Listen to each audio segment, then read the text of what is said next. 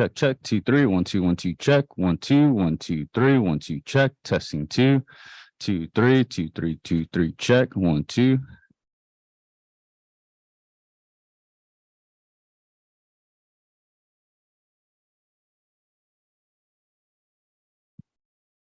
One, two, check, testing 2, 2, 2, 3, 1, 2, 1, 2, check.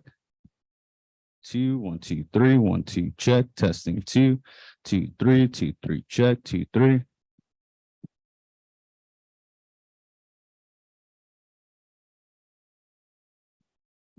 One, two, check, testing 2, 2, 2, 3, 1, 2, check, 2, 1, 2, check, 2, 3, 1, 2. Check, 2, 3, 1, 2, 1, 2, check, 1, 2, 3, 1, 2, check, 2, 2, check, 2, 3, 2, 3.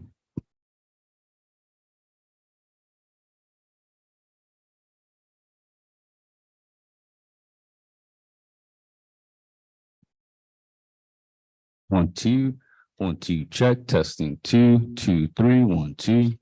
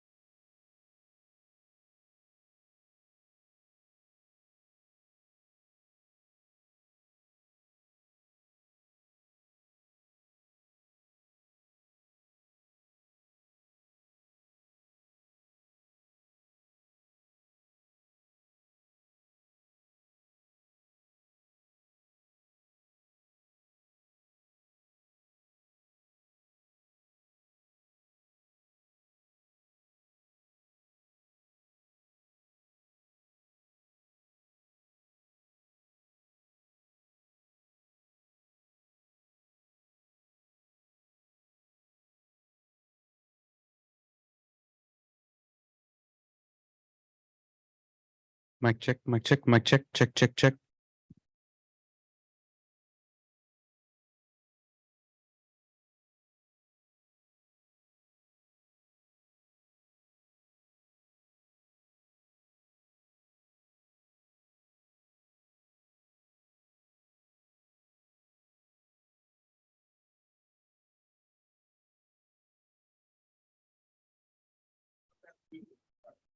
Check, check, check, check, check, check. Check 1, 2, check 1, 2, check, check, check, check 1, 2, check, check, check 1, 2, check, check.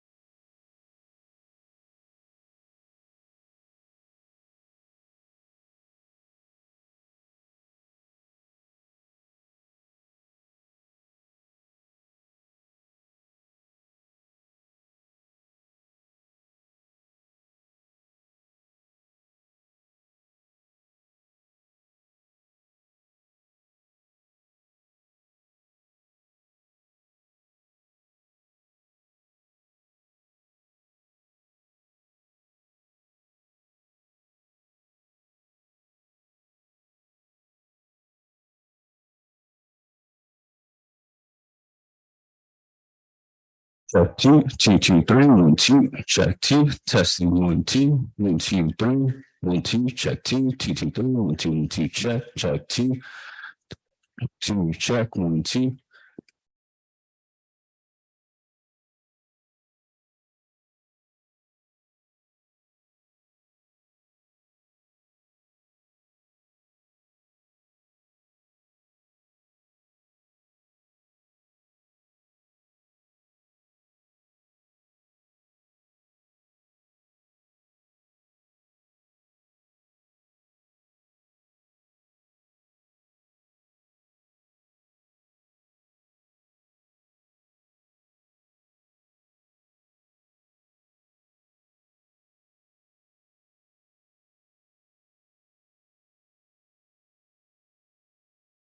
Two.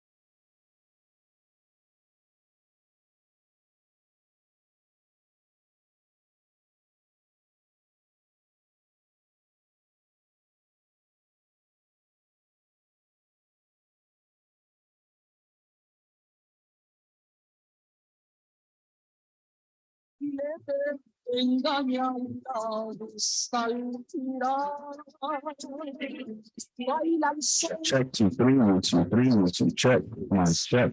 Testing 1, 2, 1, 2, 3, 1, 2, check.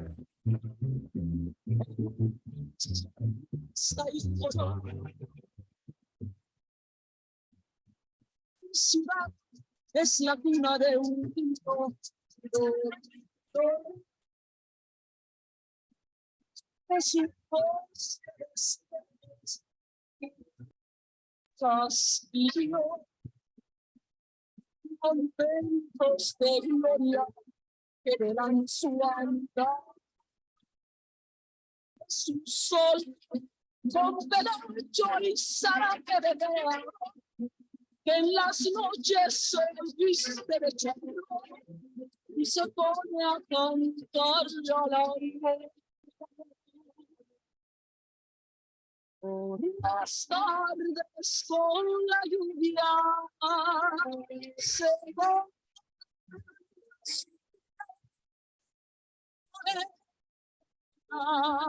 y al desatarse las trenzas, sus ojos tristes se cierran. Mi ciudad es la cuna de un niño dormido. Es un bosque de espejos que cuida un castillo. Monumentos de gloria que velan su andar.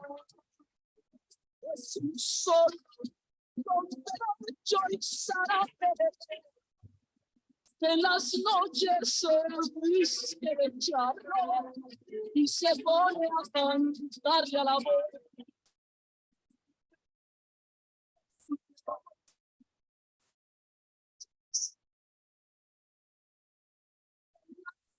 Se viste de charro y se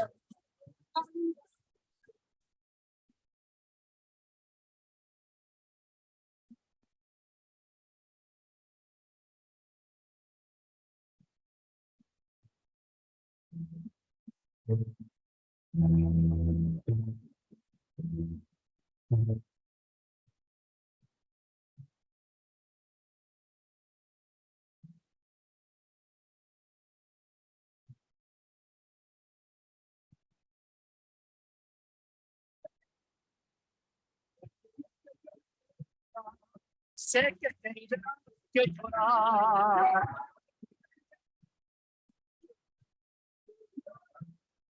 Y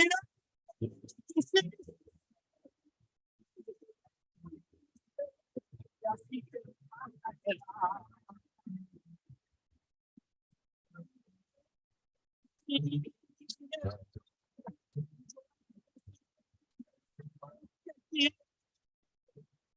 Y mis palabras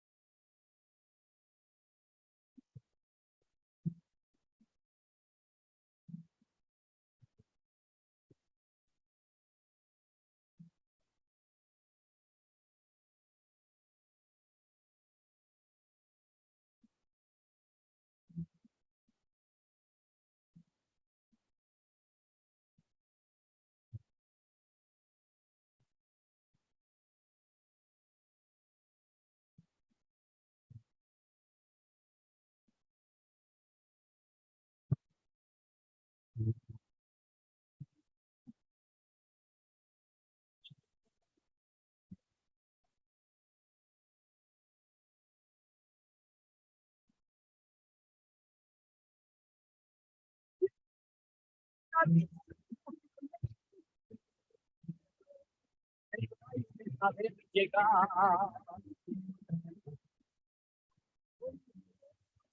Sí, yo hago y palabras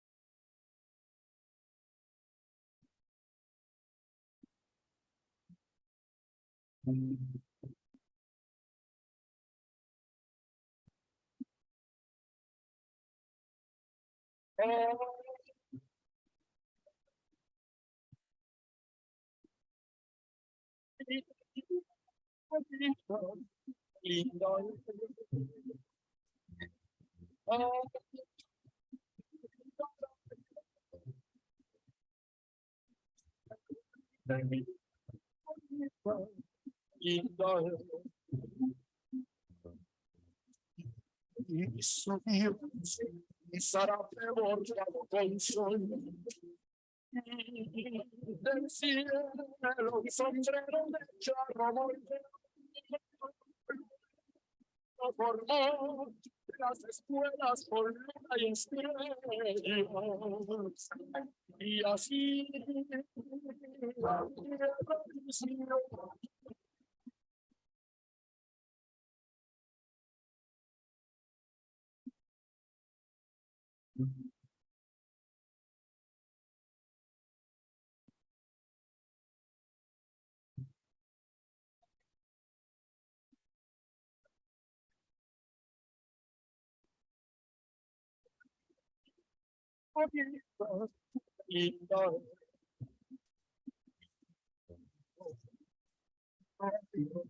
Arcoíris que pueda igualar de mi tierra cielo y su mar. Dios te formó para ser el orgullo del mundo. Te dio bendiciones sin par.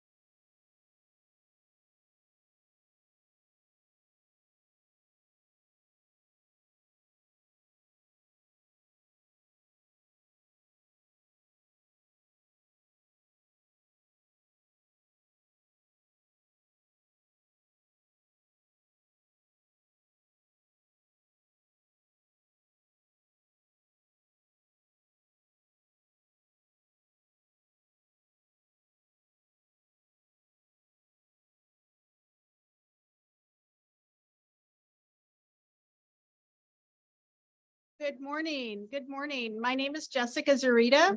It is my pleasure to welcome you to the San Antonio Public Library Central Library and our Latino Collection and Resource Center. Our library director, Ramiro Salazar, could not be here this morning to welcome you.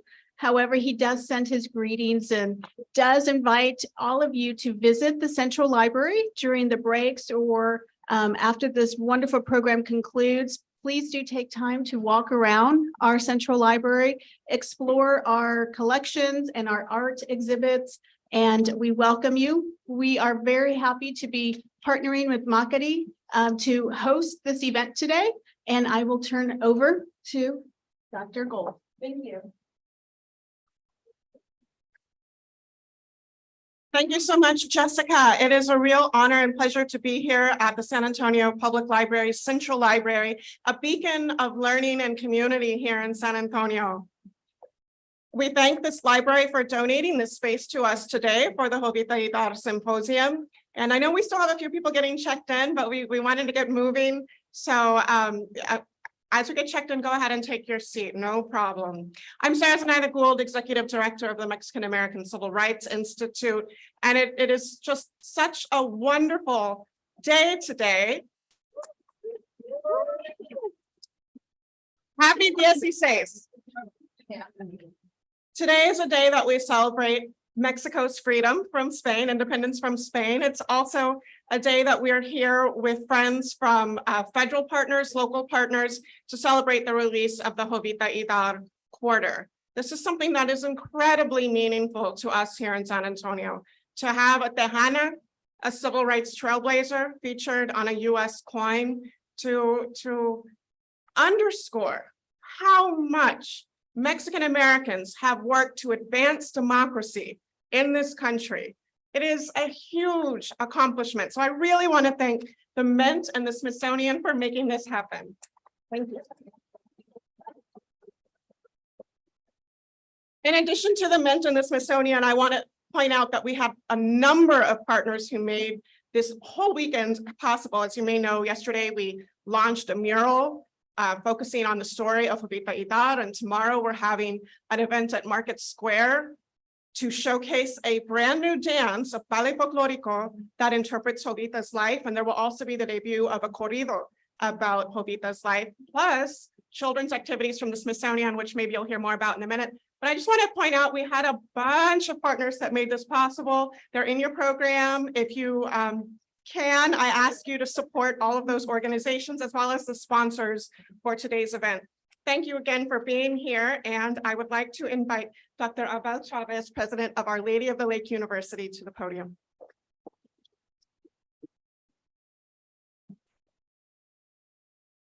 Buenos dias, good morning. MACRI, thank you so much for making this possible and making this happen. US Mint, thank you so much. The Smithsonian, and of course, San Antonio, I so deeply appreciate you. Folks, we clearly have a lot of work to do, right? But it says a lot about you, that you and many folks that are not present physically today have come together. And we've come together to be able to celebrate a Chicana who has made this possible for us. And esa Chicana es Jovita Idar. And at a time when many Mexicanos, Mexicoamericanos, Chicanos were seen as foreigners in their own land, she stood up fearlessly, and she called out the injustices and some of the intimidation that was happening to those Mexicanos, Mexicoamericanos, Chicanos. As a journalist, Jovita conveyed what she was seeing, what she was her vision for society, and she challenged the status quo. As a Mexican-American and bilingual brown woman, she stood up for community rights and for the people, right? And for society. In terms of education, Our Lady of the Lake University, right, OLU, is a university right in the heart of the west side of our city. We know that Jovita, she observed the fact that many Mexican-American kids had no choice but to attend schools with crumbling infrastructure. and oftentimes had no access to school supplies to make their learning happen. Our kids at that time were not afforded the opportunity to cultivate their character in the spaces that were most conducive to learning. Jovita called all of that out. And it brings us to present day. Yo, siendo Mexicoamericano, chicano, algunos siguen pensando que yo sigo siendo un extranjero en este país. Education is still an issue, folks. We don't need to go very far. Last February 10th, in the San Antonio Express News, there was a report from all 10 districts in San Antonio. My district, District 5, which is mostly Chicano, Mexican-American kids, has the lowest reading and math results among the 10 districts in our city. Check this out. 29% of our students in my district are reading at grade level. 18% of students are performing performing math at also grade level math.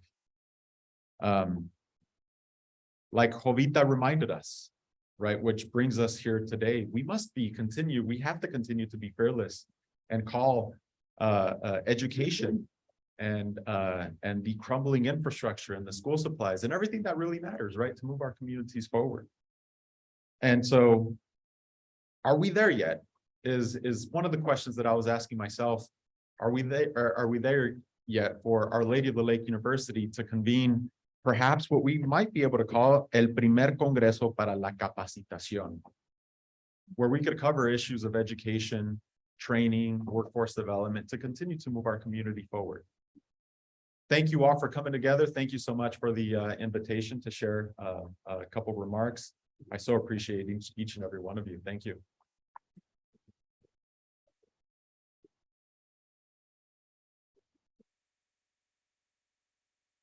Good morning, everyone.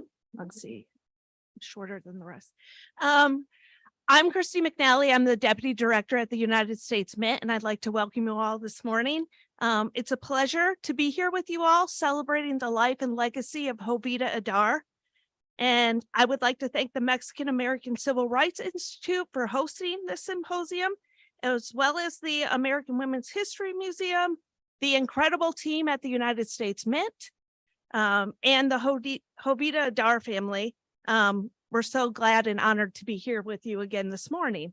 And you probably can't get enough of us. So as we're gathered today to learn more about this extraordinary woman and her influence on the community, we hope that this quarter is a way for our nation to recognize the impact of Jovita Idar and her legacy.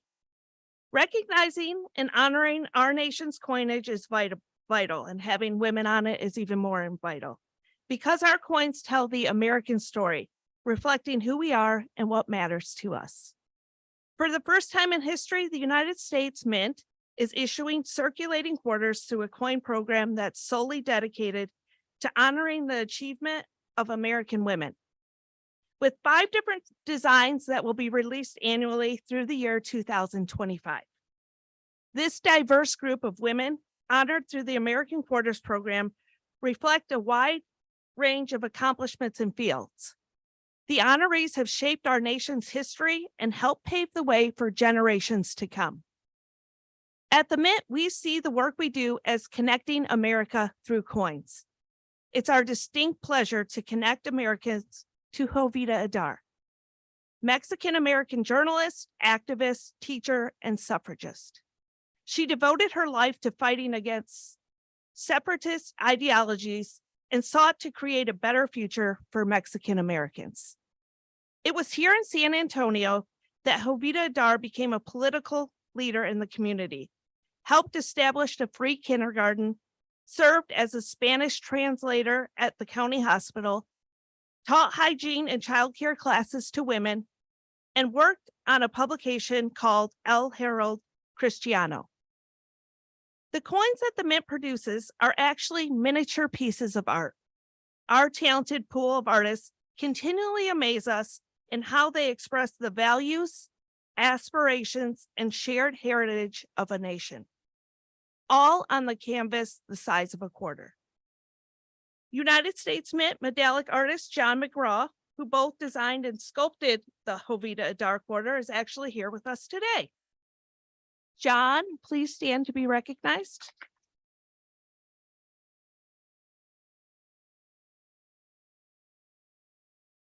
And you'll have an opportunity to meet John later today. Also, he'll be signing things for everyone. The reverse or tails, as you may know it, features a depiction of Jovita Idar with her hand clasped. Within her body are inscriptions representing some of her greatest accomplishments and the newspapers for which she wrote. Unifying the entire coin program is an obverse designed by one of the most iconic female sculptors of the earliest 20th century, Lauren Garden Fraser. These pioneering women of American Women Quarters represent vastly different fields of endeavors, skills, and yet all share a significant commonality. The contributions were groundbreaking and lasting impact on society, and none of them ever settled to accept the status quo. All of our honorees influenced others and paved the way for each new generation. We hope their stories inspire you and connect us to the history we all share. Okay, at this time, I would like to invite Cecilia Elizondo Herrera to join me on the podium. Okay. Ms. Herrera, on behalf of the United States Mint, I'm pleased to present two American quarters. One was produced in Philadelphia, the other one at Denver. And we'd like to thank you for all of your efforts to continue preserving and honor Jovita Idar's legacy. Thank you so much. It's beautiful. Thank you.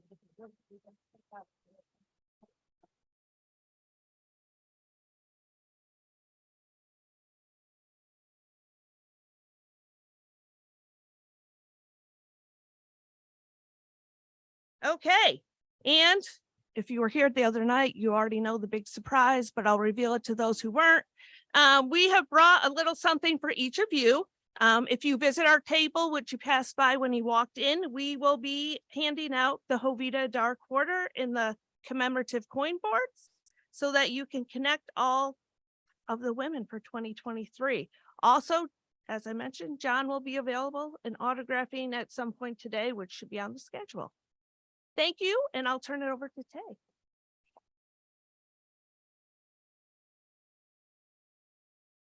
Good morning, everyone. I'm Tay Mariana Nunn. I'm the director of the Smithsonian American Women's History Initiative, now part of the new Smithsonian American Women's History Museum. We really like acronyms in DC, and we keep on having to repeat them to ourselves because sometimes they're very long. We are a brand new museum along with the National Museum of American Latino, and we will be on the mall in presence in about 10 to 12 years. So it's great to be doing this work here.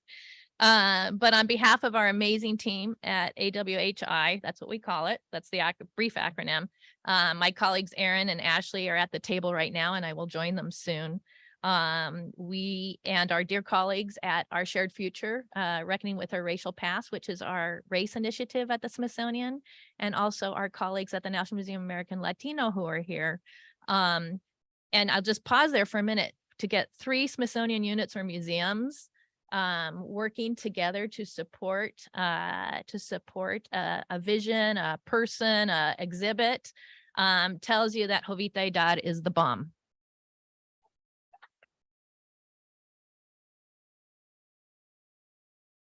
We're all very honored to be here, and after I don't know how many Zoom meetings with everybody, the cast of thousands, our revered colleagues at the U.S. Mint, certainly at MACRI, at the Mexican American Civil Rights Institute, and Sarah, Congressman Castro's office, and the Dress for Success San Antonio, which if you weren't able to go to the mural yesterday on Frio Street, it's absolutely wonderful. So please go and contribute. They're still painting it, I believe, but it's really wonderful. And that was spearheaded by San Antonio Arts. So you can imagine the cast of thousands on the Zoom calls, the weekly and bi-weekly Zoom calls. But perhaps most of all, It has been amazing meeting and working with Jovita Idar's family, her living legacy. Abrazos muy fuertes to Martha Aki and Liz Lopez and their entire family, who I keep meeting, and I'm meeting more, and I hope to meet all and hope to host you in Washington. You help us do what we love best at AWHI, and that is meaningful community work that unveils unseen histories of women. I'm going to digress really quickly because my taxi driver, or my Uber driver this morning, Eduardo, I asked him if he knew who Jovita Idar was, and he said yes, because the person in the taxi right before me was one of my colleagues from the Smithsonian. And he was very excited because he was from Nuevo Laredo, but because Aaron had talked to him about Jovita Idar, and yesterday he had seen Jovita Idar and Emma Tenayuca on the Google Doodle, which I didn't know about. He was very excited, and I admit I gave him my quarter. So you know that intriguing question, if you could share a meal with anybody, who would it be? Well, on my list would be Jovita Idar. After reading the words, especially after reading the words inscribed in her quarter,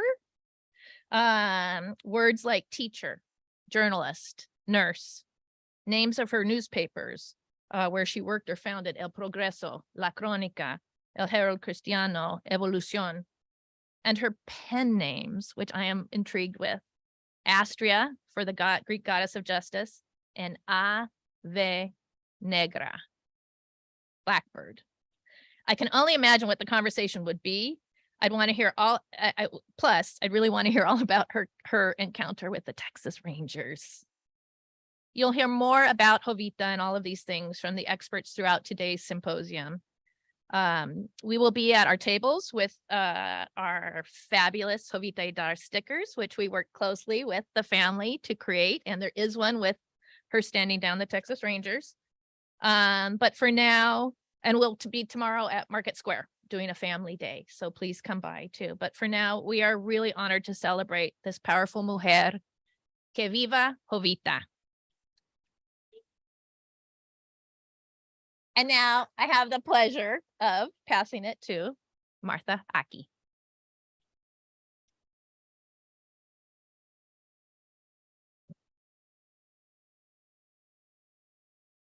Good morning. I'm Martha Lopez Aki, and I'm the great niece of Jovita Idar.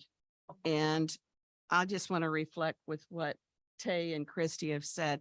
After 2.5 years of Zoom meetings weekly, I don't know what I'm going to do with my time anymore. We're just going to have to do it for fun, right?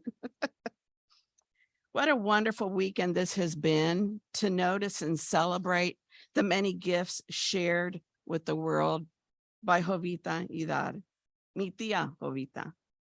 I would like to offer a heartfelt bienvenidos to everyone here today, and especially to the descendants of Jovita Idar.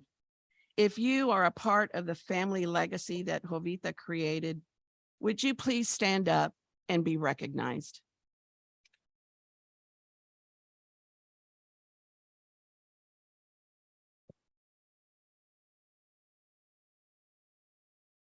On behalf of the entire Idar family, I would like to thank MACRI, the Women's History Museum, the U.S. Mint, the University of Texas at San Antonio for bringing all their various resources to bear for the sake of recognizing and celebrating and educating so many in our community about the contributions and the legacy of Jovita Idar.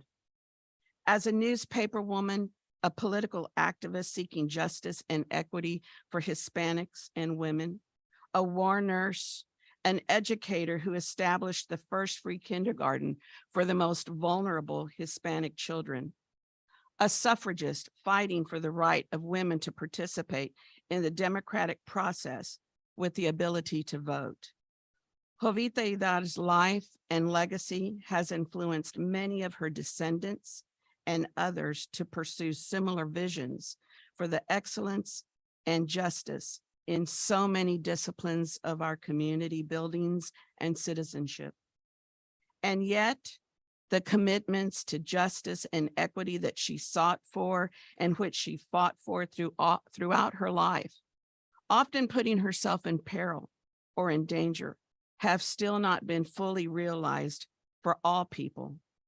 It becomes then the responsibility of us, the privileged in our time, to manifest in our families and communities the strength, the courage, the passion, the determination, and the vision of Jovita Idar, and those like her, to the end that her vision for justice and equity for all people might soon be realized from generation to generation. So to quote Waldo Emerson, the purpose of life is not to be happy. It is to be useful, to be honorable, to be compassionate, to have it make some difference, that we have lived and we have lived well. May it be so. Thank you.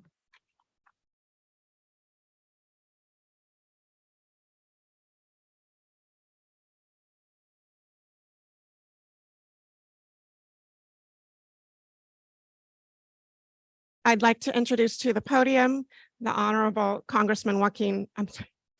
Oh, no, the Honorable Congressman Joaquin Castro, and it is his birthday today.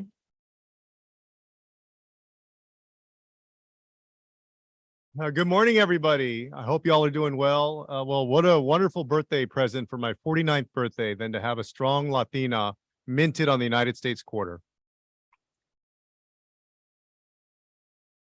It's wonderful to be with you, and I brought my young daughter, Ana Valentina, with me. She's napping right now, but I wanted her to be here for this. I want to first say thank you to the Smithsonian, to the United States Mint, to the Idar family who are here celebrating with us today on this proud achievement. I'm, of course, Joaquin Castro. I'm very proud to represent our hometown of San Antonio. But over the last several years, have done a lot of work to make sure that Latinos and Latinas and our achievements are recognized in the United States throughout American culture. And I know that you've heard quite a bit now, and we'll hear some more about the importance of Jovita's life and her achievements, her bravery and her courage, the fact that she was a pioneer who stood up for herself, for her family and her community, when there was incredible discrimination against Mexicans and Mexican Americans in Texas at the time, when it was illegal to speak Spanish in Texas schools at the time. And she did this all without knowing. There was no hindsight. She couldn't know that many years later she would be honored or celebrated, that everything would turn out okay, that she would have generations of wonderful family members who would still call Texas home. But here we are today in celebration.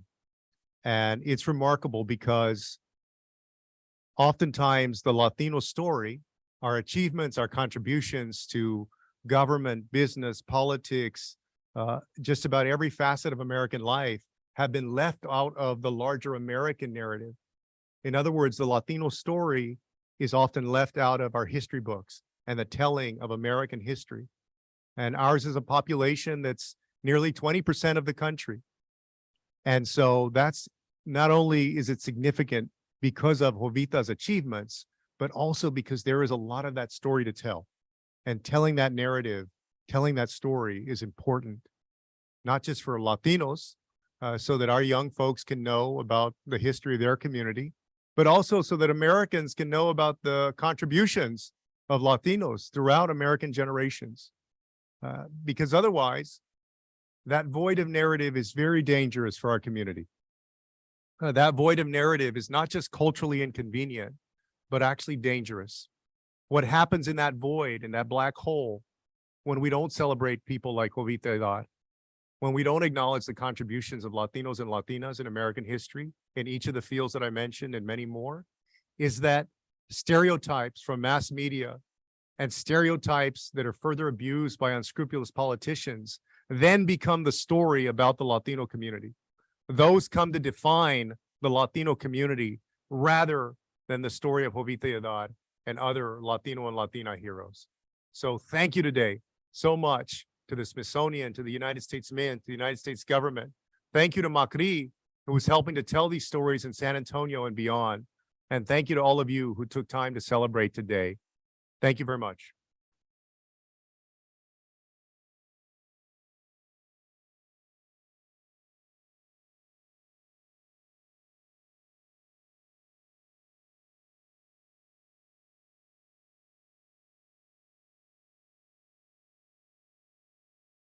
Thank you so much to everybody who helped us kick off today's event.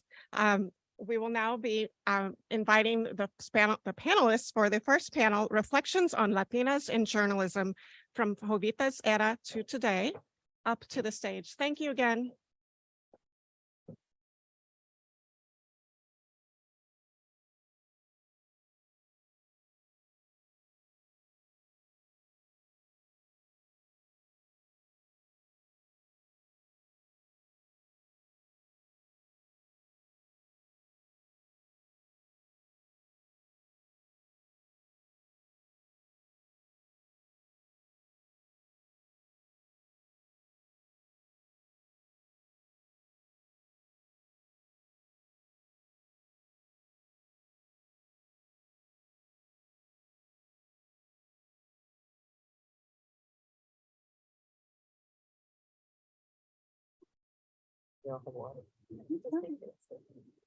Good morning, everyone.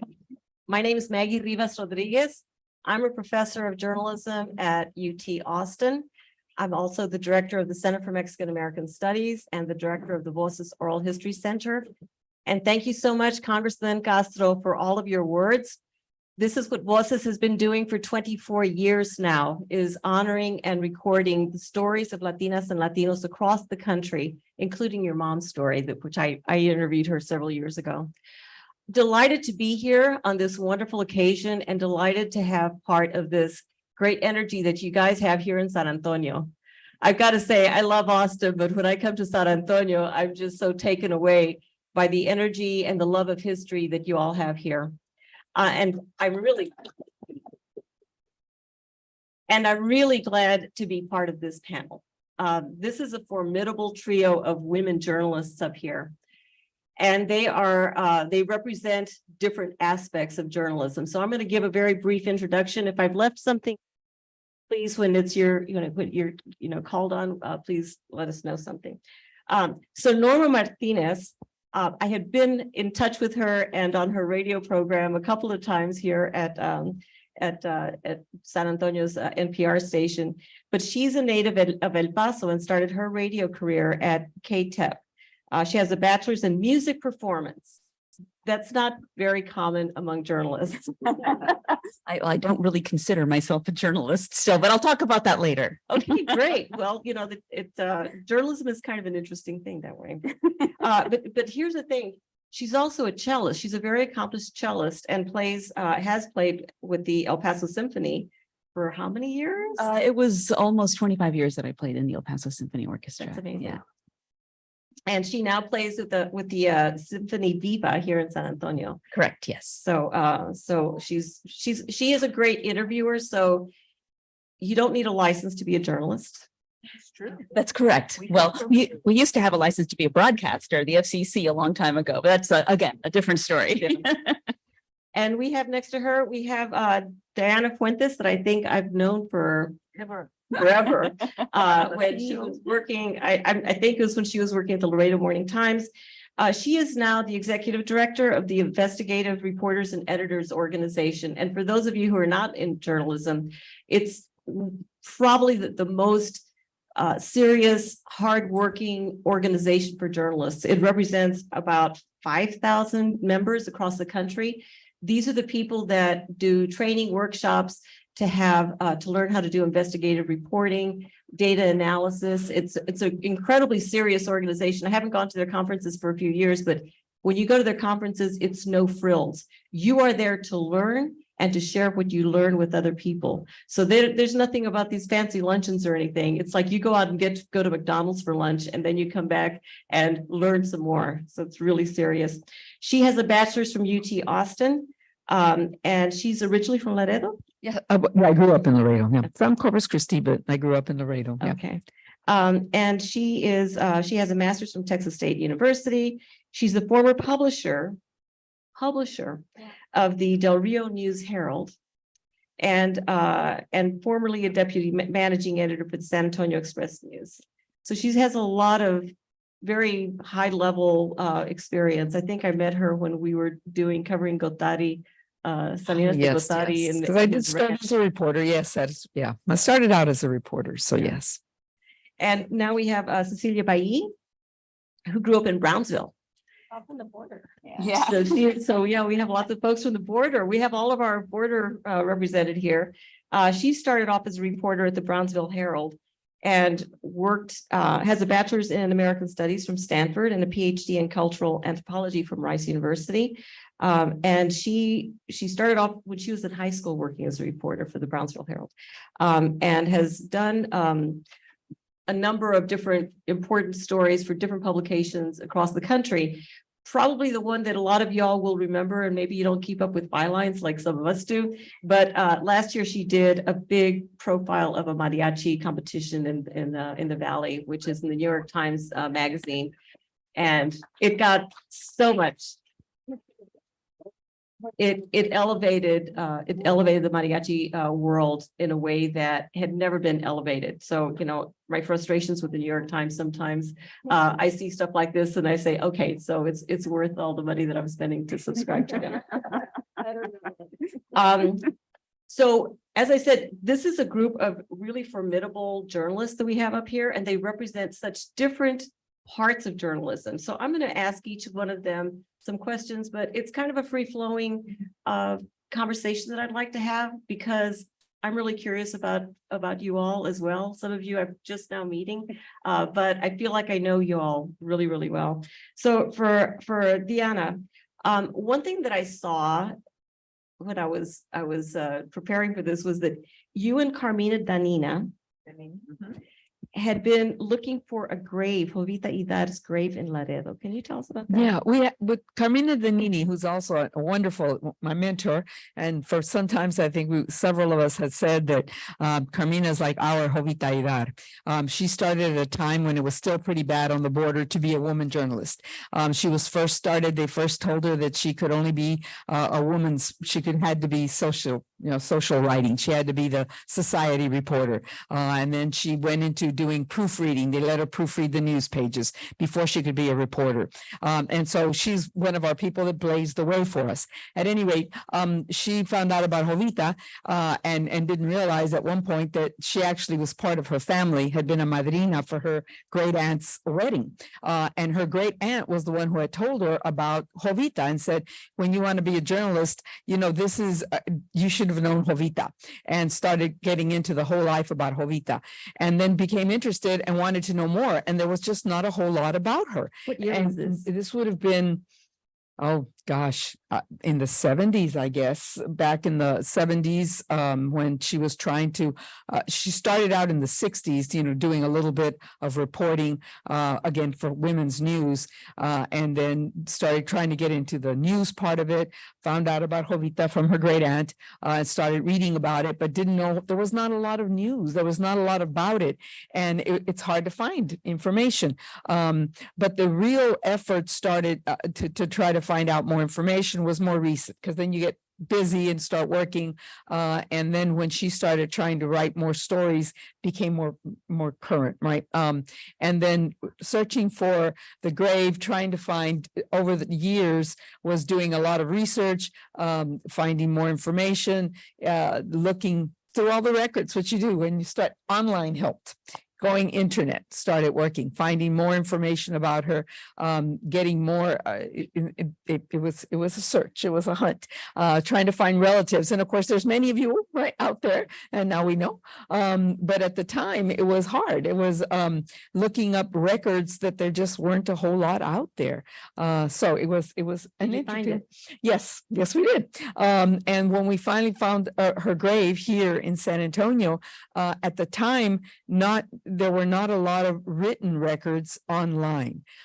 When Carmina really is the one who did most of the research and found it, at the records indicated that there was no gravestone. So she started planning, trying to find a relative to see, well, could we get a GoFundMe account? Can we start going?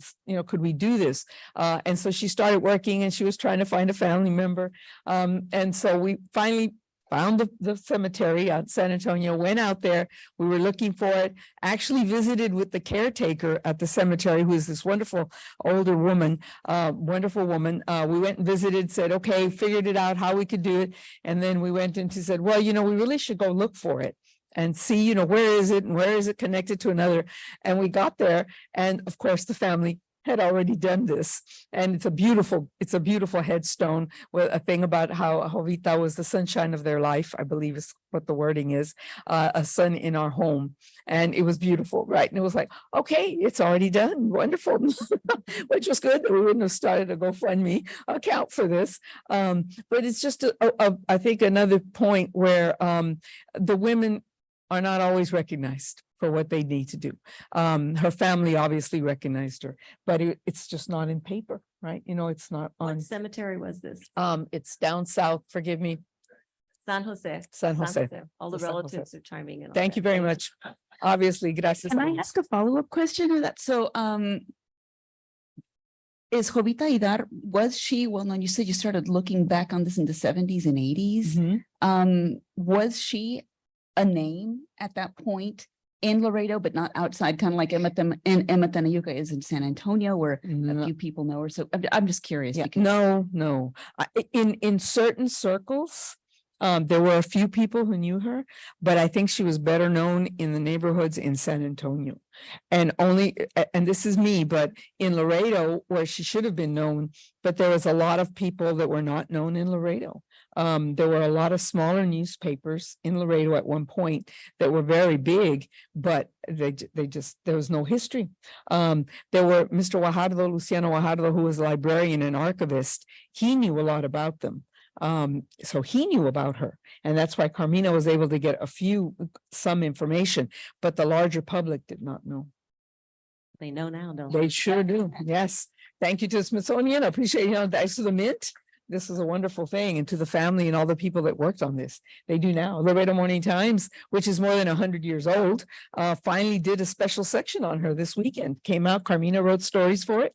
And so that was, and it's a wonderful section. If y'all haven't seen it, it's got photos, they found stuff and it's there. It's just not always made public, isn't that the thing? Yeah, sometimes it takes people from the outside recognizing Absolutely. a local person. Yeah. For that person to be recognized locally and in their own backyard for It's everything true. that they've It's done. true. So thank you all for that, for giving us that perspective as well. Yeah. So Norma, I want to hear about your trajectory. it's sort of been all over the place. So, when I first went to the University of Texas at El Paso, I wanted to be a broadcast major. And so I started taking those classes, and they were leading me more towards sort of print journalism. And I didn't want to be a print journalist. I didn't want to be a journalist. I just wanted to be on the radio.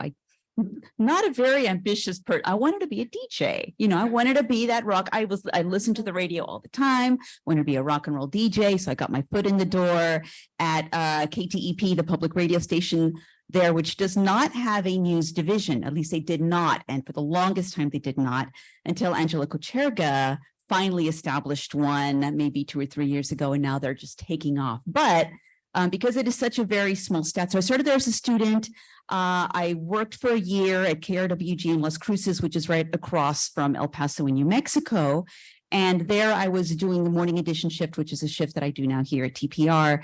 And I was also doing some reporting there. And I did have a little bit of reporting training while I was at KTEP. So I was able to report on the gubernatorial campaigns in New Mexico. I was able to report on colonias in New Mexico, which actually made it onto a fledgling Latino USA episode, sort of in the early days there.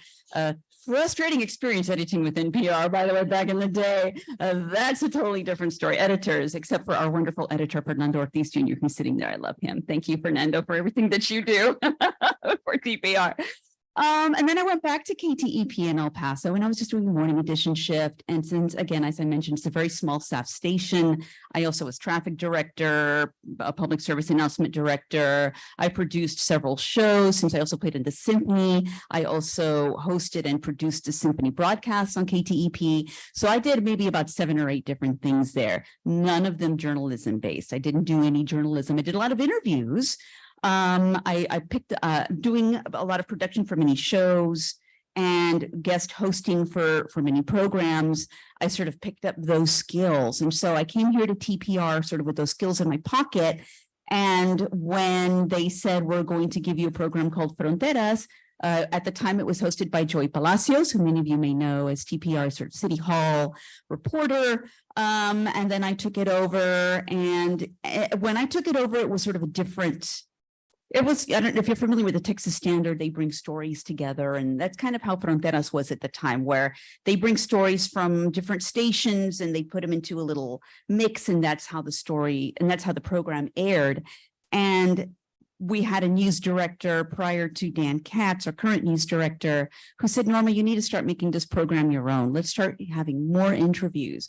And that's when I really started, I think, discovering more the history of the city and the hidden histories of Texas. Again, since I wasn't in journalism and I really didn't focus much on the ethnic Mexican or Latino heritage that was around me, it was really a big discovery during the production and the hosting and the interviews that I did, including with yourself, and I think Cecilia, you were on as well. Many people, Dr. Christopher Carmona, who was we had on not too long ago talking about the Jovita Idar anthology he's working on. So many people here I think I've had on the show virtually or in person.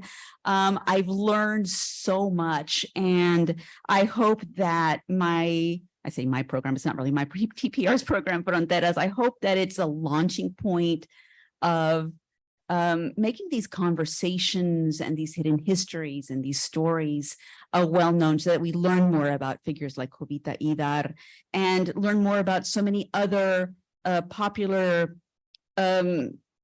figures who they might have been known at the time and nobody speaks their names anymore. Now we're speaking Jovita Idar's name. We need to say so much more about the other people who were also as inspiring as she was. And I hope that the program that I'm doing right now is doing that. It is. Thank you. Thank you. Absolutely. Cecilia, coming from Brownsville, and you people from Brownsville are very Brownsville centric and border centric. Can you tell me about the role of Latinas, of women, in covering the Texas-Mexico border over the past years? Yeah.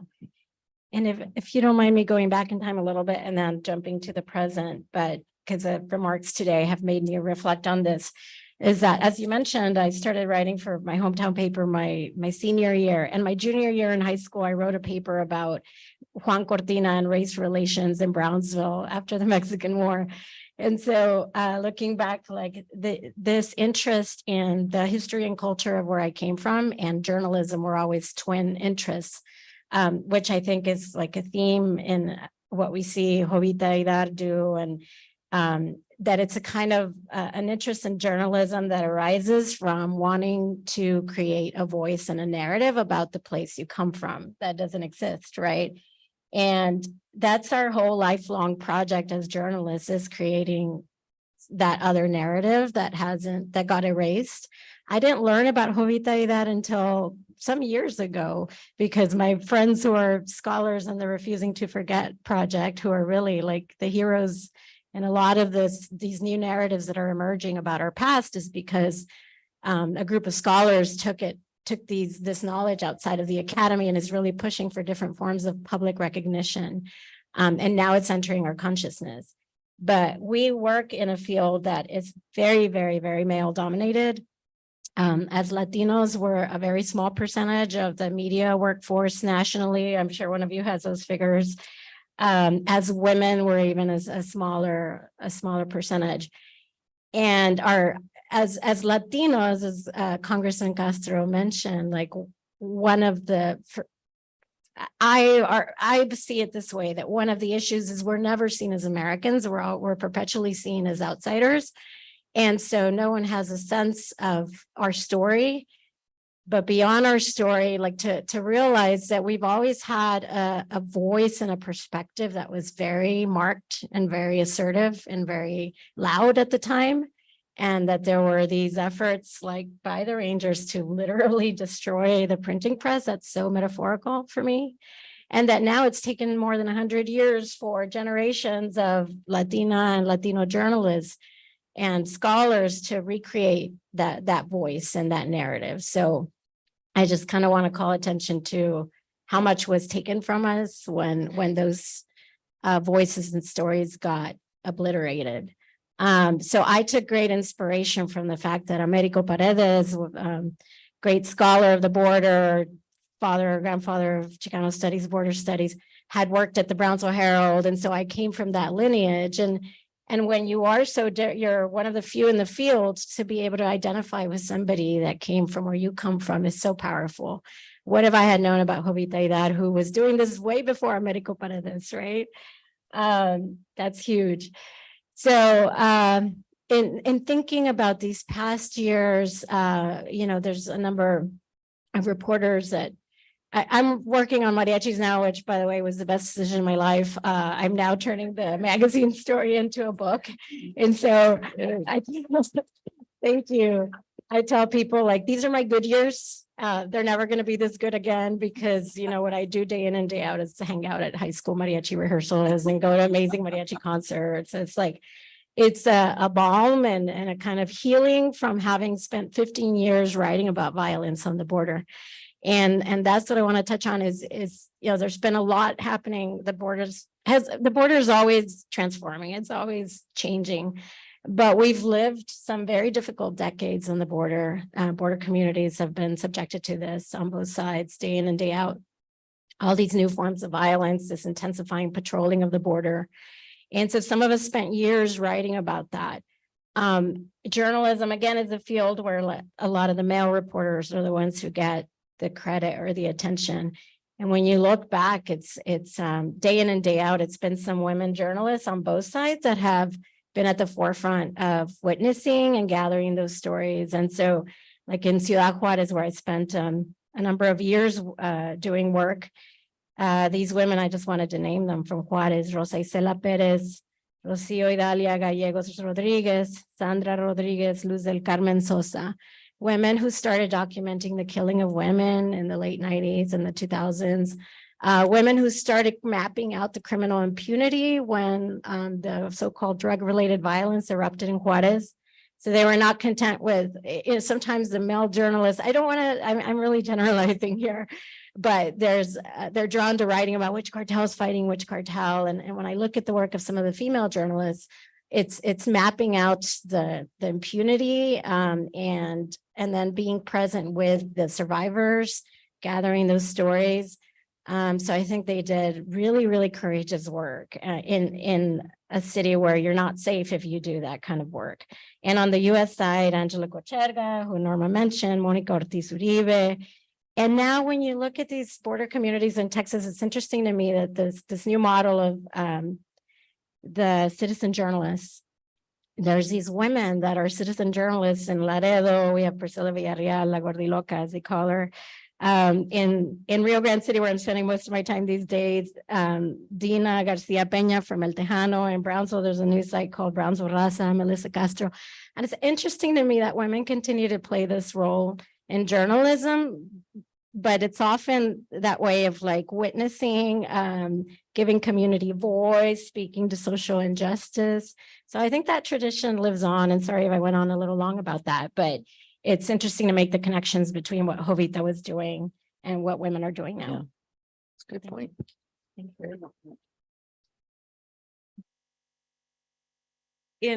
In reading a little bit about Jovita Idar, one thing that really strikes me is that she saw something that needed to be done and she did it. And I see that with the citizen journalists as well. It's not a secret that these days, a lot of news organizations are going under, having huge layoffs. even the biggest news organizations having big layoffs. So oftentimes it is the citizen journalists who are going to have to, there's going to have to be a new model created so that we're able to report on stuff. The one thing I will add is I hope y'all support local journalism, because it's a really, really tough road that journalism is in right now. And we need subscriptions. We need people to support us. When we do things right, please let us know. It's the same way that when we do things wrong, we get it. We get a lot of knowledge about that. So please let us know when, and you know, if Cecilia Bailly writes a great story in the New York Times, send a letter to the editor. That really has such a powerful, you know, it's interesting. I've worked in lots of newsrooms. I was a journalist for many years before I went to academia. And if a story got published and there were 2 letters to the editors would say, oh my gosh, we got such a great response. Yeah, it's true. It's very true. 2 letters to the editor. So please remember, amplify your voices and let your voices be heard. Sorry, that was a public service announcement. So I would like to hear from Tejana about your experience in the newsroom as being like, this is, you know, she's been like the top person in newsrooms. And now she's the top person in, all 3 of these women are very take charge people.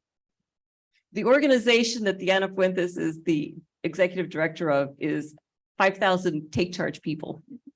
So I'd be very interested in hearing how they have adjusted to you and what that's been like. Thank you. Take charge. That's a good way to put it. Well, I'll tell you that IRE, the Investigative Reporters and Editors, has been around since 1975. And one of the big things that they got started on was after Don Bowles was a journalist who was reporting on the mob at the time and was an investigative thing. And he was killed reporting. There was a bomb put in his car when he went to an interview, and he was killed for the work he was doing, which is not something that usually happens in the United States. And the investigative reporters got together at the time. There was a lot of competition, as you all remember early on. We collaborate a lot more these days than we used to, but at the time it was like, okay, no, this cannot happen. So they all got together from across the country and did the Phoenix Project, the Arizona Project out in Phoenix. And they all got together, and it was a big thing. It was a big collaboration. And so, like you said, a lot of take charge people who normally would be butting heads, they all got together. And so, but it was a lot of white people, quite honestly. That's what it was. And it was mostly men. There was a couple of women who were part of this. Merida Pulliam was one of them. It's been like that for many years. So I'm actually the first woman and the first person of color to run the organization. They did have one woman who was an interim for about 3 months, and it was not well received, quite frankly, even though she was doing a good job. But so they were changing. They've been changing, and I give them credit for that. But one of the things that is very important is that diversity is what we've talked about, and the whole idea that you need all kinds of people, that America really is made up of a whole lot of minds, and that you need everybody, that we need everybody. And that's part of how I grew up. It's interesting that Laredo is unlike Brownsville and unlike El Paso, our differences were more class than race. It was very much a difference of how not so much color as much as it was who's got the money and who's in and who's not. But anyway, so the whole point about that was that we needed to, the difference, if you will, is taking charge was women also. It was a matter of who the women versus the men. And so that makes a difference. And taking charge, like Jovita did, makes a difference. I'm sorry, I'm aware that we don't have that much time. We do have some time. Okay. Well then, in that case, I do want to make a point that all of us, one of the biggest things that I wanted to tell people is on the border, we still have the issue, even today in 2023, that many families don't want to let their children, and particularly their women, encourage them to leave home. And honestly, we need them to fly so they can come back and share. But you need to let them go and encourage them and that it's okay, and that it's fine, that it's the encouragement that I think all of us need to give them, to be able to go and do it. My folks did that, which I'm very grateful. My grandmothers did that, which was unusual. It was very unusual. But I think that's why I am who I am today, because I had strong women and my father and my grandfather who also believed in it, which was unusual. But they all were, you can do whatever you want to, which was a big thing. But we all need to do that. It does take a village. And I don't have children of my own, but my nieces and nephews are all like that. And I think that that's one of the things I would just want to encourage, because I think that's where we are. We need to encourage each other and the young people we see and the young women we see to say, you can do whatever you want to. You really can. And so, sorry, off my soapbox. Can I say something about objectivism and among journalists? So I'm wondering how it is in your newsroom. But you hear about journalists needing to be objective and not being too close to the story. Like if there is a shooting or a bombing in your hometown, don't send that reporter because they're too close to the subject. Let's just helicopter somebody else in from outside. I think that might be changing now, because I remember when the Walmart massacre happened in El Paso, right away our news director wanted to send me back home to El Paso to cover it. I couldn't do it. They were doing my mom's floor. She was staying with me for a few days. So a few days later is when I went. But obviously there was no question that, Norma, you know best how this is affecting your home community. We're going to send you. So I'm wondering if you're seeing sort of that change in the newsrooms of that sort of, you don't want your journalists to be too close to the topic. That's an interesting point. I will say that my newsrooms, we never had that. Our newsroom was always the best person to go should go. Objectivity has always been a point, and so we've always been careful about that.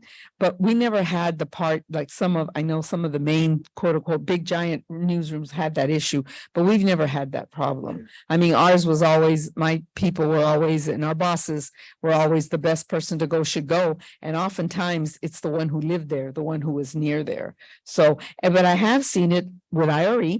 A lot of the bigger people are now moving towards that, which is if you know something, if you're a person from there, you should go. I do see changes.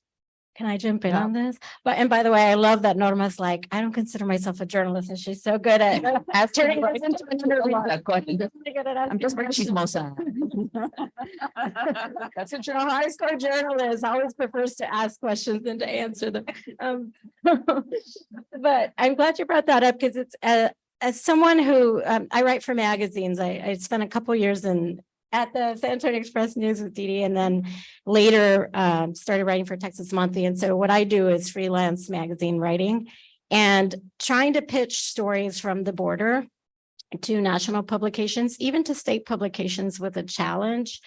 But especially national publications did not see our region as important. I remember getting connected. I got connected for the first time with a New York Times editor when I was in my mid-20s, and it took 20 years to finally write a story for them. I'd pitch them ideas from the border, and they would say those are regional stories. They just didn't see them as relevant to the rest of the country. And then, there's some generations of us that have been writing about the border in Texas and waiting patiently or impatiently for these publications to finally care, right? And when they finally do, they often do send their own writers from New York. And so we have all the knowledge and all the background, and we're still struggling to be the voices for these stories. So I feel like that continues. I do feel like something has shifted a bit, and that it's true. When we started in journalism, it was this notion of getting sent to somewhere that's fresh. So you come in with fresh eyes. And so if it's your own community, you might have a different, maybe like a bias or something, or not be able to see things as clearly as someone else. And I feel like that has shifted. I'm not completely sure why, but I think with the internet and we started to put more of an emphasis on expertise rather than every 4 years as a newspaper. If you're a correspondent, there was a time when newspapers after 4 years would move you somewhere else so that you're always having distance. And then the knowledge economy has changed and now there's a privileging of experience and expertise in certain subjects. And so that may be finally helping us, but I still think we suffer from media being controlled mostly in the East Coast, somewhat in the West Coast with some big publications, and trying to generate a voice from here about our own stories is still sometimes a challenge. I'm thinking about CBS. They sent ABC, actually, excuse me, CBS a little bit, but ABC sent a team to Uvalde, and they actually stayed for a whole year. I mean, they in Uvalde, when they went to cover Uvalde, with the idea that, and they hired local people they talked to and they actually met with the Uvalde Leader News and visited with them to see, can we stay? Should we stay? We want to be part of this. And it was the national ABC. And they were like, we can't just parachute in. This is a major story. It's what we always used to do. We would send somebody in national. And certainly I was part of that when I was working on the board, when I was editor in Laredo. And it was like, they would do that. And I was always made a big point of, you guys come in, you're welcome in our newsroom, because you should not be parachuting in. You're not going to do a story right. You're not going to do justice for us, for our people, if you do that. So we always were extending the olive branch, okay, I know you're going to be rude, but that's okay. I tell my people, let's take them to lunch because we need them. They're going to be telling our story. So we need to make sure they get it right. And so let's be nice. It's kind of like being nice to the TV people and even in your hometown, right? The print people, they're going to get it wrong and then we have to get it right. So let's just be nice to begin with. And so that's what we would do. And so I was impressed that they did that. And their big people came and they were actually very nice about it. I think they're learning, some of them anyway, maybe not everybody, like you said, Cecilia, not everybody, but. And just quickly to give credit to I think the Black Lives Matter movement raised these questions of representation that have shifted also the attitudes among editors, that we need someone from the community to pay attention. Yeah. Yeah, it's too bad that it takes something like that. Yeah. To finally get people to start looking at things in a different way and getting a different perspective. But I agree. I think Black Lives Matter really did force a reckoning of sorts in journalism, and making sure that people are really looking at issues and forget about, the objectivity, different ways of looking at objectivity. If you're just thinking of objectivity as you want to get both sides of the story and give equal weight to both, I think that's gone out the window for the most part. But I want to shift a little bit and talk a little bit about, there's a book that came out a couple of years ago by Chris Chavez, a professor at the University of Oregon, about National Public Radio. And in this book, it's kind of critical about how a lot of news media looks at the Latino community as a market. And because they look at the Latino community, and there is this stereotype that we are not buying things. And so there's not a rush, and particularly in NPR public broadcasting, because the model is donor-based. And so because it's a nonprofit group, they need to make sure that they're going to keep their sponsors happy, and to keep the sponsors happy, the sponsors and donors, those people are largely middle class and up. And so that means that the stories of poor people in particular, and Latinos really often get left out. And the other part of that is that they assume that all Latinos are immigrants, and they have a very stereotyped way of looking at the Latino community. This happens over and over again, by the way. You look at a lot of politicians running for office, oftentimes they look at the Latino issues as being only immigration. And Latinos are frankly very frustrated about that part of it. Not to put you on the spot, Mom. But I think TPR has done an amazing job of going beyond that, of looking at the Latino community in much more holistic way, and reporting stories, not just in your program, but just generally reporting stories about segments of the population that probably don't listen to your station, frankly. So how do you suppose that has come about? What elements have been there to make that happen? Well, I think a lot of it is because we are a member station of NPR. NPR, the way you're talking about it, is sort of the mothership. They're the ones who broadcast All Things Considered and Morning Edition. And every now and then you'll hear our little stories inserted, or the stories that we bring you in the newscasts at the top and the bottom of the hour. But luckily, because we're a member station, we serve the San Antonio community. We have that freedom and that newsroom to be able to report on issues that we find interesting or that we feel need to be told. Not too long ago, I think it was just this past week, one of TPR's newest employees, she's, I don't know, maybe a couple of years out of college, 2-3 years, her name is Kayla Padilla. She did her first guest host of our noontime live talk program, The Source, where if you're just, you're fresh out of college and they throw you into a live talk show, it's pretty, she took it like a pro. She produced a story about Lermas. She did a whole show about the restoration of Lermas on the west side. So, I mean, we have the interest within our newsroom in these stories. We read press releases, or we hear word on the street, or we see, just it doesn't have to be necessarily in our inbox, but we might read something in the paper, or we'll see something in passing and we think, oh, that would be really interesting. Emails start going around. We talked to Fernando, we talked to Dan, we talked to other folks in the newsroom. How are we going to make this into a story? We have another girl in our newsroom. Her name is Jackie Velez, and she has a really big interest in professional wrestling. And she found out they were doing this wrestling fashion show on the West Side. And so she was the person to go do this story. And it wasn't just about the fashion show, it was about the culture of lucha libre. And it was just a really fascinating insight into that. And also because she is disabled, she also did a story of interest to her, which was of portable public restrooms for the disabled community. You go to any public event and there might be a porta potty for you, but where are the disabled going to go for a dignified rest break? She has been, since she is part of that community, she decided to do a story on it. And that story eventually aired on NPR on the mothership. So again, this is we are able to take control in our newsroom to be able to tell these stories.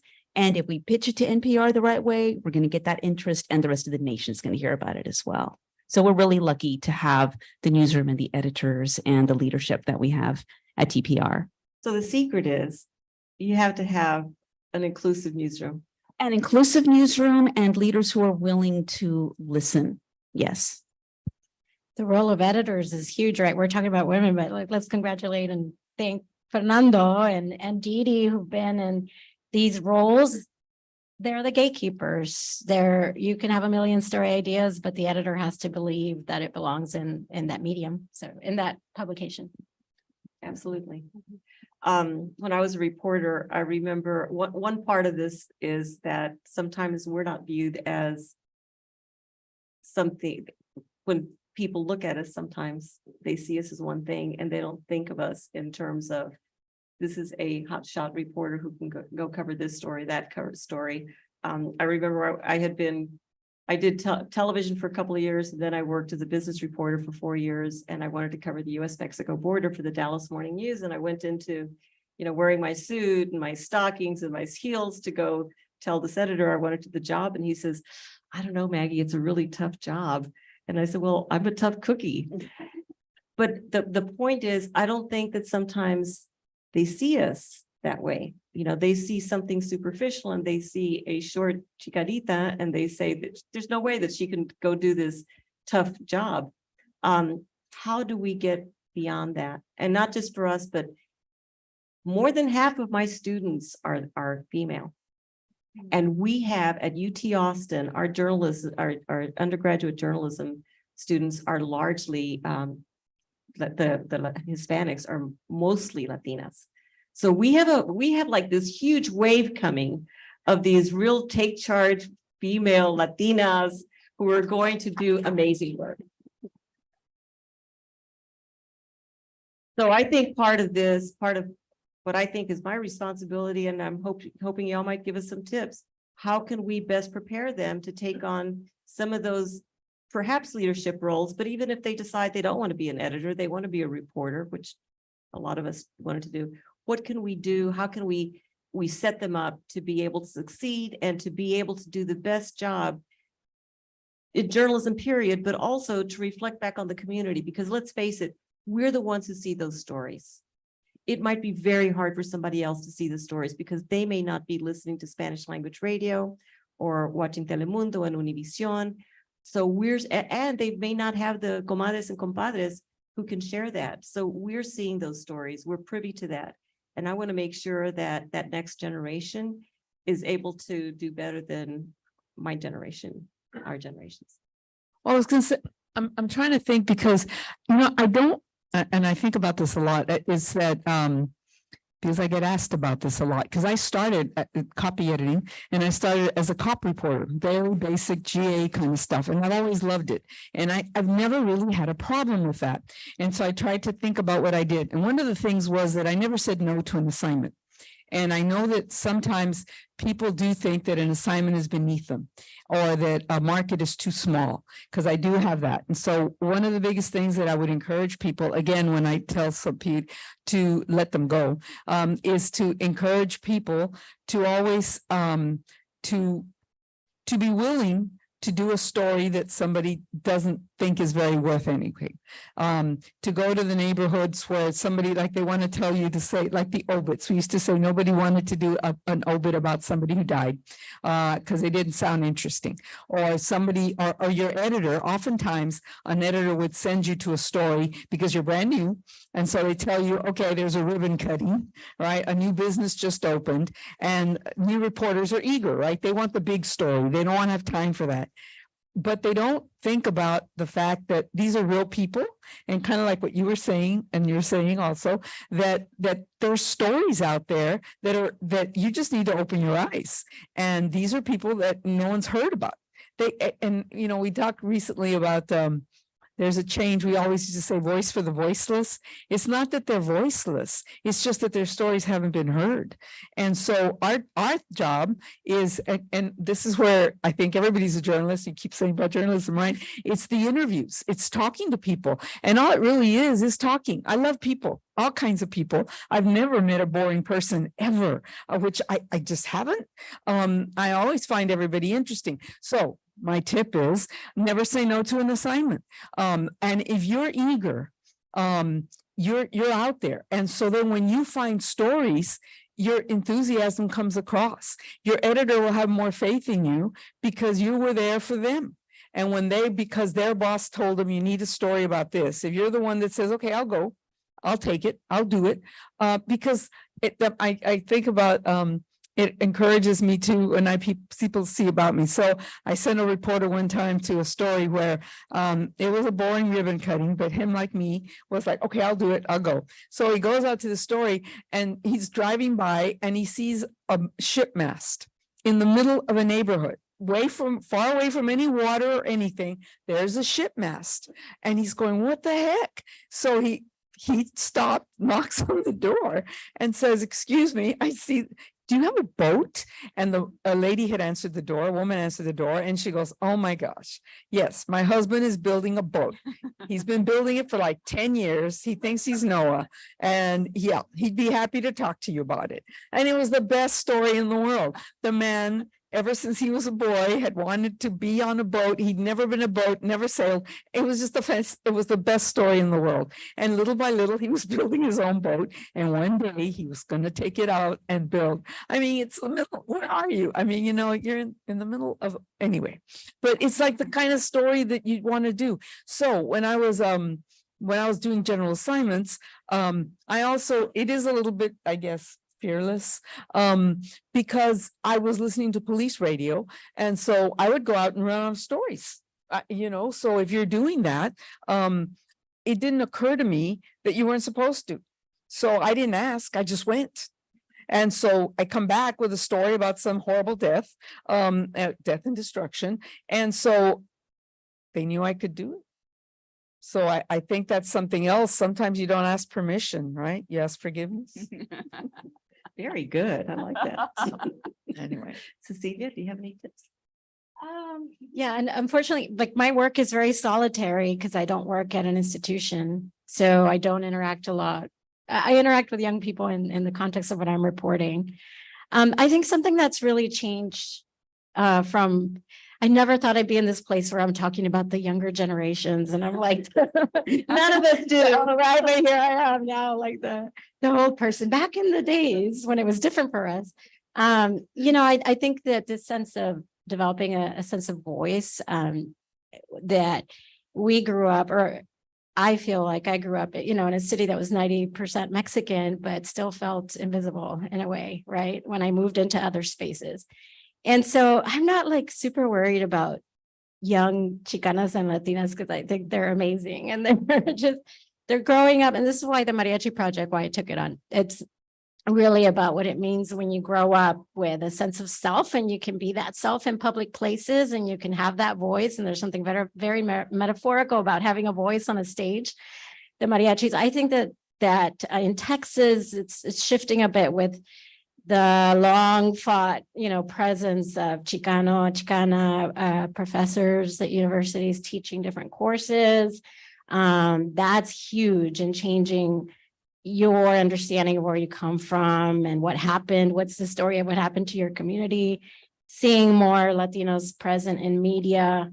I'm concerned about the media industry. It's shrunk at least 50% in the past 20 years or more. Our numbers are I don't know if they're getting better or worse. And I feel like that's where we have to push. Like that's where the problem is. I don't know that the problem is anymore with it. Young people, like you always want to mentor people to own and to be able to confront these situations where they're going to be challenged and they're not going to be taken seriously. But the bigger problem for me is the media industry these days. One of the big things that, sorry if I may, is to encourage people because people misunderstand journalism. And so because of print, right? And people think, oh, it's dying. And the reality is it's not. All the studies show that more and more people want to be informed. It's just the medium is changing. That's the big thing. The media is changing, the medium. It's more and more online, the blogs like the Gordiloca and people blogs, the ones you mentioned. And so we want to encourage people. The biggest thing is that what really still needs to matter is journalism, which is verification, really is what it comes down to. How much can you trust what's online? And so we still need journalists. So we still need people out there to be journalists. And so we want to encourage people. People think, oh, there's no life in journalism. That isn't true. People still need to be, they want information. You go out there and people say, oh, I don't read it. It's dying. But you ask them about, did they know lately what's happened with the president? What's happening with your city council? What taxes are going up? What's happening in your school district? You want to know. And who's going to tell you? The journalists. They might be called something different, but you still need people out there who know how to interview, who know how to ask questions, who got the information for you that's right. You still want to know, is it true? Can I trust it? So you need people out there who are trained like that. So we still need people out there to learn how to be journalists. So we need to encourage that. And we need people of color. We need our Latinas and Latinos out there to be doing that. Anyway, so my soapbox again, sorry. Thank you. I like your soapbox. Do you have anything to add? I would say journalists work very long hours from what I witnessed in the newsroom at DPR. Reporters work very, very long hours. There's no such thing as 9 to 5. There's no such thing as weekends. There's no such thing as holidays. Same for editors. One thing, advice I would have for people wanting to get into journalism is don't let yourself be overextended. Please try to take care of your mental health. And I know the advice here on the stage was don't say no, but know when it's time to say no. True. Just because I have witnessed it and there's just so much frustration and you lose that fire that you have for that job. You need to know when to say when and when to move forward. So don't say no to the type of story. That's what I meant. But yes, you need to know when to. Yeah. Yeah, and I'm not worried about these young women going into journalism. They're amazing and they're going to do amazing things. But I do believe when I was coming up, when I was in college, I did not have somebody who could give me any consejos, who could sit down with me for a cup of coffee and say, these are some things that have worked for me maybe it'll work for you. And I do think that that whole thing of nurturing and cultivating and being there, being that network, because I do think bottom line is we have to lift each other up. Yes. You know, and that has been, many years ago, I was on the committee that helped to form the National Association of Hispanic Journalists. And that whole exercise of everybody kind of working on the same goal and trying to help each other out.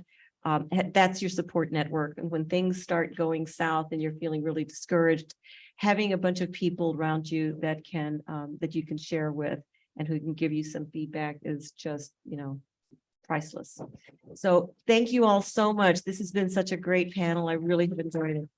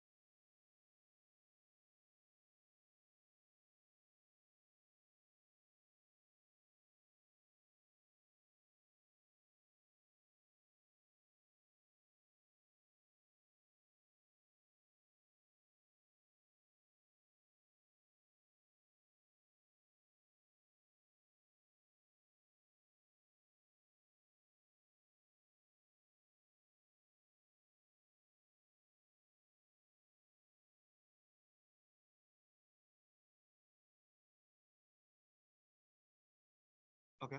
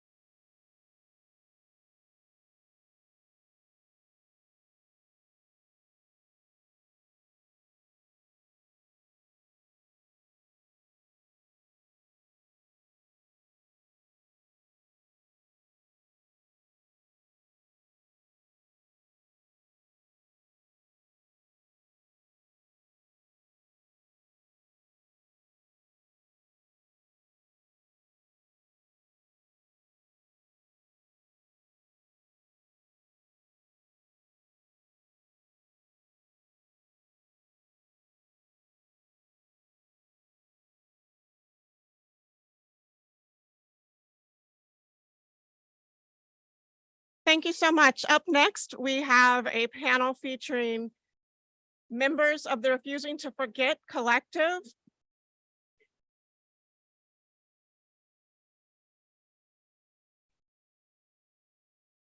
If we could ask you to take your seats, thank you.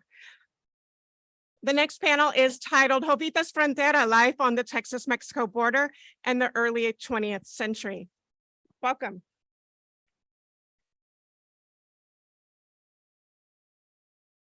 Well, can you all hear me? Hi there. It's such a pleasure to be here, particularly after the panel that was, you know, for me, the legacy and the herencia of Jovita Idar. So thank you all so much for being here. Thank you all to the partners who you see listed on the banners on either side of us. This was a massive effort. As you all know, many of you are partners, some of you are family, but this was a massive effort and we're so grateful to be a part of this effort. Yesterday, I was brought to tears watching the mural be put together. And so I really thank you all for this journey you've brought us on with you. So these are members of the Refusing to Forget group, an award-winning educational nonprofit that works to bring public awareness to the often forgotten period of the early 1900s on the US-Mexico border. Refusing to Forget aims to raise the profile of struggles for justice and civil rights. And our assembled scholars here for this roundtable, myself included, are all members of Refusing to Forget. Doctors Munoz Martinez and Moran Gonzalez are among those who founded the nonprofit in 2014. And Dr. Leah Legron has just become the organization's new vice president. So congratulations. So Refusing to Forget is a multifaceted project whose efforts include museum and online exhibits, historical marker unveilings, lectures, curricular materials for public school teachers. And in fact, Refusing to Forget developed curriculum on Maestra Jovita Idar, which I hope we'll have the opportunity to talk about. Oh, we have copies. So you can put those in your goodie bags, maybe, if we have enough. So let me introduce our esteemed scholars.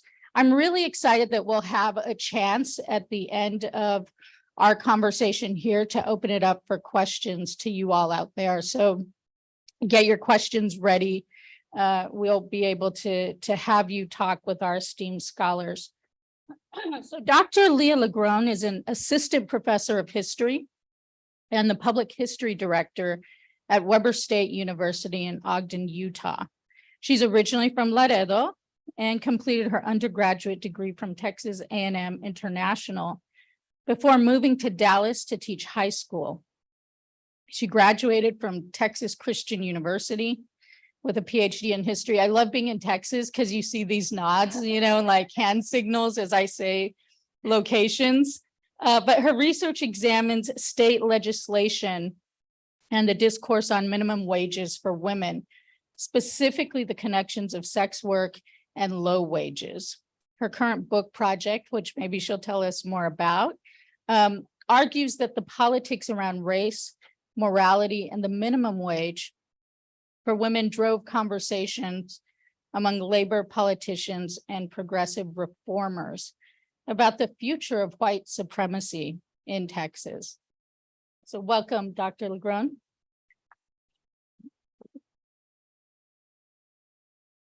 And from the mighty border town of Brownsville, Texas, Dr. John Moran Gonzalez, who is the J. Frank Dobie Regents Professor of American and English Literature at the University of Texas at Austin. And he's currently the chair of the English department, formerly the director of Mexican American Studies. Dr. Moran Gonzalez teaches courses in Mexican American Studies and late 19th century US literature. He's a founding member of the Refusing to Forget Public History Project. Welcome.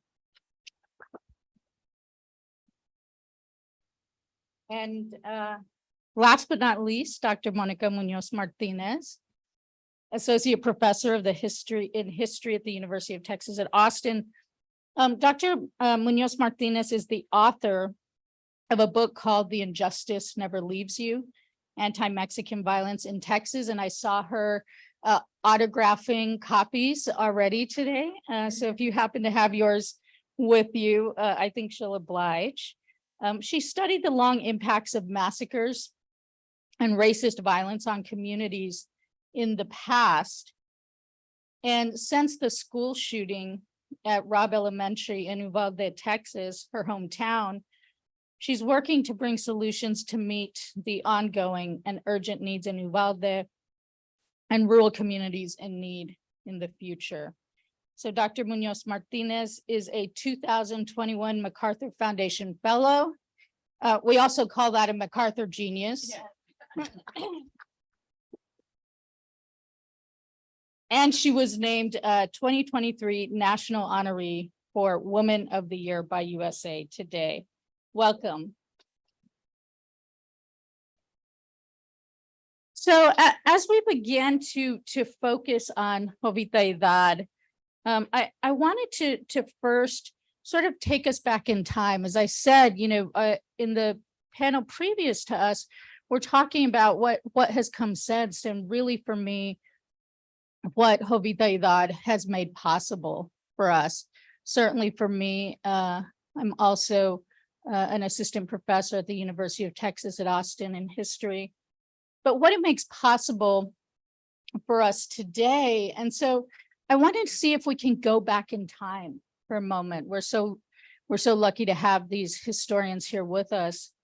And I wanted to turn to thinking about really the terrain that Jovita Idar was navigating, right? How do we understand the terrain of the turn of the 20th century, these early 1900s period? I like to tell my students that this period isn't a period of an empty frontier. In fact, it's an overcrowded space, right? With a number of changes, with number of communities coming into encounter. And so in this overcrowded space, we have generations long Tejanos and Tejanas, we have Euro-American immigrants increasingly coming into the terrain. We have Black and Afro-Latinos. We have indigenous people who've lived in this terrain since time immemorial. And this period, the early 1900s, that Jovita Idar is navigating is marked by state-sanctioned violence, marked by the destabilization of Mexico because of the Mexican revolutions. And I always make that plural because there's a number of movements happening simultaneously, sometimes at cross purposes. And then we have these social movements really aiming for greater equity and justice. So Dr. Munoz Martinez, your book, The Injustice Never Leaves You, tells us quite a lot about this period. And I wonder if you can take us all back in time to help us think about the conditions that Jovita Idar was responding to and navigating. Thank you. Is this on? Can you hear me?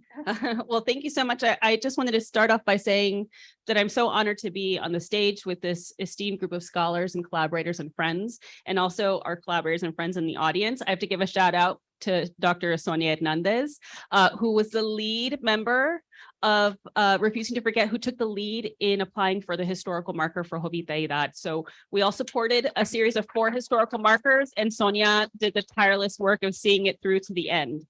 So it's a great privilege. And Dr. Chris Carmona, who's a member of the team, also has provided a lot of work to bring this to fruition, but also is one of the lead editors for the anthology honoring Dr. Jovita Idar. So we are in great company. And I also wanted to say thank you to the descendants of Jovita Idar. She has been like family to us and an inspiration, but it's a great privilege to be in the room with you, share space, and to help contribute to celebrate her life. And I can't believe I dropped the quarter. I don't know where my wallet is or my phone, but I've got my quarter.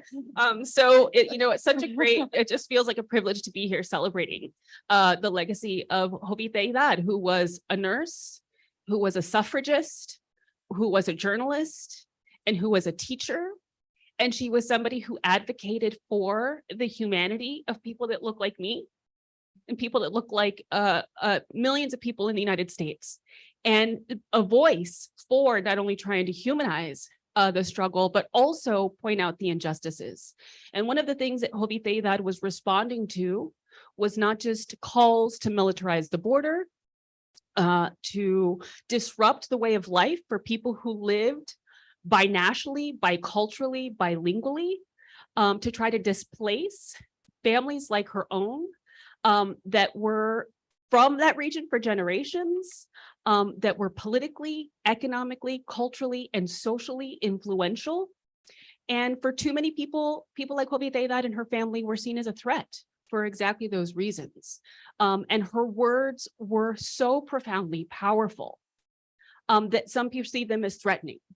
And they were so powerful, not only for what she was helping to document. I mean, as a historian, I think we have so much admiration for her and the other journalists of her era, because they were documenting the injustices that were taking place in real time.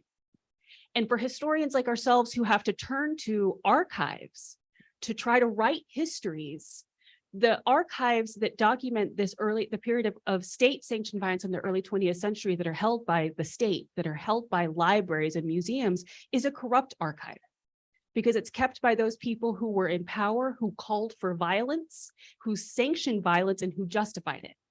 And so people like Jovita Idar, for example, for me, I stumbled across or had the privilege of reading issues of La Crónica in New Haven, Connecticut, when I was a graduate student at Yale, in the basement of Sterling Library.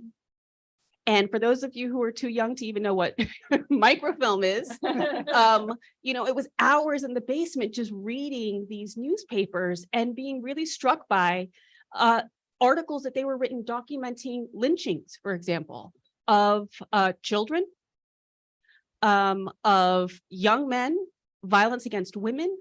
And some of the lynchings, for example, of Antonio Rodriguez, which took place in Rock Springs in November of 1910, that was documented by La Crónica, was actually a lynching that I had heard about when I was conducting oral histories with civil rights activists in 2005. And I had thought maybe this is folklore. And La Crónica helped to create a record of what happened from the perspectives of people who said, this is an injustice. Antonio Rodriguez was denied due process. This is immoral. It's undemocratic. But if La Crónica and other Spanish language newspapers had not told that version of it, the English language press largely celebrated the lynching. They justified it. And they went further to stoke fear that that mobs of Mexicans were going to cross the border and pillage Anglo farms and ranches. Right. So as a historian, I have so much respect and gratitude for the journalists who helped to create the record. But I'll also say in terms of, and to note that journalists like Jovita Idar were murdered during this period. They were targeted. So the burning of the press is a symbolic act. It's an act of intimidation, but there were journalists who lost their lives. And so writing these accounts was courageous. And the impact and the legacy that it has left is hard for us to be able to even articulate today. The other thing that I would say in terms of Jovita Idar, when I teach her in classes, I say, we talk about, you probably heard about the Renaissance man. Think about all of the roles that she filled, and it was to serve the needs of her community, right? Being a nurse was not something that that was not her profession. She saw the need. Her and her comadres saw that there were people who were being, victims of the civil wars that were ongoing who were not receiving medical treatment. And so they volunteered their time. They went to the violence, right? And to offer aid. Her and her comadres that helped to teach students in Mexican escuelitas, right? They were teaching students to be bilingual, bicultural. They were teaching them to learn Spanish and English, to be able to write in Spanish and English, to know US history and Mexican history. And that was seen during Americanization campaigns. Those schools were targeted to be closed. And so they helped to articulate a vision of what life could be like in the borderlands, right? That was alternative to what was being prescribed by the United States government, by Texas legislators, and by the US military at the time. And I'll also say that those Mexican escuelitas were so important, as it was referenced earlier by the president of Our Lady of the Lake, because educational opportunity was seen as a human right. And people like Jovita Idar saw with the targeting, in some cases, those Mexican escuelitas were the only educational opportunity for Spanish language students or students who were cast as Mexican.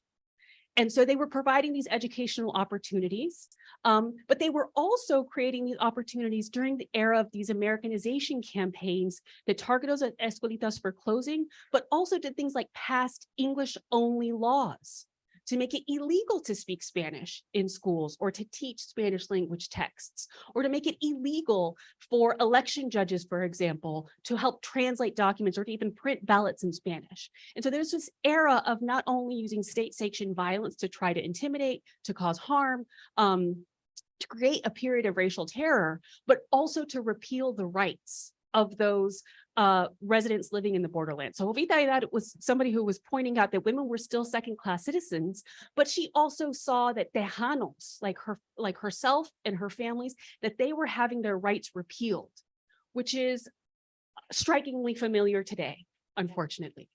And so I think it's so important for us to learn from her words, from her writing.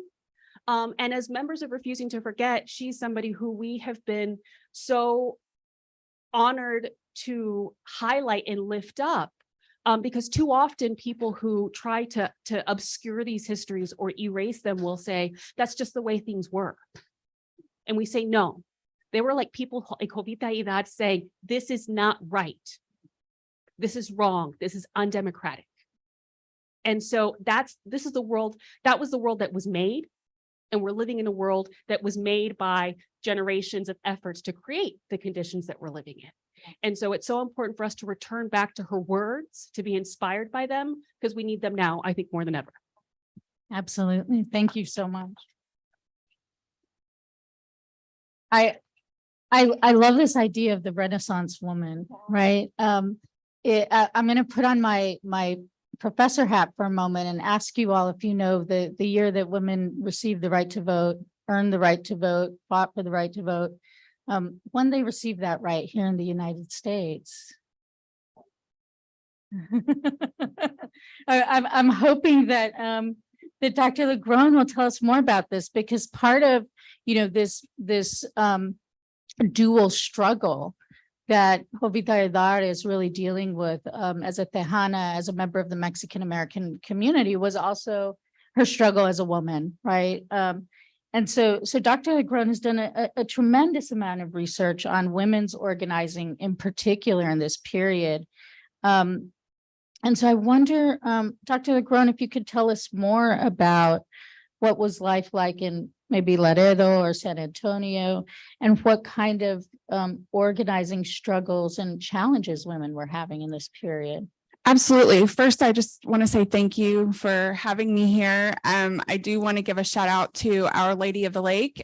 Refusing to Forget does have an exhibit there, so please go see it. Also, I want to say Feliz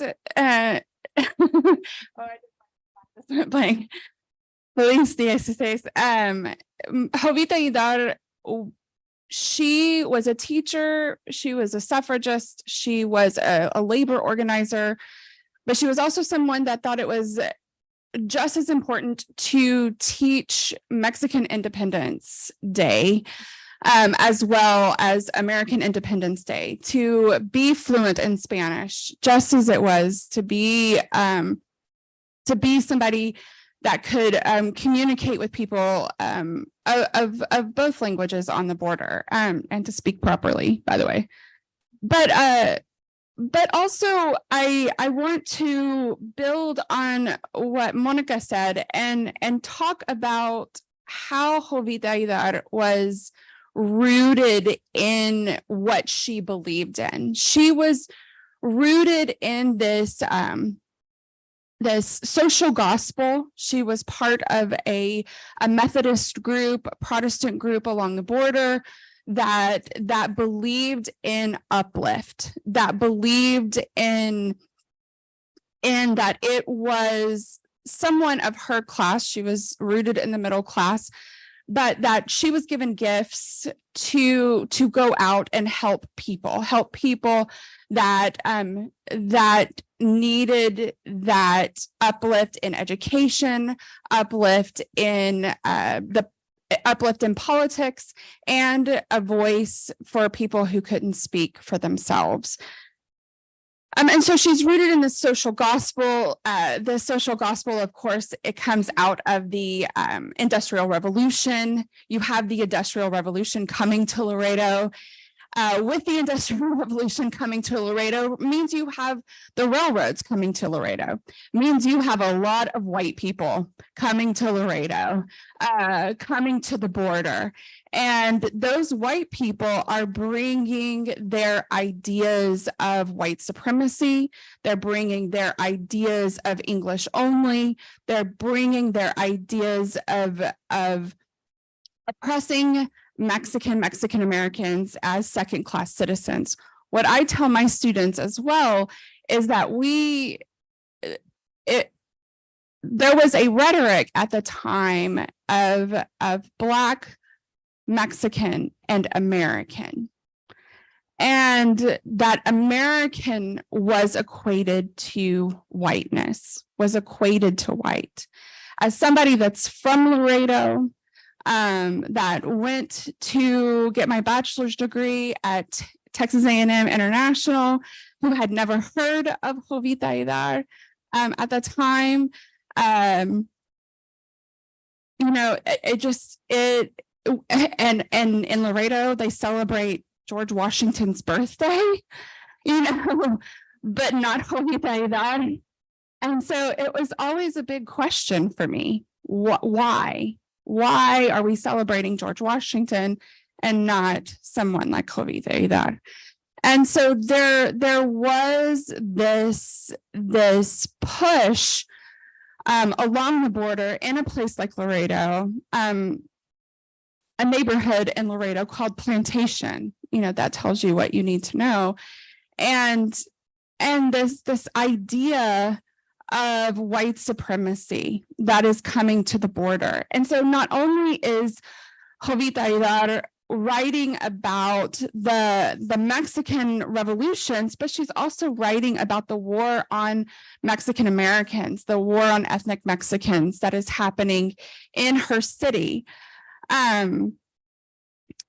You know, and I stress to my students that there are generations of Tejanos that are along the border. They're not immigrants.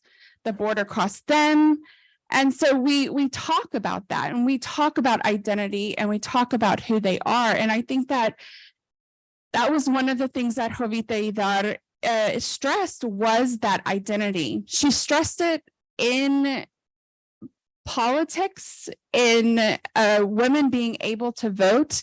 So part of what comes out of this progressive era with someone like Jovita Idar is rights. And so she got involved with the suffrage movement, that women, the only way that we could change our culture, the only way that we could change our status is through the right to vote, is through politics.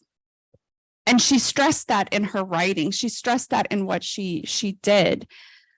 She also, of course, was a teacher. So like there were other, a woman had been elected to be the superintendent of education in Texas before women could even get the right to vote. But that woman was also a member of the United Daughters of the Confederacy. And so she stressed English only education. And so Jovita Idar, a woman on the border, is now pushing back against that idea and saying, no, we have to have bilingual we have to have bilingual teachers here for our bilingual students, and that our students deserve to know their history, their culture, and what's happening on the border. And then the other thing that she was involved in to help uplift women is labor rights, which is a huge thing right now in the news. Please go out and support labor unions. That's my that's what I'm gonna my soapbox. But her and her family, her and Clemente Idar especially, helped organize not only people working in factories, women working in laundries and factories. Steam laundries were a horrible place to work. And those women organized strikes. There was a big strike in El Paso in 1919, a laundry strike, where 500 Mexican women got up and walked out because they were only being paid $4 a week, while the white women in El Paso were being paid $12 a week, which is still low wages. But in 1919, the Texas government passed a minimum wage law for women that was very much part of the progressive movement that Jovita Idar was in, but it was specifically for white women. The Texas government excluded Black women specifically, but by the time they didn't even put a border town on their list to the Industrial Welfare Commission did not put a border town on their list to go and talk to. They were just going to let Austin represent the entire border.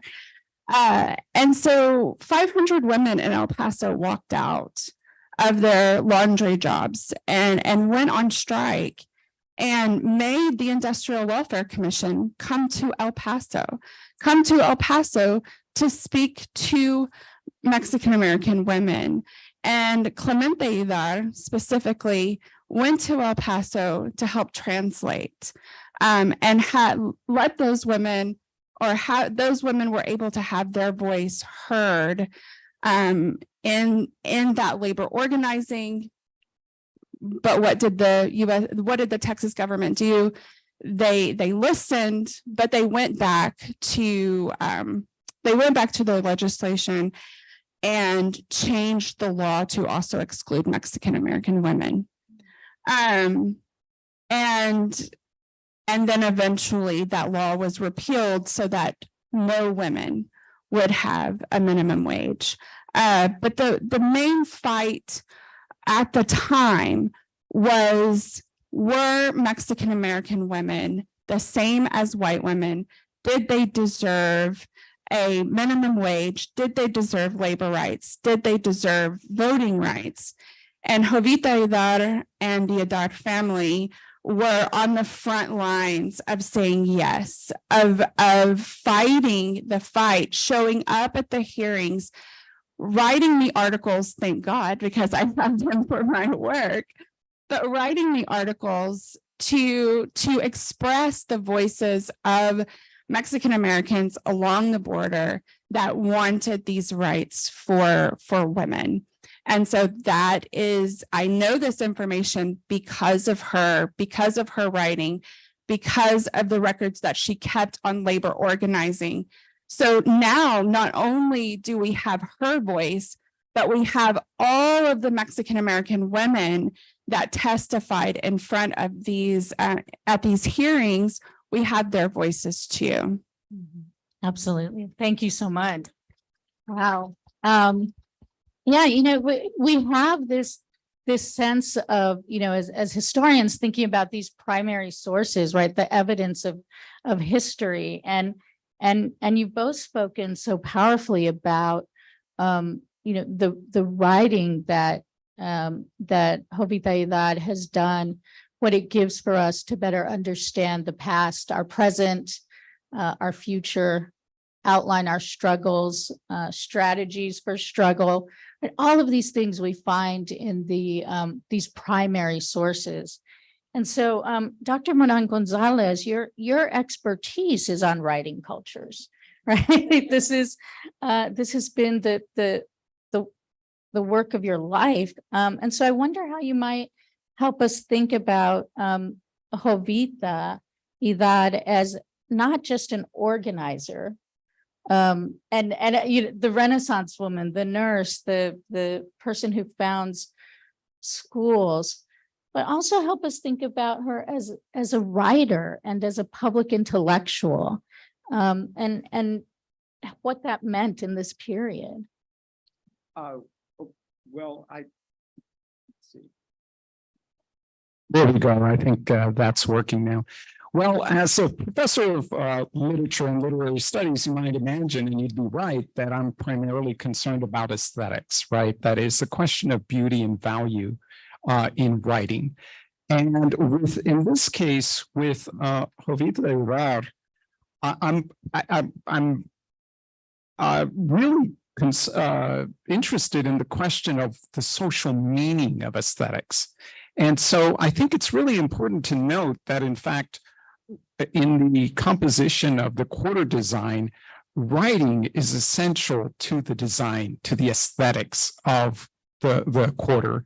And I think it's an incredibly apt metaphor for her life and for filling in a part of the story, right, about the contributions of Latinos and Mexican Americans to the history of the United States, and in fact, to the history of the Americas, that in fact, this writing constitutes a major aesthetic element of the coin itself. And if you take a look at it, I really take a look at what the words are and the languages. I'll get back to that in a minute, but I wanted to place Jovita Idar's writing, right, in a long history of literacy, and particularly in the Americas, and in specifically in the struggle for civil rights for Latinos and Mexican Americans in the US. So really writing, printing, publishing, journalism, all of these are intimately tied to the struggle for democracy across the Americas. The Spanish crown, in fact, had very, very tight control of printing presses. So throughout the Spanish American colonies, there were very, very few of them, and most of these were in the service of the government or the church, right? The two centers of power in Spanish colonial America. So, and in other words, it was very, very difficult to get out the word of alternative ideas, right? And particularly in the context of what were revolutionary wars, right, in the early 19th century for national liberation. So I really do want to tie this question of literacy and publishing and being a journalist to this question of this larger fight for democracy across the Americas, from the early 19th century onward. So, in other words, Spanish became a language through which democratic freedom could be imagined, right? In addition to English, I think we know the story, that story of how important printing press is, and, say folks like Thomas Paine and so on and so forth were important for the American Revolution. That's a well-known story. But I think, as we've been hearing from Congressman Castro mentioned it, Cecilia Bailly mentioned it, there is always the danger of the single story, as the Nigerian American writer Chimamanda Ngozi Adichie kind of put it, right? There's always the danger of a single story in which one narration is given to the exclusion of all others. And so we know that story of the printing press in the American Revolution. It's important in creating a public sphere for democracy and so on and so forth, even, of course, as this was limited racially and by gender and by property.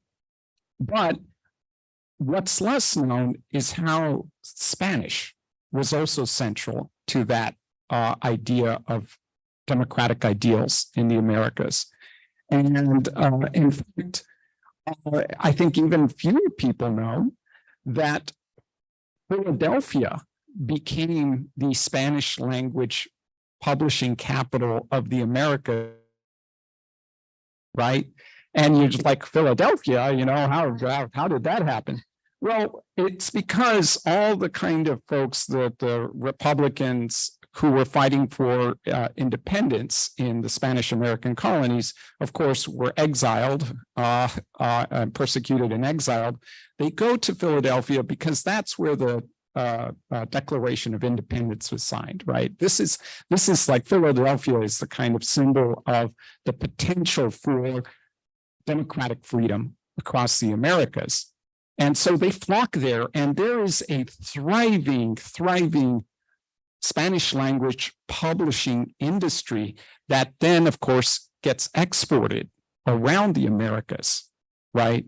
And so, in other words, the kind of fight for democracy in many ways, at least in the level of kind of publishing and the circulation of ideas, is coming out of through Philadelphia, right? Of course, that changes once independence is achieved by throughout the former Spanish colonies, right? But nonetheless, there is this moment of this idea that, you know, the fate of the Americas, the fate of democracy throughout the Americas is very much intertwined, regardless of language, right? That it's articulated in. Now, unfortunately, that starts to change. And after 1848, that is at the conclusion of the US-Mexican War, when the US annexes Mexico's northern half, the Spanish language periodicals become forums for the articulation of, calls for human rights and for civil rights. I think as my colleagues have already alluded to, right? And so you have, Spanish language periodicals like El Clamor Público out of Los Angeles, and, newspapers in San Francisco and throughout the US Southwest and Texas, where journalists are taking up the question of, well, what does it mean for a Mexican descent person, now supposedly citizens of the United States, to have their democratic rights curbed, right, within this, as part of this new polity. And so they take up that question, and they are vociferous in defending the human and civil rights of the now US citizens, right, whose rights are not being respected. And of course, the Idar family of Los Laredos continue this tradition, right, in the early 20th century with their work. And of course, Jovita Idar is absolutely at the forefront of that with her work with La Crónica and El Progreso and other outlets. So this, in other words, Jovita is very much part of a much longer tradition of writing for democracy, right? Writing for rights throughout the Americas. And so, she is very much part of this much longer story of literacy in multiple languages and of advocacy in journalism. Of course, as once again, my colleagues have communicated, this includes the fight for expanding those rights, democratic rights to women, right, and to Mexican Americans, to women, to Mexican American women. And so that is, these are fights. The fight for democracy is, of course, an ongoing one. It's an incomplete project. It still is.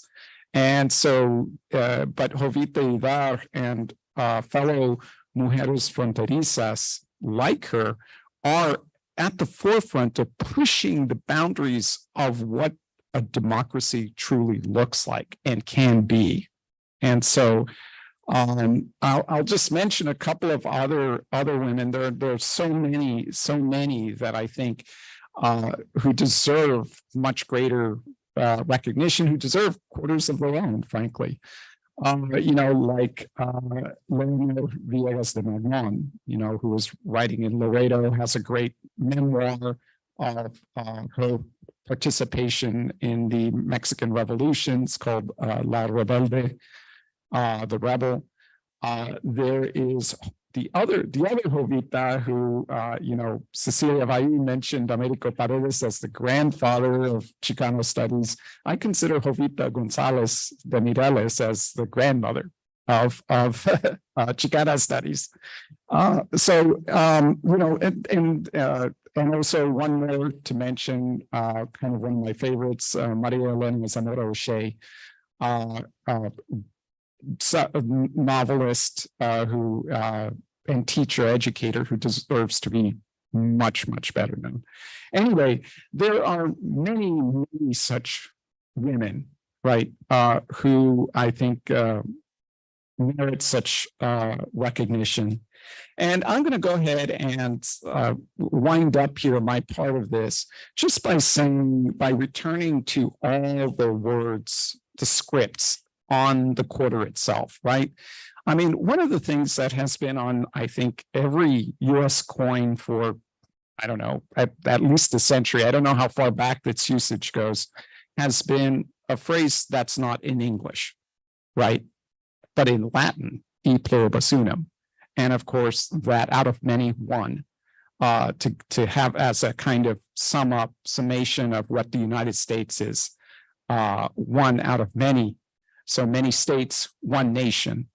And so I think really here it's appropriate that Spanish joins Latin and English, you know, as part of being out of many one, right?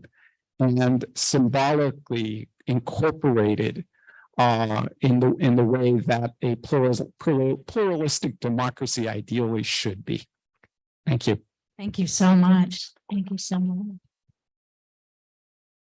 Well, I want to say we have time for questions for the members of our esteemed panel, of those of us who are up here, those who have joined this roundtable. I really want to thank our panelists one more time, who are always refusing to forget, always naming names, as Dr. Moran Gonzalez has just done for us. So if there's any questions from you all, please, now's the time.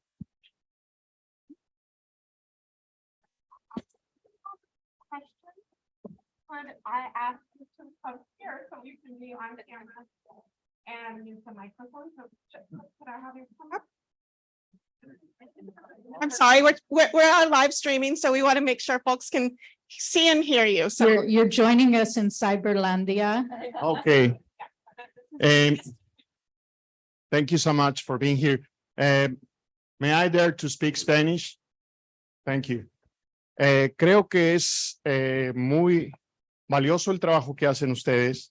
I think it's very valuable, the work they're doing, but it's kind of, in my opinion, unfair. I'm a journalist, born in the border.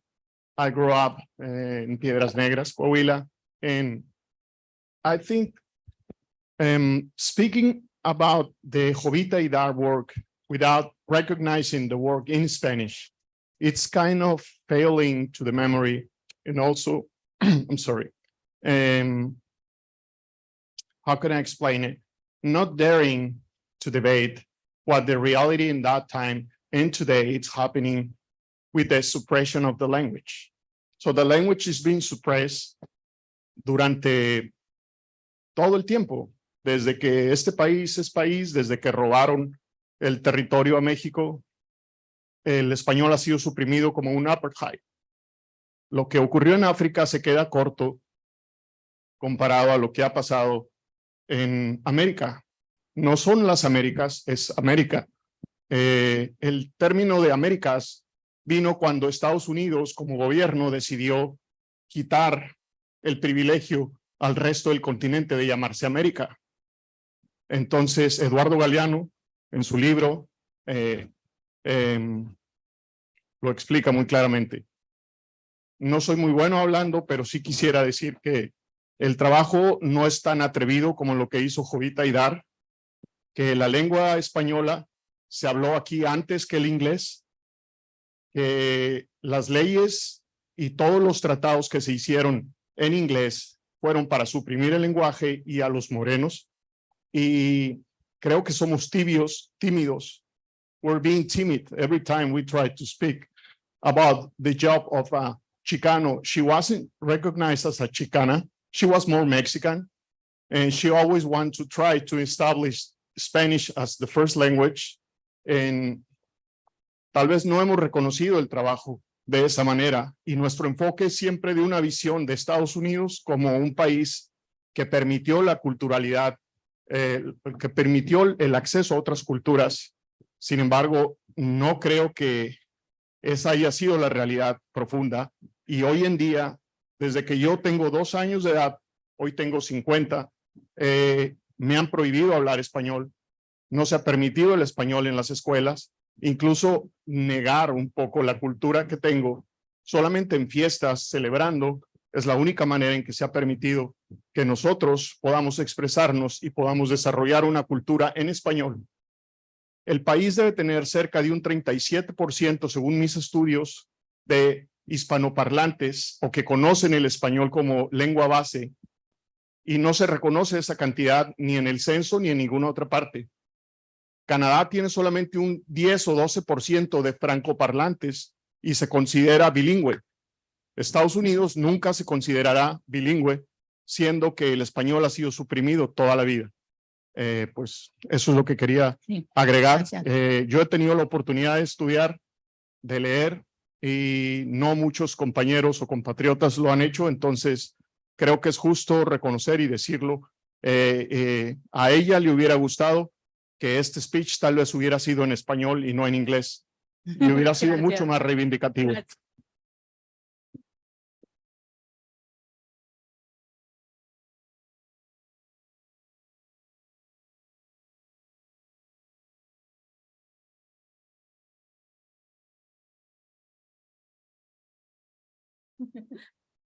Well, good morning, or maybe it's good afternoon, I'm not sure.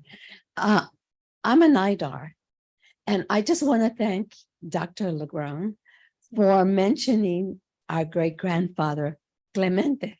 You know, Jovita grew up in a family of brothers. She learned her politics through the dinner table with all her brothers. We're proud to know that Clemente was one of those. And you brought insight into how our family was really an activist. So thank you. And on behalf of my son and myself and my grandson, thank you. Thank you. Thank you so Thank you. much. Thank you. Thank you. What? So yeah, I have so much information on Clemente Idar. His papers, of course, are at University of Texas, and I spent days in those papers and just took so many pictures, and his work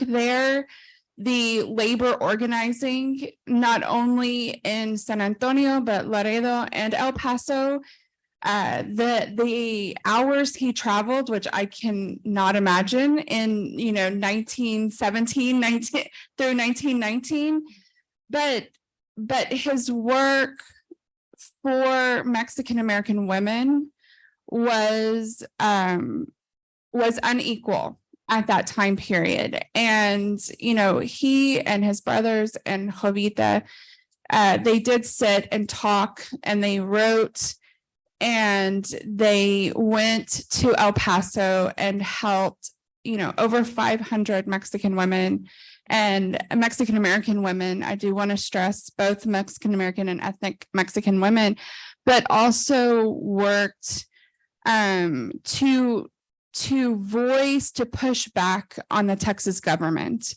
that Mexican American women deserved rights. Mexican American women deserved to be paid for their labor. There was a fear he voiced, and basically, which is going to end up being the center of my argument, that through economic security comes political power.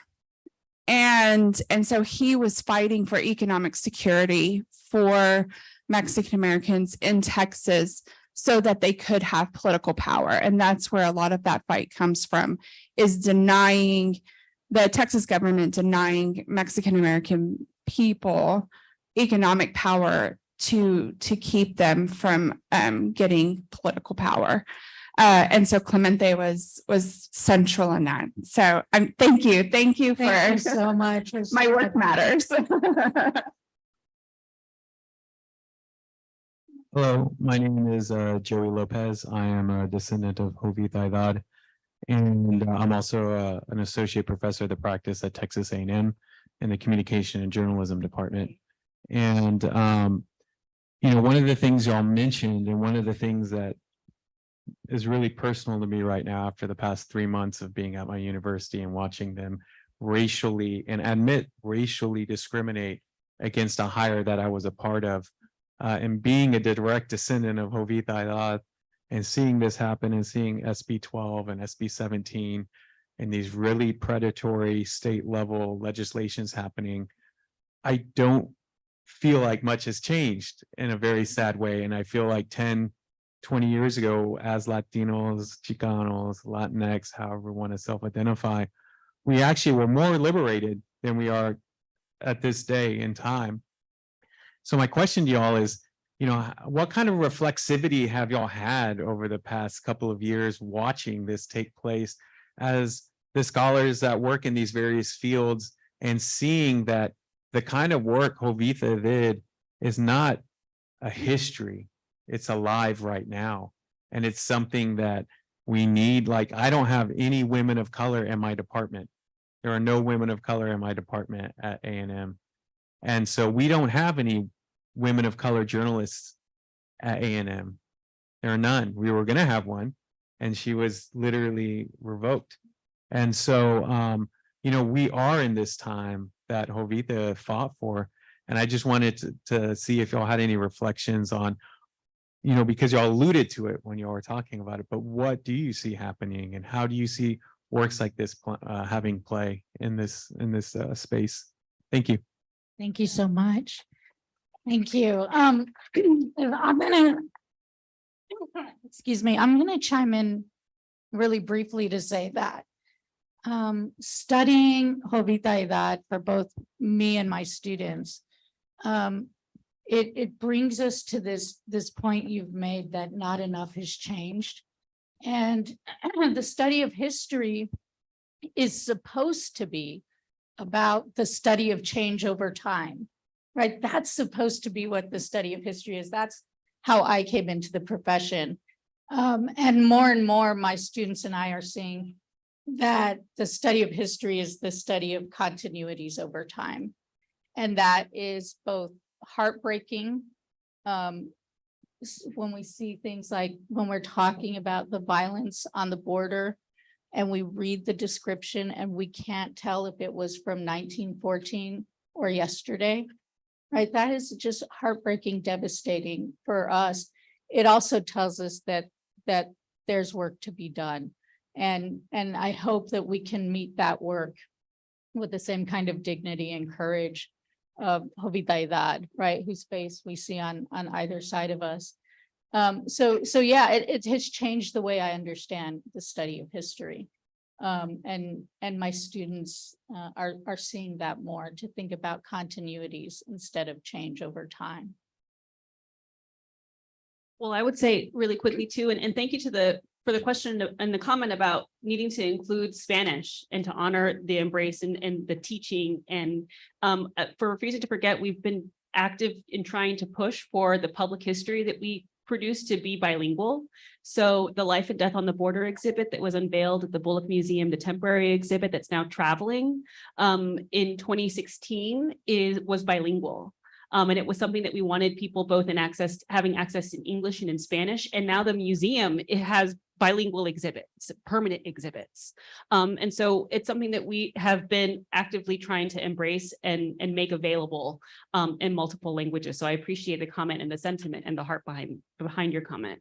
I also, in terms of thinking about the work of the exhibit, for example, as being something that was really sparked a lot of backlash. In part because the exhibit was only up for 10 weeks and almost 50,000 people came to see it. What I like to say about that exhibit, it wasn't just that it was the Bullock Texas State History Museum finally acknowledging this period of state-sanctioned violence. It was putting people like Jovita Idar and her family up in the museum to celebrate them and their contributions. But it was also a place and an exhibit that people were traveling to finally see the history that they had learned from their families and from generation to generation finally being acknowledged. And so I think, you know, MACRI, the Mexican American Civil Rights Institute, is such a vital institution because there are so many important, inspiring, and I see so many of the civil rights figures here, Mr. Garza, Mrs. Castro, who are here in the room, who we teach in our classrooms that students don't know about. The more recent, the ongoing, the continued fights for civil rights for people who are Latinos, who are Mexican Americans. And so when we see, laws being passed to make it harder for people to vote, when we see the defunding of public education or laws that are passed to restrict how race can be taught in K through 12, or to try to intimidate teachers from having conversations about civil rights and human rights. We are living in a period of where we feel those efforts to intimidate, to silence, and to censor. And so I think it's so important for us to know the past, to know how power operates, how it functions to create conditions, and how people wielded through their organizing efforts to try to deliver another possible future. And so it's great to meet you and to know that we're in such great company in that work, doing that work. Yeah. Thank you. Thank you all for being here. Please continue to talk with my colleagues. I know we're out of time for questions. Thank you all so much for spending this time with us. Thank you all to our panelists.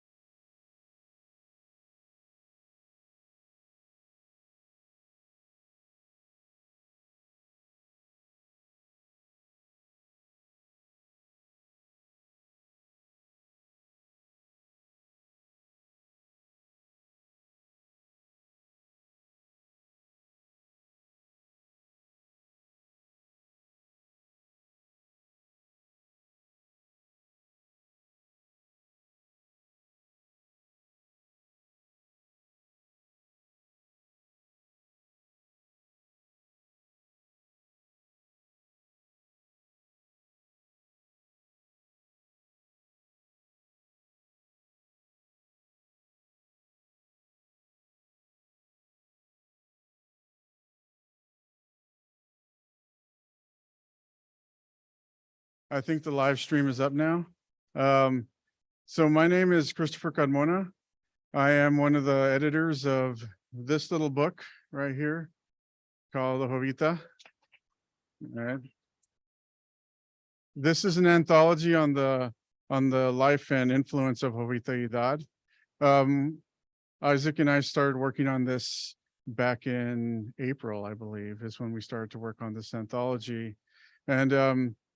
And so this anthology came about partially because of the work that I do with the Refusing to Forget project, but my own work itself as a writer. My series of novels titled Olinche, Jovita Idar plays a very prominent role in 3 of the novels. And so she's a central character. And so when I started to study really this is looking at 12 years ago when I started this whole thing.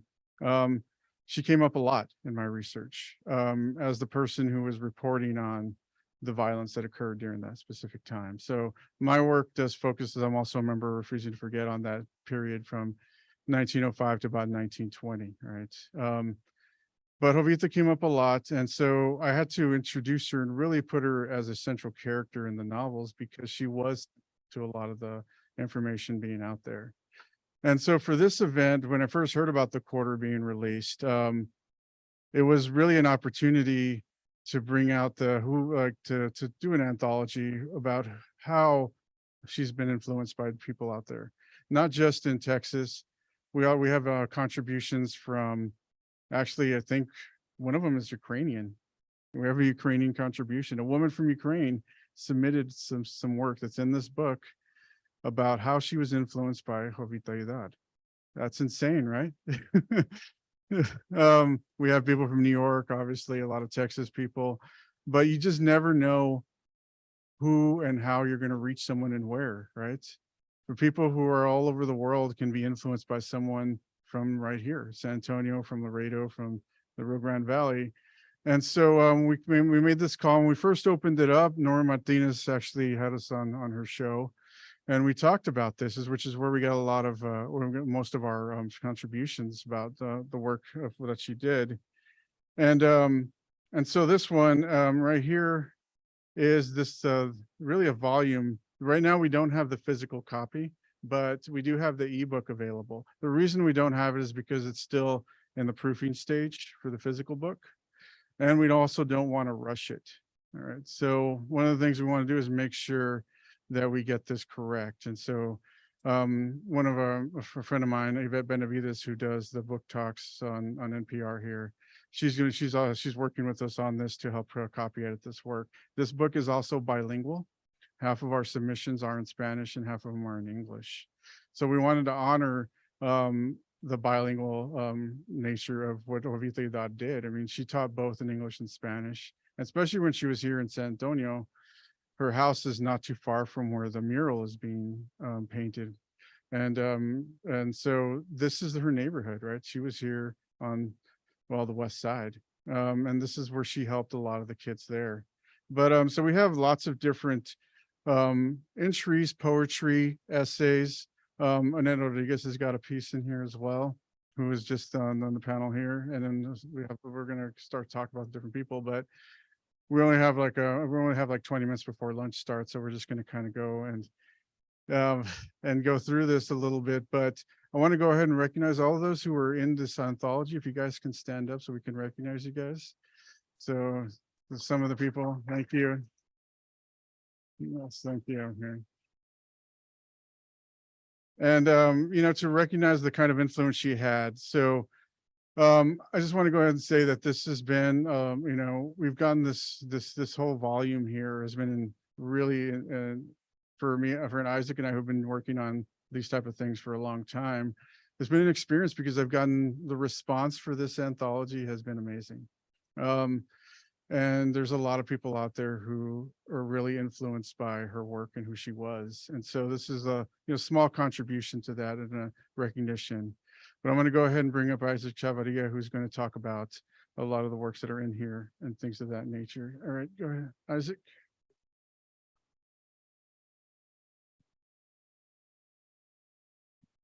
Everybody. So I'm Isaac Chavarria. And as Chris was saying that we've worked a lot on anthologies, we have done a lot of work together. And I don't think I can remember the last time that I worked on an anthology which honors a person. Usually it's a theme, an event, right, or a time, but I don't think I've ever really worked on an anthology which honors a person. So I was very happy to be working on this.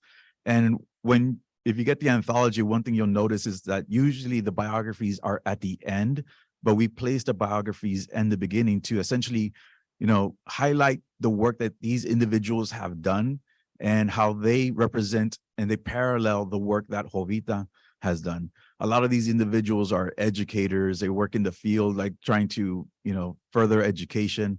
And so it's very similar to what Jovita did. And I wanted to read some of the works here. I'm going to read the bio also, so you can get a preview of the type of work that we did. And then after I read 2 poems, I'm going to invite one of the artists to come up here and speak. All right. So this work is by Elizabeth Jimenez Montelongo. Elizabeth Jimenez Montelongo is a poet, visual artist, and facilitator. Elizabeth's work is informed by her indigenous ancestry, Mesoamerican philosophy, Mexica and Mixtec art, Mexican culture, Chicano history, and her experiences as a woman. All right. So this is her poem. She wins. She wins when they think she's too quiet, when they say she's too sweet, when she's too gentle, too nice, too shy. She wins even when she's wrong. She wins when they say she can't. She wins when she does anyway. She wins when they set high expectations that she knows are beneath her. She wins when they knock her down, whether or not she gets back up. She wins when she chooses love and when she chooses revenge. She wins when she says she wins. She wins without permission. She needs no one's definitions. She wins in whichever label they stick on her. She wins long before they notice that she peeled it off. She wins and she laughs as she lives. She wins, we win. When they laugh at us, we still win. When they hate on us, we still win. When they feel sorry for us, we still win. When they think we need their help, we still win. Even when they take everything from us and give some back because they're so nice. Even when they kill us, we still win. We win because we are. We win because we were. We win because we will always be. We win because we made it. There is nowhere else to go. We win because we loved. There's nothing else to be done. She wins. We win. No matter what, we win. And they laugh, but we laugh louder. We laugh all together. We laugh longer. We laugh forever. We are forever laughing because they missed the whole point. There you go. That's one problem. Like if that doesn't say it, I mean, all right. And as Chris mentioned, it is bilingual, so I wanted to read a Spanish poem as well. This is from Erendira Santillana. Erendira Santillana is an educator and a translator, right? She holds a BA in Spanish, an MA in Spanish, and an MA in bilingual and multicultural education. And at the beginning, she has a quote, educa a una mujer y educarás a una familia, right? There you go. Okay. Astrea. Educa a la niña para que la palabra sea la libertad que reine en un mundo de silencio. Educa a la joven y sus pies de papel se harán riscos que soporten la fuerza de los mares. Educa a la mujer y llevará la fuerza del pueblo sobre sus hombros. Recogerá con su pluma los últimos susurros de almas fragmentadas que suplican justicia antes de ser extintas por el viento. Educa a la mujer y reunirá en su ser todas las revoluciones. Hará frente a los Rangers con espada de dolor y floricanto. Educa a la mujer y generaciones enteras abrazarán la lengua inomita. Hijos del maíz, sus cantos serán alas, sus acciones megáfonos, su libertad puentes. There you go.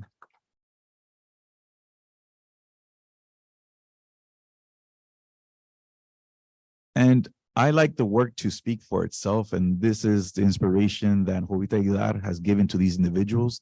And I would like to call up Belen Medina, if it's possible, to speak. She is a cover artist, all right? She's a cover artist.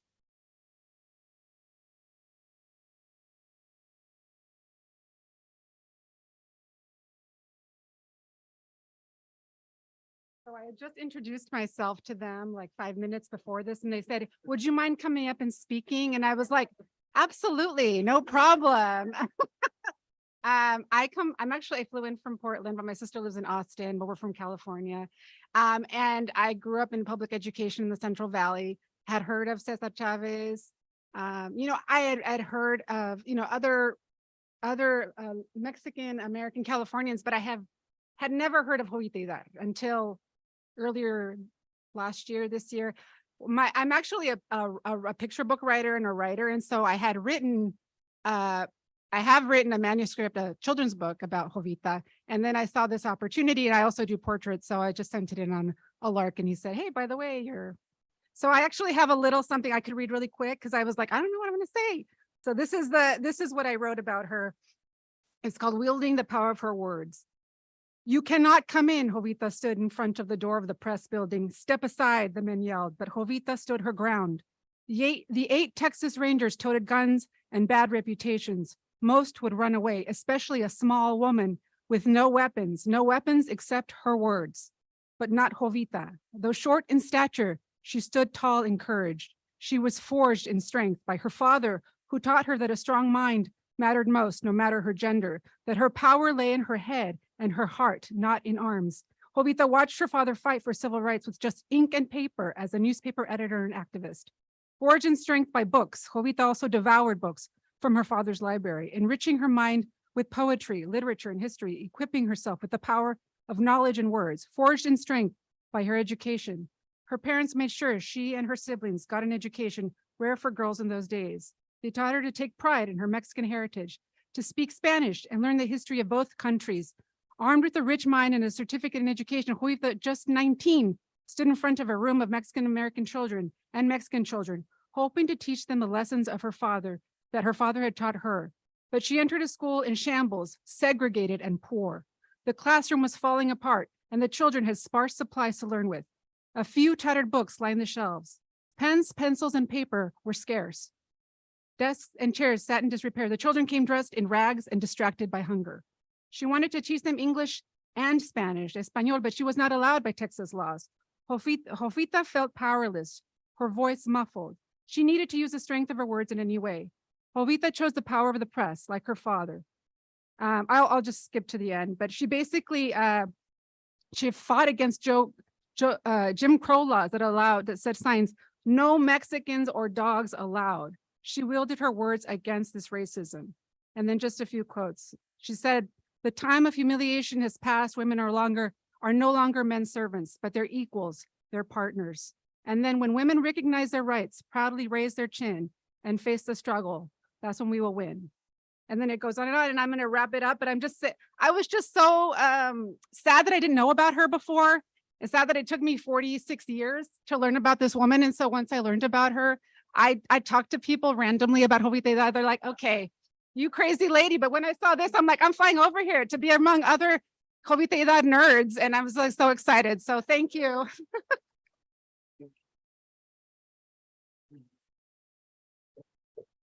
Thank you, Belen. So yes, I just wanted to mention that the ebook is available. We do have a QR code you can scan. It is available on Amazon. So if you type it in, you'll find it. We put some on the table. So on the check-in table, you can scan the QR code. It goes directly to the ebook. But right now I want to bring up Sonia Hernandez, who does have a piece in this anthology. And Sonia is also one of the founding members of Refusing to Forget. And she's at Texas A&M University teaching history. And so I'm going to go ahead and bring up Sonia here.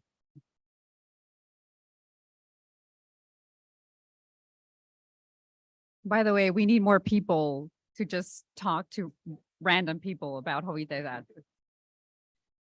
Muy buenos días. Good morning. Es un gran placer estar aquí con ustedes. I had thought about I was going to participate in the previous panel, and I had prepped my notes. So to the comment about Spanish, I was going to do my bit in Spanish. I think it's really important. Thank you for bringing that up.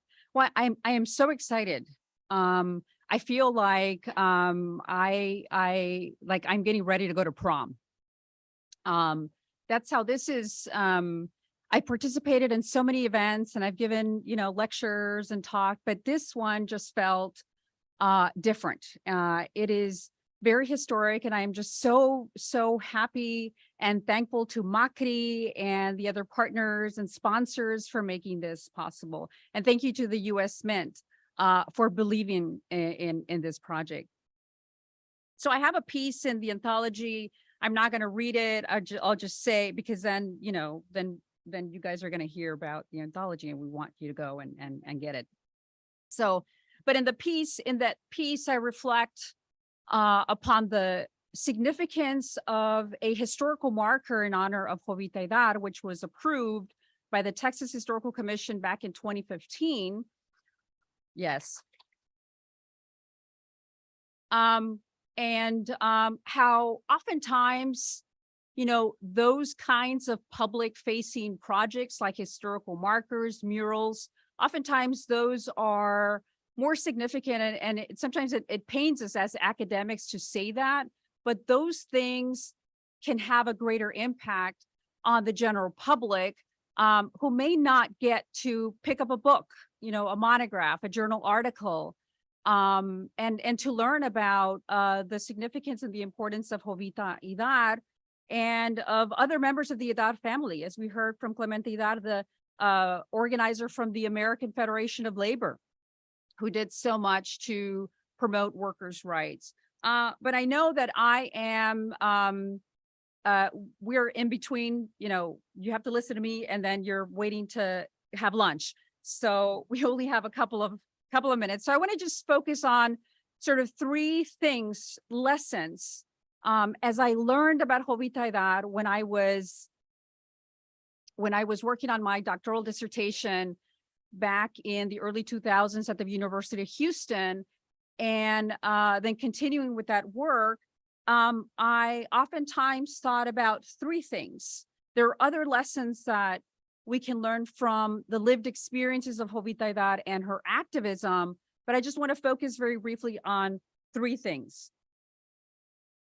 One, I think her activism and her everyday experiences makes us think about the importance of cross-class alliances. Jovita Idar was a woman of privilege. She had a formal education. She had access to a publication venue, La Crónica and others, where she could express her ideas and her aspirations, both in Spanish and English. Most women did not have that. Yet she never abandoned the interests of the working poor, of the working class. We need to think about that. And we're seeing labor activism, we're seeing strikes, and I would urge you to think about that and to think about the ways in which you can help not only organize labor, but also here in our state of Texas, which is a work to right, right to work state, where it is more difficult to engage in labor activism. So let's think about that. The next thing is another lesson that we can take from her lived experiences is speaking up for people who may not have a voice, or as we heard earlier in the journalism panel, whose voices may have been silenced or suppressed, and also speaking up for those who perhaps have more to risk than we do. And I'm here thinking of the young people who are the dreamers. We just recently heard, you know, the devastating news about the supposedly illegality of DACA. And so to reflect upon the activism of Jovita Idar should give us courage and strength. And to going back to the theme about change and continuity, there are certainly things that that we sort of have to refight again. There's a new struggle that is very familiar to past struggles. And I urge you to think about that. And the last thing, the third lesson, is that I think it's quite clear if we look at the historical literature, the historical record on Jovita Idar, that there are no revolutions without women. There is not a single monumental change in US history. We can also say the same thing for the Mexican case or other parts of the globe, but there is no single monumental change in US history that has not included women. And so Jovita Idar's history and legacy reminds us of the centrality of women in these big changes. And I urge you to reflect upon that. And those are only three of the, you know, multiple lessons that we could, that we can think about reflecting upon this historic moment. Muchas gracias. Thank you.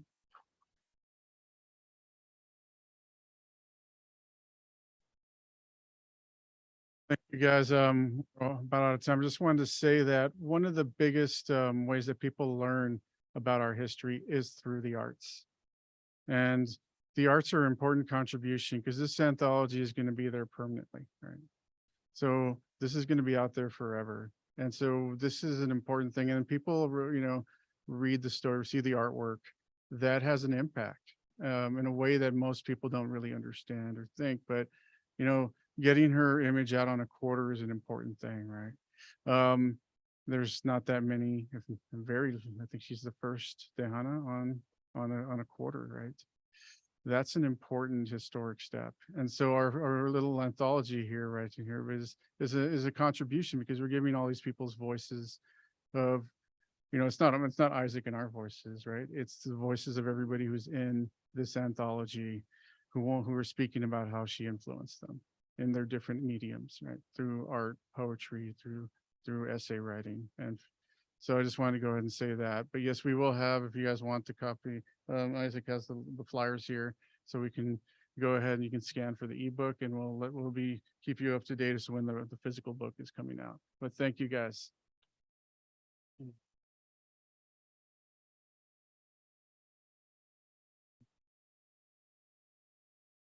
Thank you so much. And I hope you will try to get yourself a copy of this anthology. There's a QR code at the tape. Okay. Yes, so get one of those QR codes and then you can get yourself a copy. Now I have some very important information. Lunch. Gina, can you wave your hand back there? Everybody say hi to Gina. Gina's going to make sure that you get into the lunchroom in an orderly fashion. And then you're going to walk through this room. You're going to go into this gorgeous round room, and you're going to walk around in a circle and pick up your box lunch. And then you're going to find a seat. And then at 12:30, we have Dr. Gabriela Gonzalez giving a keynote on the life of Jovita Idar. Yes. So also just housekeeping tip, you need a bathroom break, it's over here in the corner, okay? Carla back there has a wristband. If you didn't catch yours, we should just make it with enough lunches. Okay, thank you, everybody.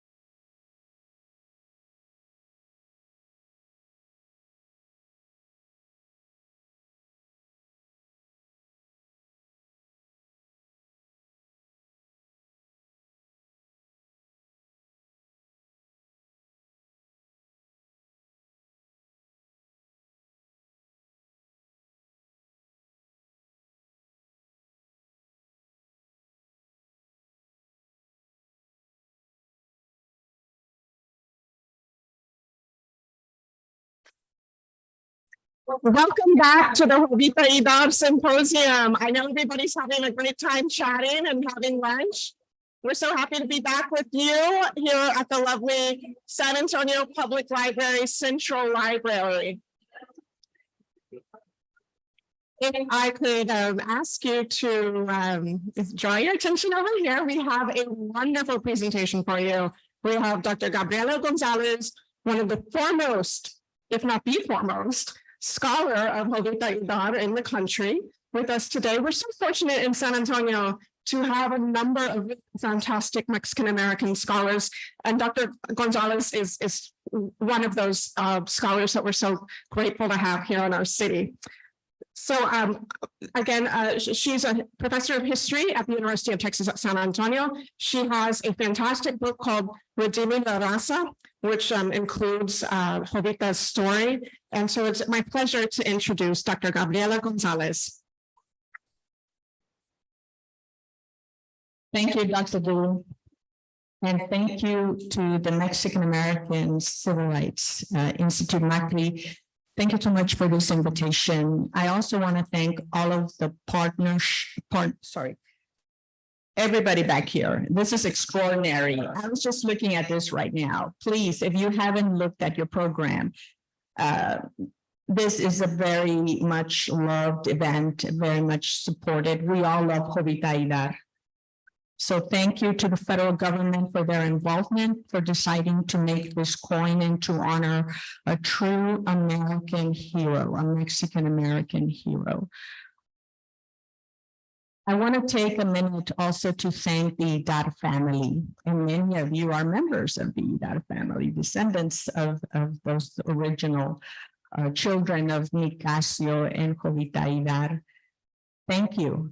Thank you. If you've ever donated papers, if you've ever participated in an oral history, you opened your door to a historian that was banging, demanding, hoping you would say yes. Thank you from the bottom of my heart. And there's lots of historians here that are also very grateful to the Idar and all the families. Thank you. People are always praising the historian, the journalist, whoever comes up with the story and gets it published. But we need to remember, without our families, our communities that provide us with this information, these oral histories, with these stories, we cannot write anything, not a single word. So we are very grateful. And if you happen to have some documents in your attic, basement, under the bed, yeah, I do want to know about that. Don't throw them away. Anyway, thank you. All right.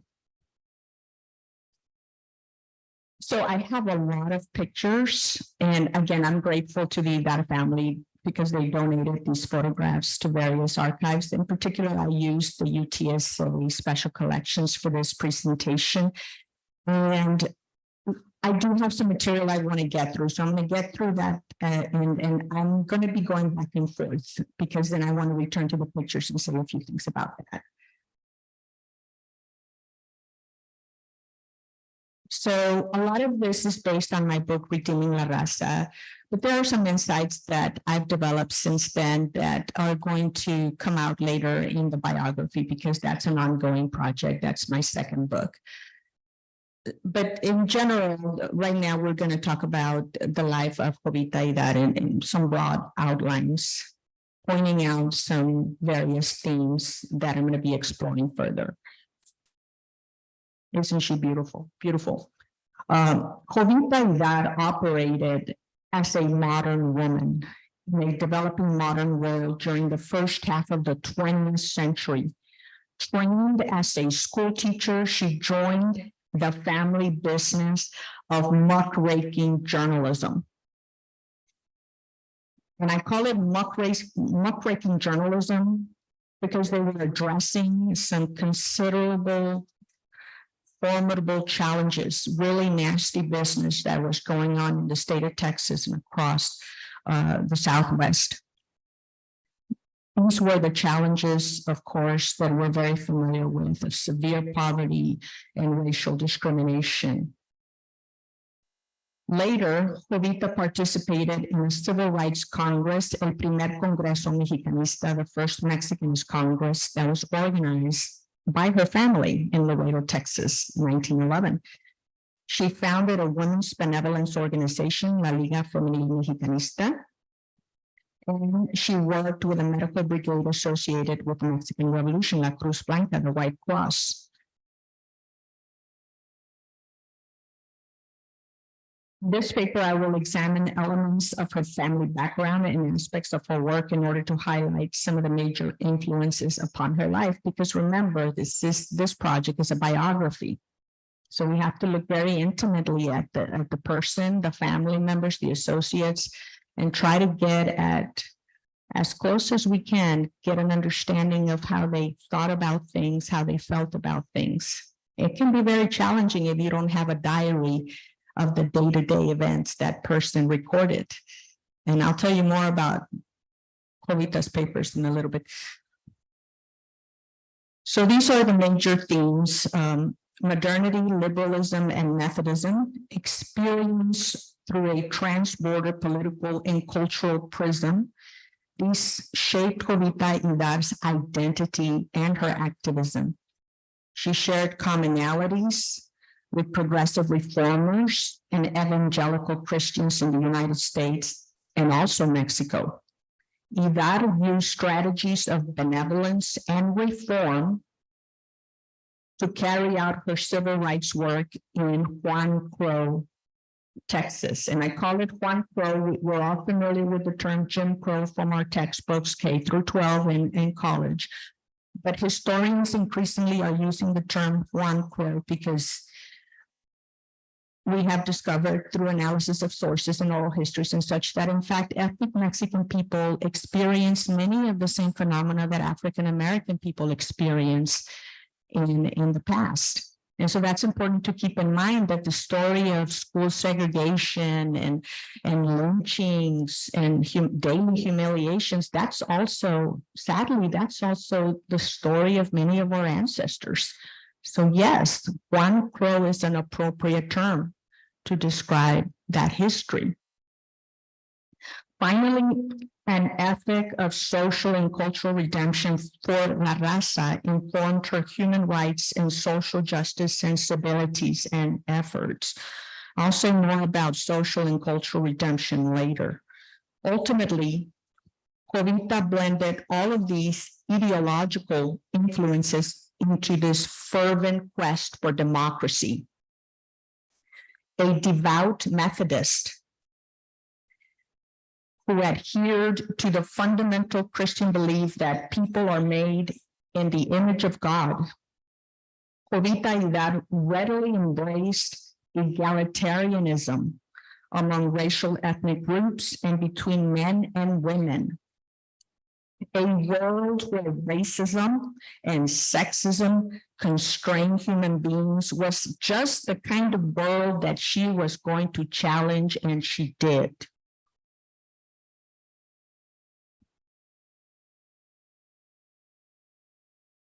Jovita Idar was born in Laredo, Texas on September 7th, 1885. So happy belated birthday, Jovita. And she lived on the border of two societies experiencing different levels of modernization. Mexico's cultural and intellectual elites, like those in the United States, were influenced by Western European ideas stemming from the 18th century age of enlightenment. Through the development of human reason, they claimed humanity would escape feudalistic mentalities and achieve enlightenment, clearing the path to a progressive world where human liberation would be possible. Modern society came to be defined by three major elements: capitalism, or the free enterprise system, political liberty, and scientific progress. Jovita Idar possessed a modernist outlook, and she held a liberal political perspective. However, religion, specifically Methodism, also informed part of this ideological makeup. Across the nation and throughout the 19th century, evangelical Christians inspired by the social gospel participated in myriad reform movements designed to transform society in progressive ways.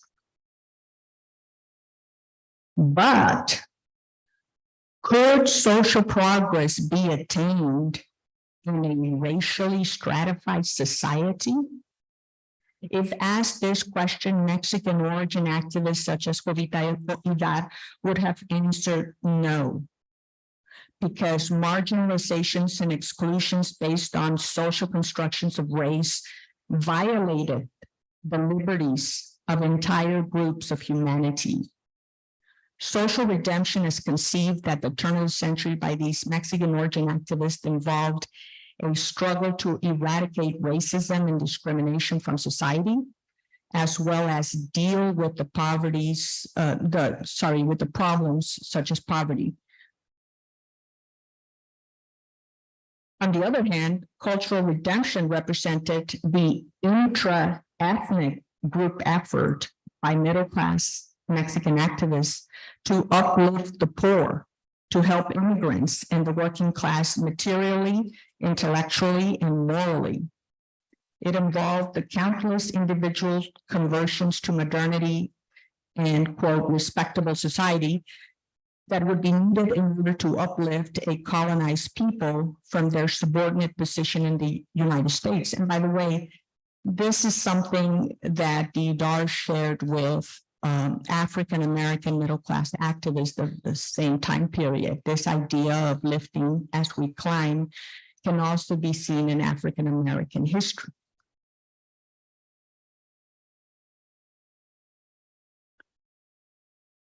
Jovita's familiarity with the culture and the language of modernity, liberalism, and Methodism developed early on.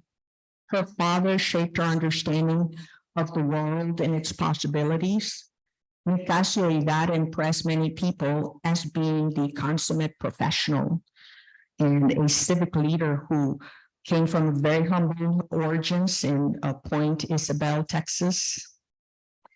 Born in 1855, he rose to prominence in Laredo, Texas as one of its most respected citizens. His wife, Jovita Vivero Idar, and her family, the Viveros, provided Jovita with a Methodist religious foundation and a connection to that social gospel ethos of service to humanity.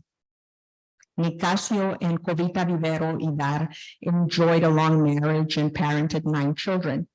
In Laredo, the enterprising Nicasio became involved in various businesses, as well as civic and political ventures, such as, for instance, at one point he was selling real estate. He also promoted a small cigar company that was managed by his wife, Jovita, the first Jovita. He served as Justice of the Peace. He served as United States Marshal. He joined many civic organizations and achieved the 33rd degree as a Freemason. In other words, he was very well connected in Laredo. He also began working for and later became the publisher of La Crónica, a Spanish language newspaper. You can see the motto of the paper right there. We work for the progress and the individual moral and intellectual development of the Mexican inhabitants of Texas. So all these ideas that I've been talking about, liberalism and modernity, this is coming straight from the paper. It's in the lines of La Crónica. It's what they talk about in the articles that were published. La Crónica reported on lynchings, on segregation, and other violations of natural and inalienable rights. This is a picture of Jovita Vivero Idar, located at the UTSA Special Collections on loan from the Idar family.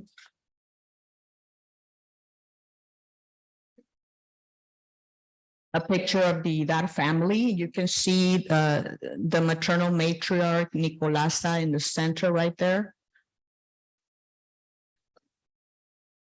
I'll let you take a look at that while I get some water.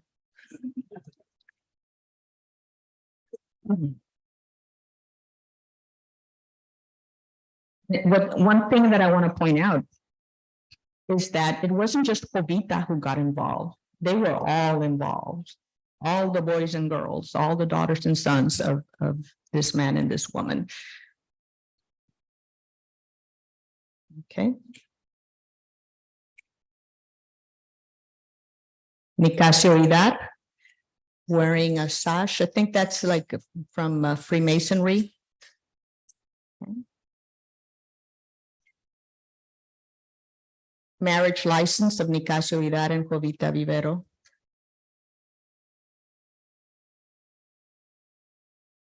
The certificate of election for justice of the peace, 1900. Okay, Mexican man, a Mexican-American man, justice of the peace. There's Nicasio Idar with his elder sons, Clemente and Eduardo.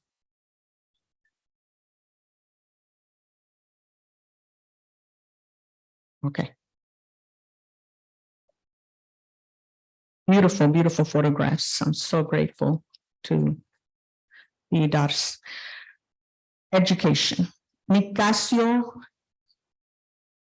and Jovita Vivero Idar sent their eldest children to the Laredo Seminary, a Methodist school founded by the missionary Nanny Emery Holding.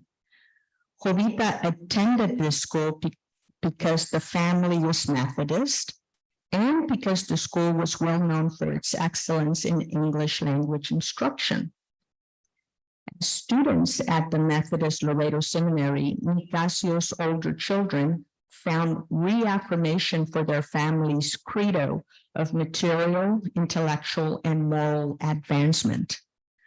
The middle-class Methodist messages of industry, study, cleanliness, morality, and discipline heard at the Laredo Seminary would have been familiar to them as liberals, and because of their family connections to missionary evangelical efforts in Mexico. The grandfather was also involved in missionary work in Mexico, maternal grandfather, okay.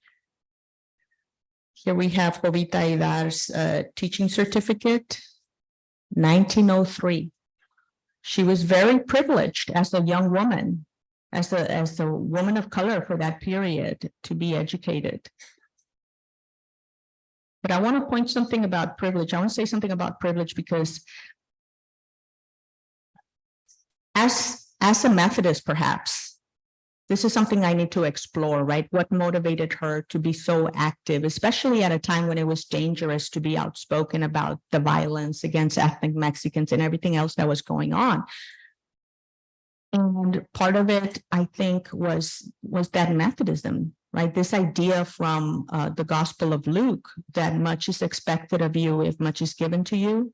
I'm probably butchering that. I'm not very good at quoting from the Bible, but there is something in the Bible about, hey, if you are privileged, God expects you to use that privilege to help your fellow men and women.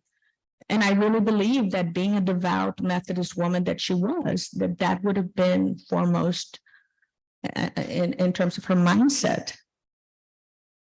So she takes that education and she uses it for the greater good.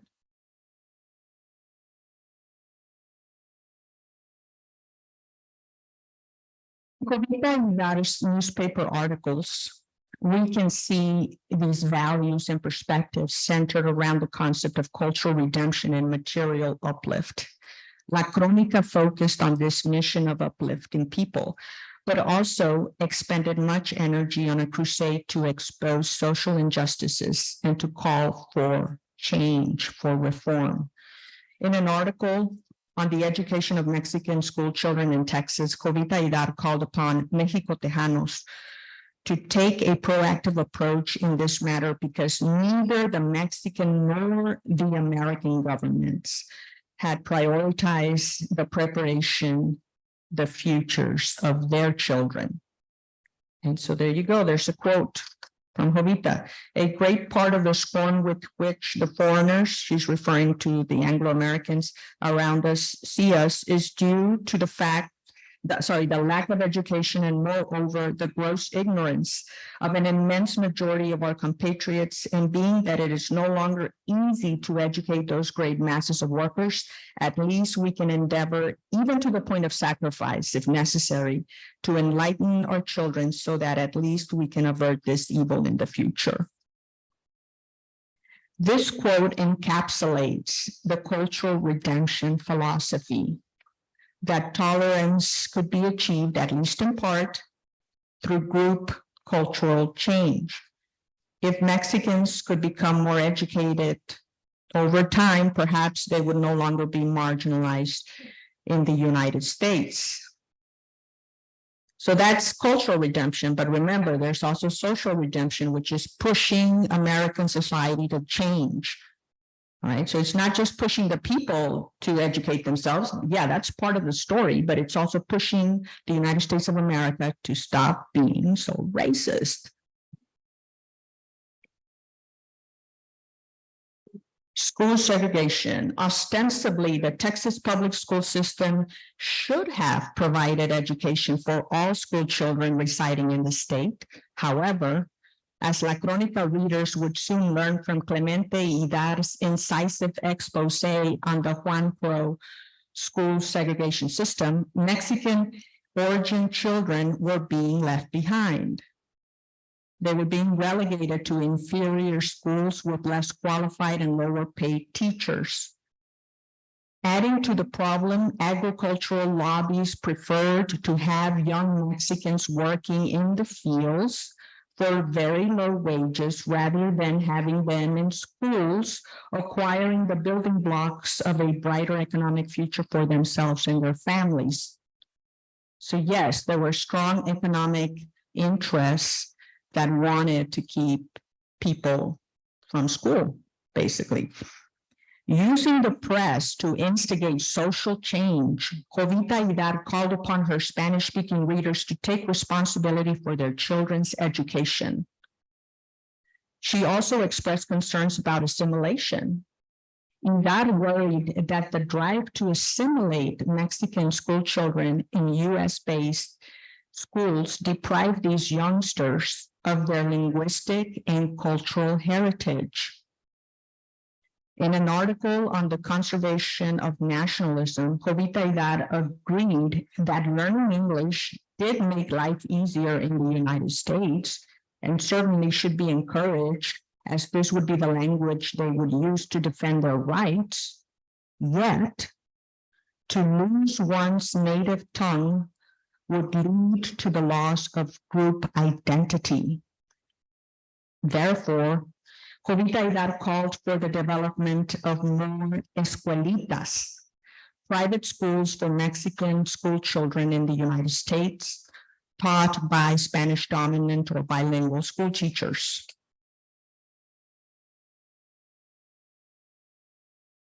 Just an example right there of school segregation, the famous Blackwell School. And you can visit this place, take your kids, it's an interesting history lesson about the sad reality of school segregation in Texas. You can see the historical marker right there. So escuelitas became very popular in places like Laredo and San Antonio and other places in Texas. And that's Leonor Villegas de Magnon, who was a school teacher, and she had her own school. And she was also the founder of La Cruz Blanca, the Mexican White Cross, very good friend of Jovita Idar. Yeah, I like mariachis. No, I really, really do. Okay.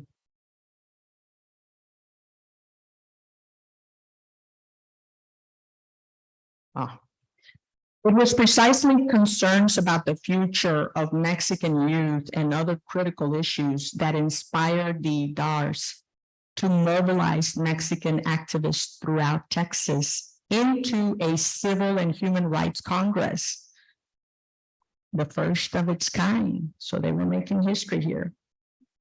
Some of the main concerns of the Primer Congreso Mexicanista included civil rights, cultural retention, and education.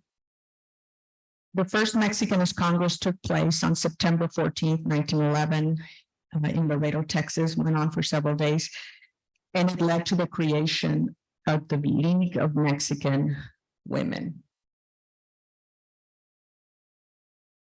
This is a lovely photo of Nicasio Idar and other gentlemen. It's thought to be the Caballeros de Honor, who were instrumental in this developing El Primer Congreso Mexicanista and certainly in attendance. So these voluntary associations, both male and female organizations, were very important in this pre-internet period in terms of getting everybody organized.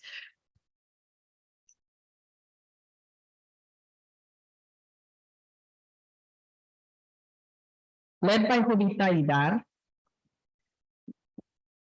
Gente Decente, quote, respectable women of the League framed their political participation in terms of benevolence, transforming their moral imperatives into a plan of action.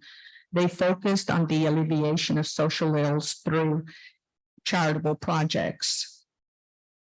As educators, several of them operated their own schools. League members kept the education of youth uppermost in their minds, but widespread poverty also commanded their attention. They sponsored literary readings and musical and theatrical productions. These activities generated funds for their charitable projects, such as providing free instruction and school supplies for indigent children. The group possessed a marked sense of gente decente identity that associated respectable Mexican womanhood with certain values. Their association embodied, their organization embodied this value system. I'll say more about respectability politics in a second. Jovita Idar was concerned about negative stereotypes of women as much as she was concerned about negative images of Mexicans. Sexism, like racism, could be disarmed, she believed, by calling upon women to empower themselves with the shield of education and the robes of respectability. In an article titled "For the Woman Who Reads," Jovita Idar promoted the idea that education elevated women and by extension, men. And you can see their quote right there.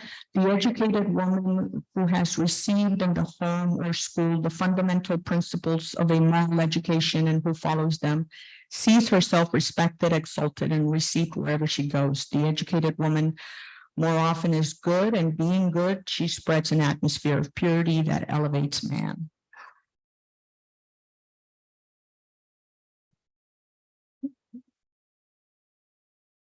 All right, welcome back to that. As for a critique of the social structure, see, that's the other side of the coin. So I was just talking about cultural redemption, where she's putting, people under pressure, men, women behave a certain way. And now we're going to talk about social redemption, where she's going to put the pressure on the institutions. As for a critique of the social structure that encouraged racism and sexism, as seen in Jovita Idar's call for Spanish language or at least bilingual instruction, she highlighted the inadequacy of Texas schools in this regard and the pernicious manner in which they threaten the existence of Mexicans as a national group. In terms of sexism, Jovita Idar did more than reassure conservative readers with Victorian notions of womanhood. A feminist line of reasoning also informed her thought process, defining the modern woman as one with ample horizons. Women must always seek to acquire useful and beneficial knowledge, for in modern times she has ample horizons. Science, industries, the workshop, and even the home demand her best aptitudes. Her perseverance and consistency in work and her influence and assistance for all, which is progress and advancement for humanity. The modern world needed women who, like Jovita Idar, had prepared themselves educationally to make contributions in different ways. Let me pause here for a second. Jovita Idar is very intriguing. Over the years, as I've talked about her to my students, mentioned her to my students, and keep in mind that I have a diverse array of students at UTSA. Some are, they lean left, some lean right, right? And Jovita perplexes both sides. She does. And both sides find something they love about her, and both sides wonder about other things. And that's sort of the magic of Jovita Idar, right? She did not define herself simply based on fashion. She really was a woman of principle, right? So she believed that she was made in the image of God, that we're all made in the image of God, and therefore we should have an egalitarian society where everybody is respected, where everybody's equality of worth and value and human dignity is recognized, respected, and protected. So that's where my progressive students are like, yeah, right? But at the same time, she had certain ideas about respect. What does it mean to honor yourself as a human being? What does it mean to be responsible, to follow, to have a moral code, to have discipline? You need to be educated. If you want people to listen to you, educate yourself, listen to them, learn about yourself, learn about other cultures. So she was always holding herself and others to higher standards. By our 21st century perspective, we might be inclined to offer a critique sometimes of Jovita Idar and her generation, because they don't always sound the way we sound. Then maybe they sound a little old-fashioned. But you have to remember that maybe you would sound like Jovita if you had lived in Juan Crow, Texas. Because if you forget that historical context, you are doing a disservice to our ancestors who had to live in that environment where they were called dirty Mexican and where women of color were seen as, I'm not going to say it.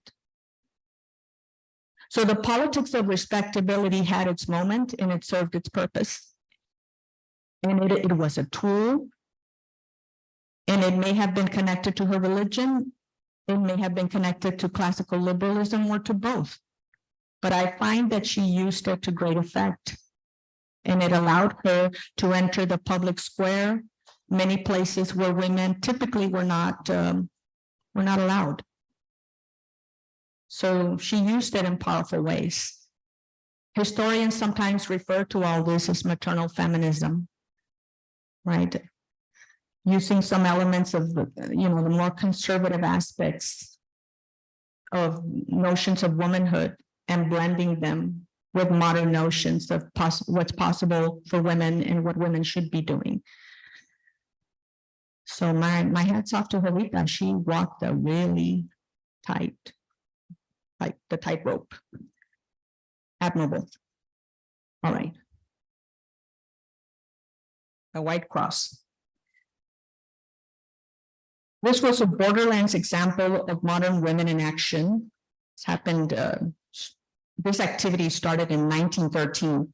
Laredo resident Leonor Villegas de Magnon founded the White Cross, a medical relief organization. The work of the White Cross began on March 17, 1913, when Villegas de Magnon, Jovita Idar, and other border residents stepped into a battle-torn Nuevo Laredo, the community across the border from Laredo, to pick up wounded men and to care for them.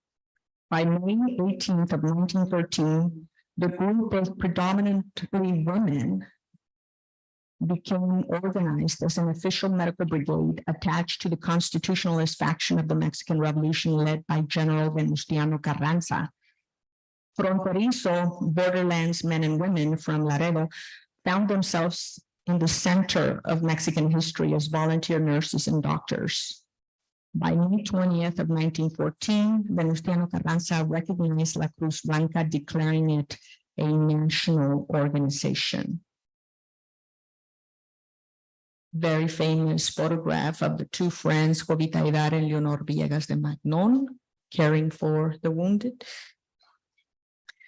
I have never seen this one before, so it belonged to this beautiful giant building belonged to Joaquin Villegas, who was the father of Leonor Villegas de Magnon, and he was a man of wealth. But not just in the United States, but he had wealth in Mexico, and he was involved in international trade. His son Leopoldo became the mayor of Laredo at one point, and Leopoldo was supportive of his sister's Leonor Villegas de Magnon's activism in La Cruz Blanca.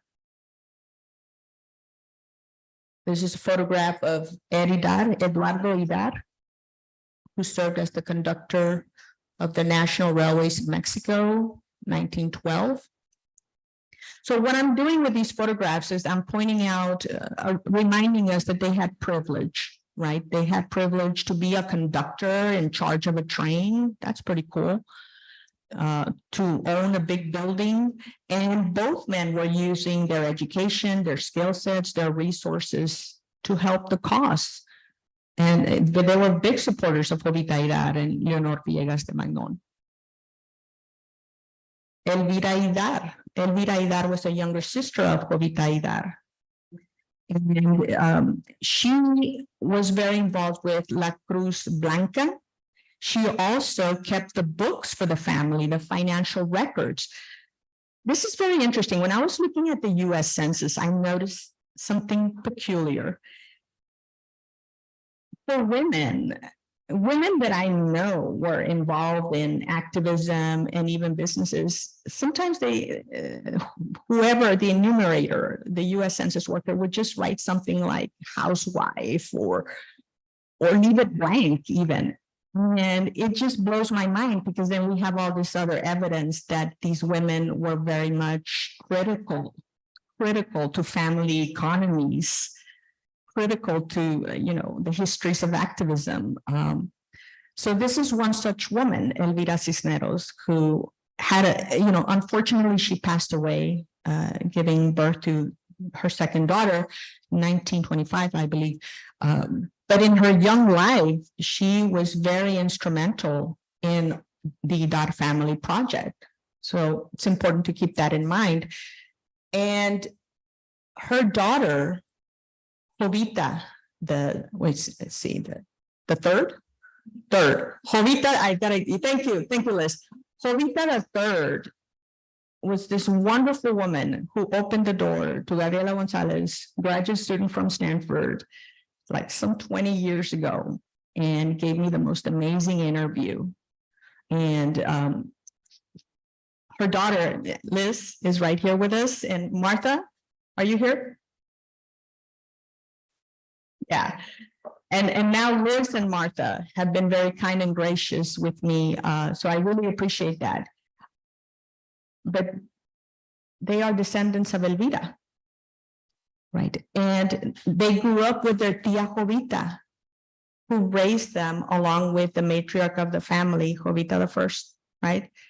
Raised these two girls and taught them about this amazing Idar family heritage, which was then taught to Liz, to her generation. And it carries on because they've done extraordinary work in their own right. So the Idar family are phenomenal, and I'm really thinking that there needs to be a chapter on descendants in this biography of Jovita Idar. And my fellow historians, maybe you can advise me on that. But because I'm in love with the Idar family, all of you, and that you're here today, and that you've done amazing things with your own lives. And some of you know this history. Maybe you grew up listening to these stories. Some of you maybe not so much, but this is your heritage. It's a beautiful heritage. So thank you once again for sharing it with the rest of us.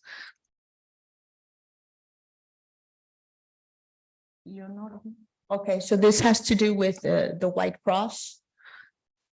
All right, and you can see Leonor Villegas de Magnon in the center there, but Elvira is also pictured there, and Federico Idar.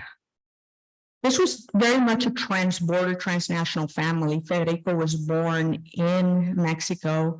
I think the other children were born in the United States, but they would go back and forth and they would spend a lot of time with La Abuelita Nicolasa. So like many of us who are trans-border, I'm from Laredo, so I grew up crossing the bridge, going to Laredo to see my abuelita.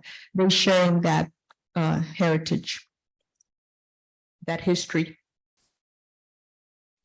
And of course, the famous photograph of the lone woman in the newspaper, Jovita Idar, in El Progreso, 1914.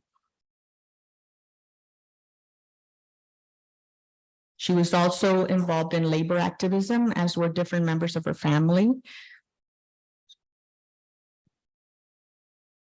And I have a couple of pictures here just to remind us again of their privilege, because there were a lot of people like that lived in homes like this, right? And it broke their heart. The Idars cared about the people that were suffering, about the people that experienced both racial discrimination and economic exploitation, being paid a pittance because all of these people, industrialists, railroad people, agriculturalists, could get away with it because the authorities sanctioned it and allowed it to happen. These are violations of human rights. Nobody should live like this. Okay. And then she marries Bartolo Juarez from Laredo. They moved to San Antonio. All right. In 1921, Jovita and Bartolo Juarez moved to San Antonio, where Jovita was active in the Democratic Party and in the San Antonio community. For Jovita Idar Juarez, according to her niece, the most important things in life were her family, education, church, politics, and community. Also, she was very patriotic and respectful of the histories and traditions of both the United States and Mexico. Politicized domesticity would continue to inform Jovita Idar Juarez as conference president of the United Methodist Women and co-editor of El Heraldo Cristiano, the Christian Herald. In an article for El Heraldo Cristiano, Jovita argued that the home, the church, and the state all formed an important part of universal education. But the education a child received at home from the mother represented the most important factor. She wrote, only the blessed maternal counsel can form Christian and useful characters for society once they have learned that the origins of all wisdom is fear of God.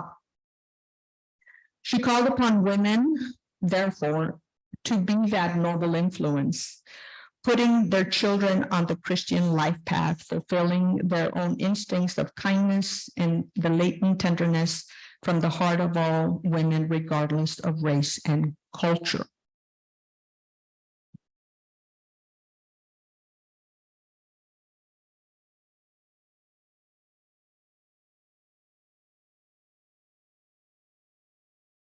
So you see how she's blending some elements of her religious belief system and upbringing with ideas about womanhood. Okay. And this is the woman that was writing against lynching and against racial discrimination. It is the same person. So these ideas are cohabiting in the same woman. And that's interesting that she can do that. Because sometimes in today's world, we see sort of a very polarized dynamic happening. So I think Jovita Idar and how she saw the world is worth studying. Jovita Idar Juarez died in 1946 here in San Antonio. Locating the ideological origins of Jovita Idar Juarez in concepts of modernity, liberalism, and Methodism deepens our understanding of this intriguing woman. She lived in the modern world, accepting its freedoms to expand her woman's sphere to the point of making its constraints meaningless. From liberalism, she took the intellectual and political framework that structured her activism. But in the end, what drove her missionary spirit was a quest to help others, to transform a racist society and to culturally redeem La Raza. And that ties to the title of my book, Redeeming La Raza. Thank you.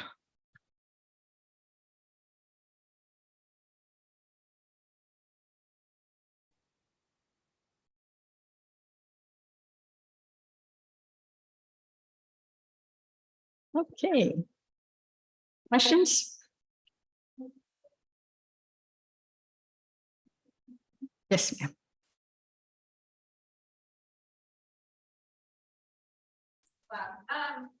So I guess my question to you, studies her life accessibly. What was, and it's gonna be a hard question because there's so many fascinating things, but what was the most fascinating thing that you discovered about Jovita outside of her work, like in her personal life? In her personal life? Yes. Oh, boy. Sorry. No, it is a tough question because I'm a big fan of Jovita Idar. So the most intriguing or Interesting. okay. That she gave it all. I've read about other activists before, you know, and that activism was important to them, but they had other things going on. But Jovita seemed to be really committed, and I'm trying to learn more about how she died. And I think it's important because she was in her 60s, and she wasn't somebody that, you know, drank excessively or partied or anything like that. And so it's intriguing that she would die in her 60s. And I think there's a connection there. I need to investigate it more. I'm blanking out right now in terms, because I have the death certificate. And those of you who have the death certificate, if you can recall, what does it say exactly on the death certificate? It's right. Okay, thank you for confirming that, just tuberculosis. So let's think about that for a minute. 1946, people are still dying of TB. It's still spreading. It's still very dangerous. It tends to be in neighborhoods where the state has not invested in resources and sanitary conditions, cleaning up neighborhoods and such. The West Side would have been such a neighborhood. And in fact, I believe in the 1930s that it had one of the higher rates of TB, West Side San Antonio. And where is Jovita going now to help the people? She's going into the West Side. Some people are scared. Some people, maybe they help in other ways, but she's in the thick of it. She can't separate herself. She can't divorce herself from la raza, from la gente. And so, you know, again, I don't have her diary if she kept one. And part of the reason has to do that her papers were destroyed, okay? Her personal papers were destroyed. I'm not gonna say who destroyed them. I'm not at liberty to say that. But when I found out, I was very angry for days. Somebody destroyed her papers. And so that's why if you go to the Benson Latin American collection, you're gonna find papers for Clemente and Eduardo and Nicasio, right? And there's a few little things, little bits and pieces that give us glimpses of Jovita.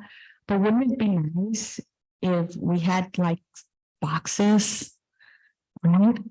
Think about the LULAC archives. Wow, nice, blows my mind, right? But somebody destroyed our papers. So those of you who keep asking me, when's the book coming out? Be patient. I'm working without papers.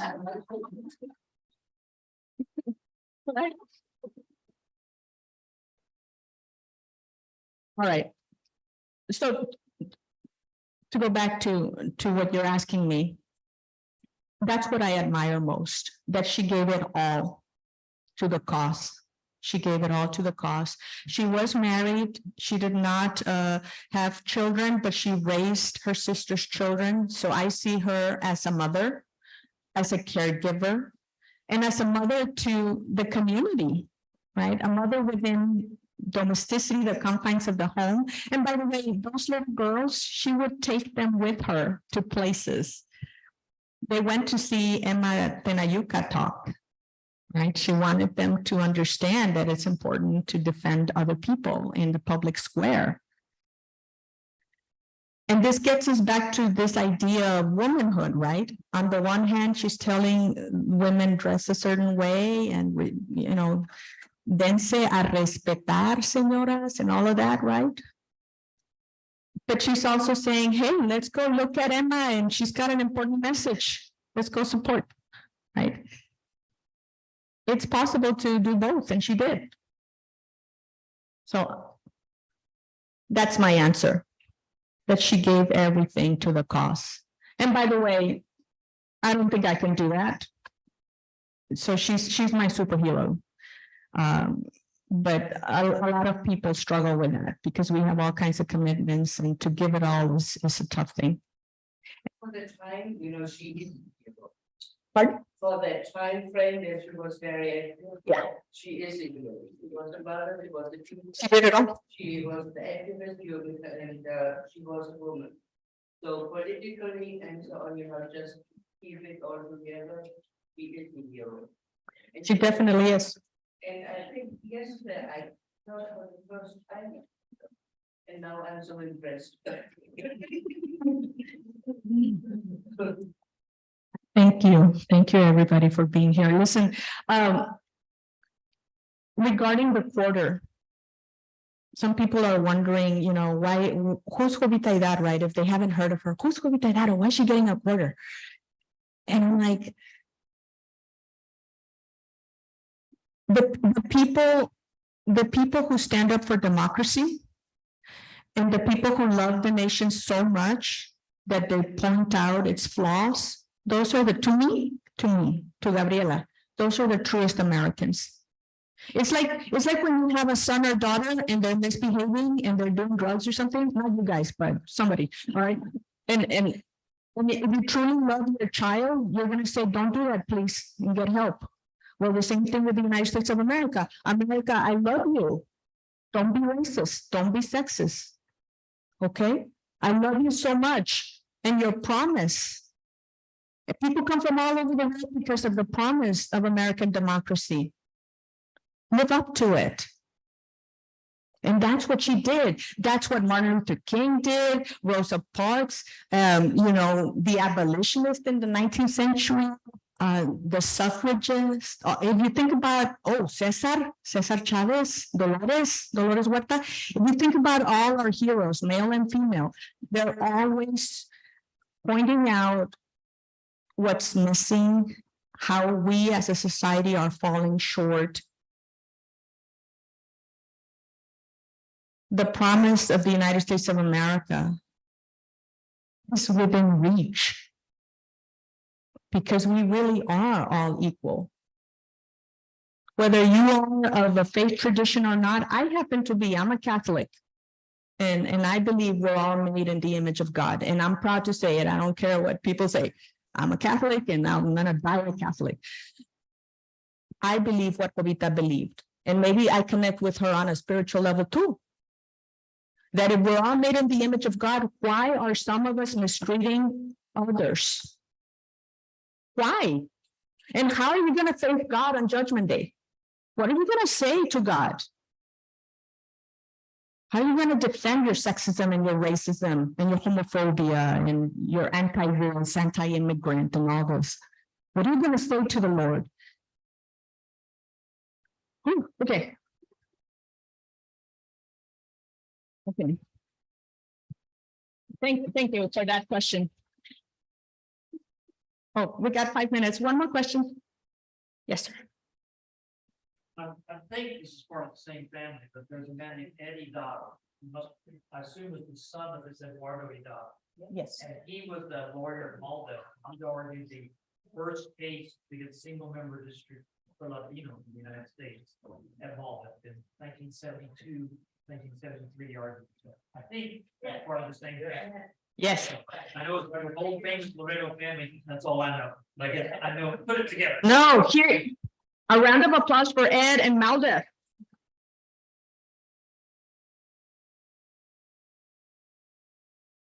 And Lulac. En el primer Congreso Mexicanista.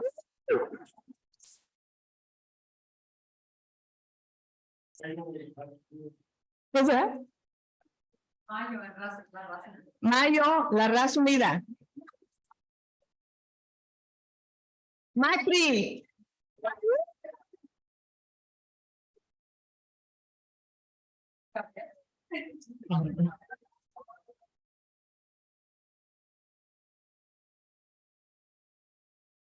Thank you all so very much. I enjoyed being with you today. God bless.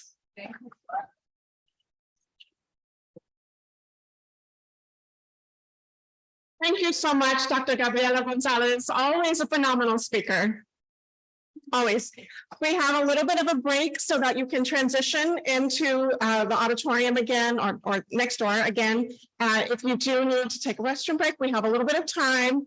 But up next at 1:45, we reached out to school districts around San Antonio and Bexar County and asked for students to submit artwork to a Jovita Idar art contest. And we have 10 winners with us today. So you'll be getting to see that art and then we have more happening for you. So thank you again, Dr. Gonzalez.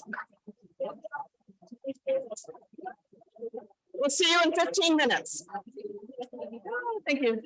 Thank you so much. Appreciate it.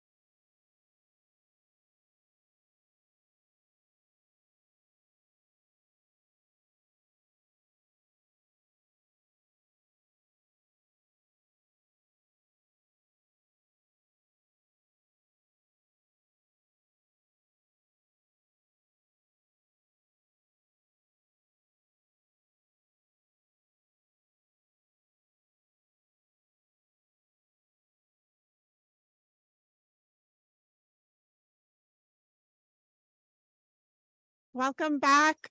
Thank you again for joining us for today's Jovita Idar Symposium at the San Antonio Public Library, Central Library. We're so happy today to be here to present medals to students who submitted art to a Jovita Idar art contest. We got students from middle school, high school, I think it's 6th through 12th grade is what we got. And they represent many different areas in San Antonio. So we were so thrilled that we got such a great response. We're going to have all of the submissions on display at MACRI later this fall. For now, we're going to show you the 10 winners, and they're going to receive a medal from our judges, plus the artist, John McGraw, who designed the Jovita Idar quarter. So we have with us Martha Aki, who's a descendant of Jovita Idar, Dr. Tay Mariana Noon from the Smithsonian's Women's History Initiative. I'm sorry, I'm butchering that. And again, artist John McGraw, who designed the Jovita Idar quarter. So here we go. First up, Alaya Da Siga, would you come up to the stage, please?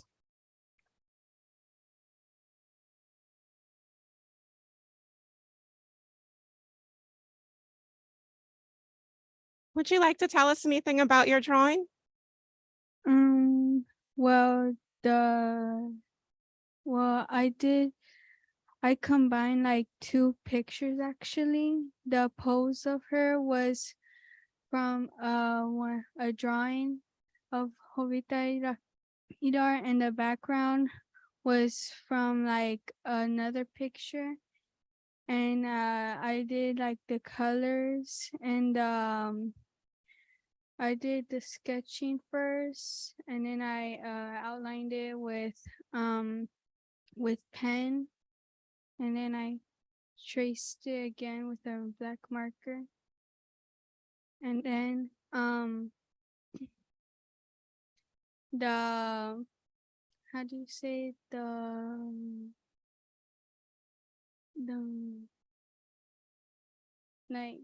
The background, I basically did it with color pencils, and like the shadow, I did that with a pencil, and that's all. Thank you. It's really lovely. Thank you.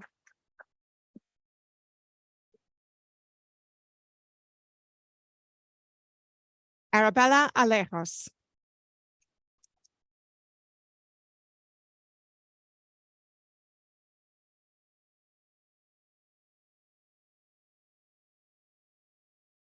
Would you like to tell us something about your drawing? Sure. I did it with color pencil, and in the background is the kindergarten made. And I put her newspaper that she made in the background. It's just a portrait of her that I did. Very nice.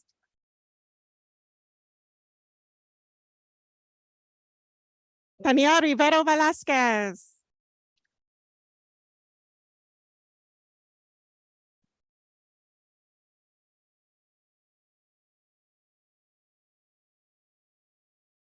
And would you like to tell us something about what you created? Yeah. So I took his inspiration from her because she was a journalist and a nurse. So I put some pictures, and I used Canva for the collage. Thank you.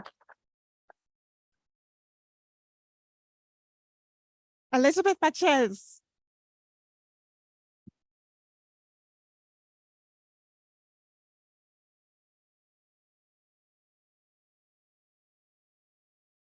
Please tell us something about your drawing. Okay. Honestly, I did not expect for me to win, but I just sketched my drawing out. I'm not a good like artist in like colors, but I just sketched it out. What really interested me in drawing her was like her story, basically. And yeah. Thank you. Noemi Perez.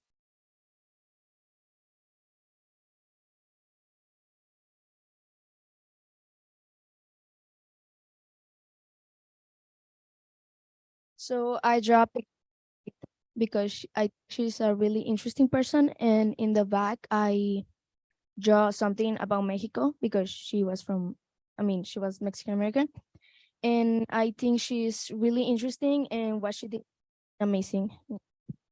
Thank you.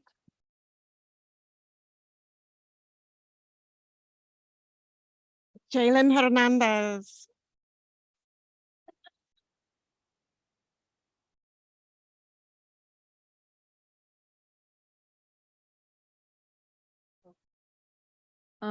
I didn't know I was getting put into but I tried.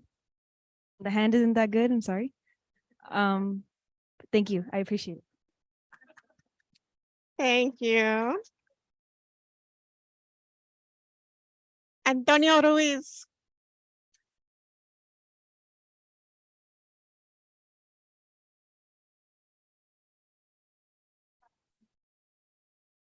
Something about my drawing is that so I decided to draw draw out a photo of her, but with pencil. I didn't feel comfortable coloring, like, so I decided to shade, but I did end up making the background colorful, and I wanted to symbolize how important she was to our community. Thank you. Thank you.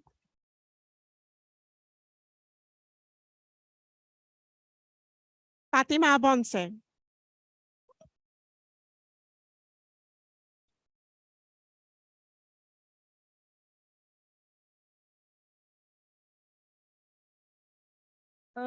I did not expect to win either, but but for her, I did it in graphite and charcoal. For the background, I put Viva la Revolución because without her, we probably wouldn't have like the stuff that we had today. I'm so thankful. Thank you for my teacher, for my family. Thank you so much. Wouldn't have done it without y'all. Thank you. Samantha Monzon.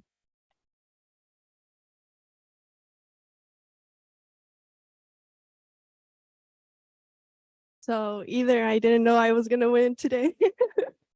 So I did a portrait of her. Mostly it's pencil and some black on it. I did some research of plants that are most seen here in San Antonio, and so that's why the cactus in the background. Yeah. Thank you. All right, one more. Isabella Pachacano.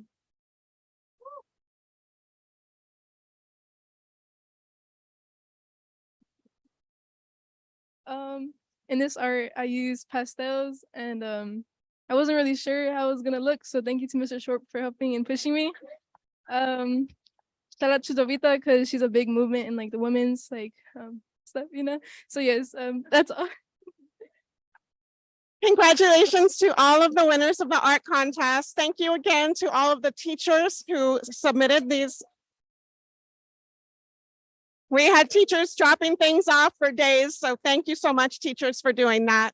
And keep up with the artwork, yeah?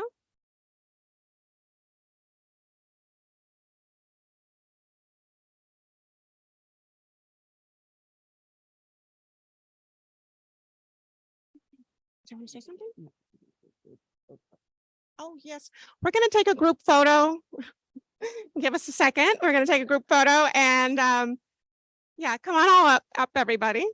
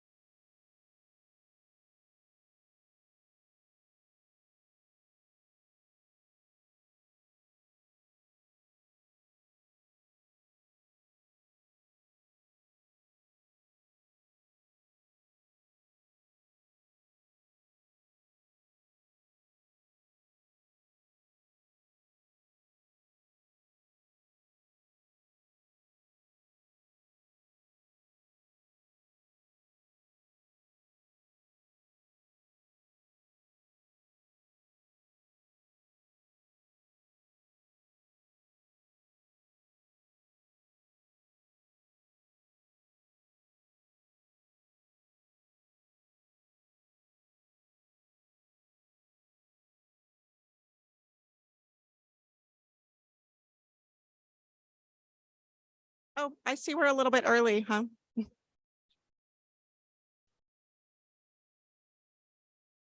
Are we okay to start?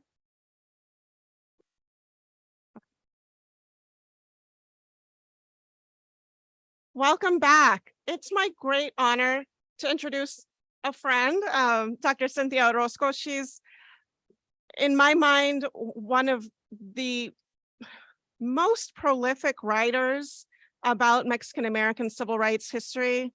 She's also someone who has done a number of presentations for MACRI since we started doing these presentations in 2020. So I'm eternally grateful to her for the amount of knowledge she's been putting out into the public sphere. I'm going to read a little bio about her. She's a professor emeritus of Eastern New Mexico University, Ruidoso. She previously also was a professor at UTSA. She served on the national board of Unladylike, the PBS show that had the Jovita Idar segment that Dr. Gabriela Gonzalez was featured in.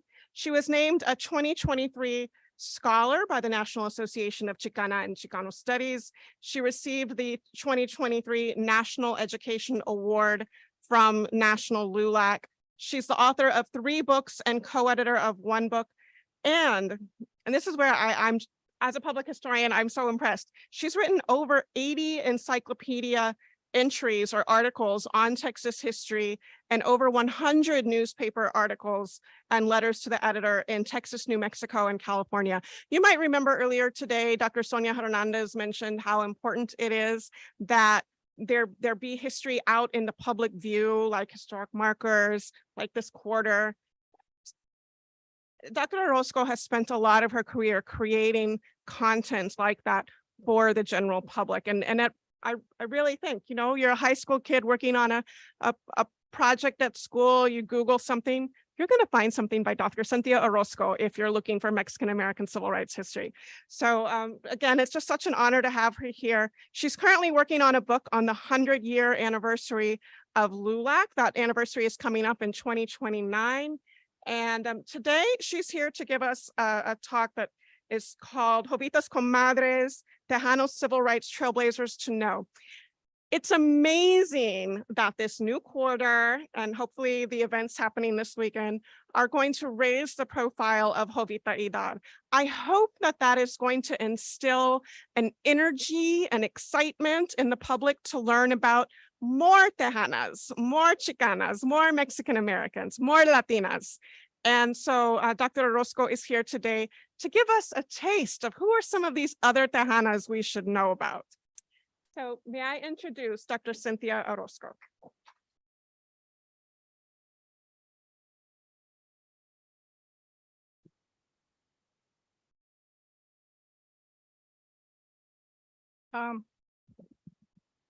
Did I take this off? Okay, there we go. Okay, I want to thank all of you for being here today. It's a real pleasure. I have recently retired, but that means now I have full-time opportunities to continue to research, write, and present and talk to the public. So I'm very happy to be here. I am a Tejana, but I have been in New Mexico for the last 25 years. And I am now back, and it's good to be a Tejana again. And I am in Cuero. I live in Cuero, Texas. So I am fortunate to be near San Antonio, Austin, Houston, Corpus. So I am around and I am available if you need me for something. So today I have a PowerPoint, and what I'm going to do today is talk about 3 women that most of us have never heard of. And the title of the presentation initially was something like Tejana Trailblazers that we should know, but really it should be Tejana Trailblazers that we don't know, because 99.5% of us know nothing about our history. Okay, earlier someone asked, well, when did women, most women, not all women, when did most women receive the vote? And very few people could say that was around 1920 or so. Okay, so all of us are victims of bad history teachers and incomplete and boring history books. And most of us were not serious students when we were in school, and sometimes even in college, we were out partying. Not me, but my friends. I was in the library. Okay, and Emilio here can attest to that because he knows that when I was 20 years old, I was already beginning to do original research in the library, in the boring papers and the archives, which most people actually consider boring, but which I find very interesting and fascinating. And so I continue to do that work. And I've been very fortunate because let's say, you know, really one of the most important books for me, and perhaps it should be for everybody here as well, was the pioneering work by Marta Cortera, who, although was not officially trained as a historian, wrote an important book called Diosa y Hembra, The History of Chicanas. And it is there for the very first time that I heard of certain people. And I heard the name Jovita Gonzalez, who we now know is pretty much one of the first Mexican Americans to write in English. And she got a master's degree around 1930 or so from UT Austin. That is amazing, folks, in that time period. But anyway, so she named some Tejanas and Chicanas I had never heard of. And that's really kind of what got me interested. And then I had a great professor, also a friend of Dr. Zamora here, named Victor Nelson Cisneros. And he was a serious historian. And he said, everybody here has to write a 20-page paper, and you have to use archives and original materials. Okay, I'm 20 years old, and I have to write a 20-page paper. And yes, I did. I wrote a page, over 30 pages actually, with a lot of footnotes. So I started that journey, and I actually have even now retired. I went on to graduate school at UCLA and came back to Texas. And I'm now happy to continue to do this research that needs to get done. So as many of us know, a lot of times what gets included in our history textbooks, it's a political decision, often made by the State Board of Education. But one of the things that they do use in order to find material that they consider authoritative is the work of the Handbook of Texas. How many of you in here have ever heard of something called the Handbook of Texas? No professors, please don't raise your hand. Anybody else, general public? Okay, I see about 2 or 3 people. Okay, so if you're somebody looking for information on the history of Texas, the best place to go is online, something called the Handbook of Texas, which really is a Texas history encyclopedia. And it is online. It came out in 1996, and there were previous editions.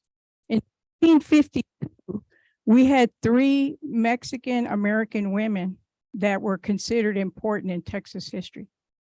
3, okay? And now we have more. And so now we know more about people like Jovita Idar, Jovita Gonzalez, Jovita Perez. Anybody here ever hear of a Jovita Perez from Laredo? She was had a big customs trade business. This is in the 30s or so, folks. So we don't know a lot of our history. So anyway, what I want to do today is really just focus on 3 people because there's so many to cover, but I want to talk about a woman named Adela Sloss Bento from San Juan, Edinburgh. I want to talk also about Maria L. Hernandez from Lytle and San Antonio area. Is it Lytle or Little? Lytle. Okay, and then also I want to talk about Alice Dickerson Montemayor from Laredo. All of these are considered very important trailblazers. So we could have, let's see, the first image here. Okay, so we're going to start first with Jovita, folks. Okay, so you've heard so much about her, and let me just say that we have known, or at least the academics, we've known about Jovita Gonzalez since around 1974 or 75, when Dr. Jose Limon from Laredo wrote about her. He did original research. He was the first person to discover her and write about her. And why is it now that we're almost like 50 years later and we're just now, the general public, hearing about Jovita Idar? Okay, and luckily we have the wonderful Dr. Gabriela Gonzalez. She hasn't even finished a book about her, but she's already written about her in one of her books, in her first book. And so that helped us to learn and know more about her. So now she's starting to become a name that the general public recognizes. And I'm gonna have to, I hope I don't fall. Okay, I can see, oh, there we go, there we go. I can see that now. Okay, thank you for having this screen down here. I didn't realize how this worked. Okay, so everybody, let's just start off by saying the Mexican American community, the Mexican community has fully resisted racism and oppression since 1836 here in Texas. Okay, you know that, I know that. Okay, so moving on into the 20th century, we know that one of the most important forms of organizing was by the mutualistas, the mutual aid societies. Here's a picture we have in Brownsville. Now note that this is almost all women here, okay? And typically we tend to think that it's mostly men, and it is true. Most of the mutualistas were male dominant. But as we're moving into the 20th century, we see some that are completely by women and some that are mixed, both men and women. Now here, what we have here is really the first civic and civil rights organization. The Primer Congreso, unfortunately, really became a conference and not a permanent organization. And the reason for that, folks, if you think about it, in 1910, 1911, the transportation system was bad. We really didn't have cars. Bless you, the roads were improved during and after World War I. So really, the means to carry on a permanent organization really happened after World War I. And the reason this Order Sons of America is important, first of all, let's take note of the name. And in Spanish, it's Orden Hijos de América, which could have been children, right? But when translated, it was translated into sons. And note that everybody there is a man. Okay, and this is really our first permanent Mexican American civil rights organization in Texas. Okay, and it was founded here in San Antonio, but we don't have a picture. And probably if we went through more of the La Prensa newspaper, which started in the mid-1910s, we could probably find one. But to date, we don't have a picture of the Order Sons of America in San Antonio. This really was the base and the heart. And there were 7 chapters that came out of San Antonio, the most important one being in Corpus Christi. But note again that there are no women here, okay? That doesn't mean that women are not active and that women do not have a political ideology. Women have political ideologies. Okay, so here we see a very iconic and important photo in Corpus Christi. And this is the first photo we have. And this is actually the Constitutional Convention of LULAC in 1929. Well, who's missing here? Who's missing? No women. Okay, so once we see that while women are starting more so to enter into the mutual aid societies, we see that at the same time, a civil rights organization emerging, and it's all men, okay? And the men, of course, considered it more serious, more important. They were not interested in having women in the organization, and there was resistance. I should mention, however, when the Order Sons of America was created, one of the key writers of the Constitution was Clemente Idar. And that's why we tie the Congreso to the Order Sons, and then we tie it to LULAC. Clemente Idar and Eduardo Idar were both connected to the founding of LULAC. And later, They were kicked out and alienated, and that's another story. But anyway, so we have LULAC in 1929, but there's no women. But if we take a look at this photo a year later in Alice, Texas, we can see that there are women present. And we even know that in 1929, women are not in that photo, but they are in attendance, and they're not just necessarily doing the cooking or the cleaning, but they are there because they have political ideologies, they have political interests as well. So here, a year later, we can see women involved. And what we also know is that for a few years before 1933, there were 4 or 5 auxiliaries that women formed to help the LULAC. They existed in Alice. I can't remember if it also existed briefly in San Antonio. But then in 1933, LULAC changes and it begins to include women. But when women are included, they are segregated. Women are separated into what they call ladies LULAC. Ladies LULAC. And really, women are pretty much going to be segregated in LULAC up till about the 70s, when we start to get the Chicano movement and we have the rise of modern day feminism. Now, let's take a look at this picture. This is La Prensa from here in San Antonio. And La Prensa really was kind of like the New York Times of the day, okay, in the Spanish language world. And if you look here, this is a huge, huge staff. I haven't counted them, but let's say that's 40 people. Okay, who's missing here? There's not a single woman on the staff, folks. Okay, we apparently, I'm not sure when they might have added a woman as a society page editor, but in this photo, there's none. So what I'm trying to get across is that the maleness of our civil rights and political world for Tejanas and Tejanos here, okay?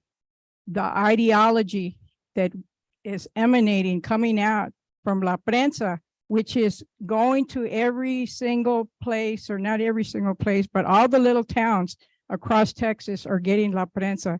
It is the dominant ideology for the Mexican-American community. It's coming out of La Prensa for the most part. Of course, we have numerous local newspapers as well. Now, as time goes by, we start to get a few attorneys. Again, it's very slow, folks. We don't have our first Mexican-American attorney until J.T. Canales in 1898. And he came from a family that had land. Okay, they had a land grant, so it was a wealthy family. 1898, he's the first Tejano lawyer. Okay, the second and third aren't until the 1920s, when we get Alonso Esperales from Alice and who moved to San Antonio in 1930. Then we also get MC Gonzalez, Manuel Gonzalez from San Antonio, and a few more. Well, by the 1950s, we have a handful more. And this is actually a photo right after the Hernandez case, which went to the Supreme Court in 1954. And who's missing here? Women, okay? The first Tejana lawyer is a woman named Edna Cisneros from Raymondville around 1958. The next one we don't have till 1969. Adela Callejo from Dallas. That's almost like 15 years later. Okay, so this is the environment that Tejanas are working within. It's a very male-dominated environment, political environment. All the who's who are here. Okay, we see John J. Herrera, we see Albert Peña, we see Alfred Hernandez, Judge Cadena, in the middle there, Gus Garcia with the glasses, William Bonilla on the right. Nevertheless, like I said, we still had women in various organizations, okay? This is an organization that existed in the late 30s up until the end of World War II, which was probably more both mutualista and labor oriented. Okay, and I'm not sure who this person is, but here we see a woman speaking. Okay, so we do have examples of women in some of those organizations. But let's talk about Adela Slos-Vento. Okay, and again, outside of the professors in here, has anybody ever heard of Adela Slos-Vento? Okay, and that is very sad. And the reason that is so sad is because, oh my God, there's already a book about her. There's a book about her written by Cynthia Orozco. Okay, so see our problem, folks, even when we have books out, it doesn't mean that people know about it. It doesn't mean that people are reading, but let's use the internet for good things, not for junk. Okay, kids, I see some kids on their phones right now. Are you doing educational things? Okay, I want you to look for Adela Slos-Vento right now, please. Okay, okay, so Adela Slos-Vento lived from 1901 to 1998, and I am so fortunate because I met her when I was 20 years old. And her son, Dr. Arnoldo Vento, was a professor at UT Austin. And I told him I was doing research on LULAC, and he said, hey, he says, my mother wrote a book about Alonso Perales, the major founder of LULAC. And I said, are you kidding me? And he says, no, he says, I think you should go meet her. So I did go down and meet her. And she was a very kind and warm woman. And she said, hey, I have an entire trunk of materials here, papers back from the 1920s, and you can use them. And I was, like I said, I was very young, but she shared everything with me. And I used that material to write a senior honors thesis. Okay, so very early on, she was helping me because she saw me as somebody who could help spread the word about Alonso Perales. Okay, so who in here, again, no academics. Okay, who in here knows who Alonso Perales was? Okay, too many academics. Put your hands down. You've already taken Mexican-American studies. Okay, anybody else? Oh, not you either. Okay, okay, Alonso. You know what? Most of us would not be in this room if not for Alonso Perales. Okay, and I will call Alonso Perales the Martin Luther King of if not Latinos, at least Mexican Americans, Mexicanos in the US. Okay, okay, and I happen to have written a book about him too. Okay, but again, hey, obviously the word's not out. Okay, but I do want to thank and note that MACRI here with Dr. Saragul's leadership is initiating a traveling exhibit based on the book. And we will have the inauguration in a month or 2 months or so. So more people in San Antonio will know. But again, books are sometimes out there. But again, how does it filter down? How does the word get out? Okay, I'm not a marketer. I can't spend my time marketing. All right, but I can ask you to market for me. Okay, but anyway, let's get back to Adela Slos-Vento. Adela Slos-Vento did write a book about Alonso Perales. And the reason she did so is because as early as 1927, Alonso Perales, after he went to law school in Washington, D.C. from Alice, born poor, orphan, goes to Washington, D.C., comes back to deal with Juan Crow, Jim Crow, as mentioned. And he goes to Rio Grande City to start his practice with J.T. Canales of Brownsville. So she meets him in the valley, all right? Adela Slos-Vento finishes high school in 1926. Very few Mexican-American women that are finishing high school at that time. Again, remember, the schools are segregated. More often than not, people might have a 3rd or 4th grade education, the majority by 1930 or so. This is a picture of her when she graduated. She was older already because she had to get out of school to help her mother who had been divorced and was raising children.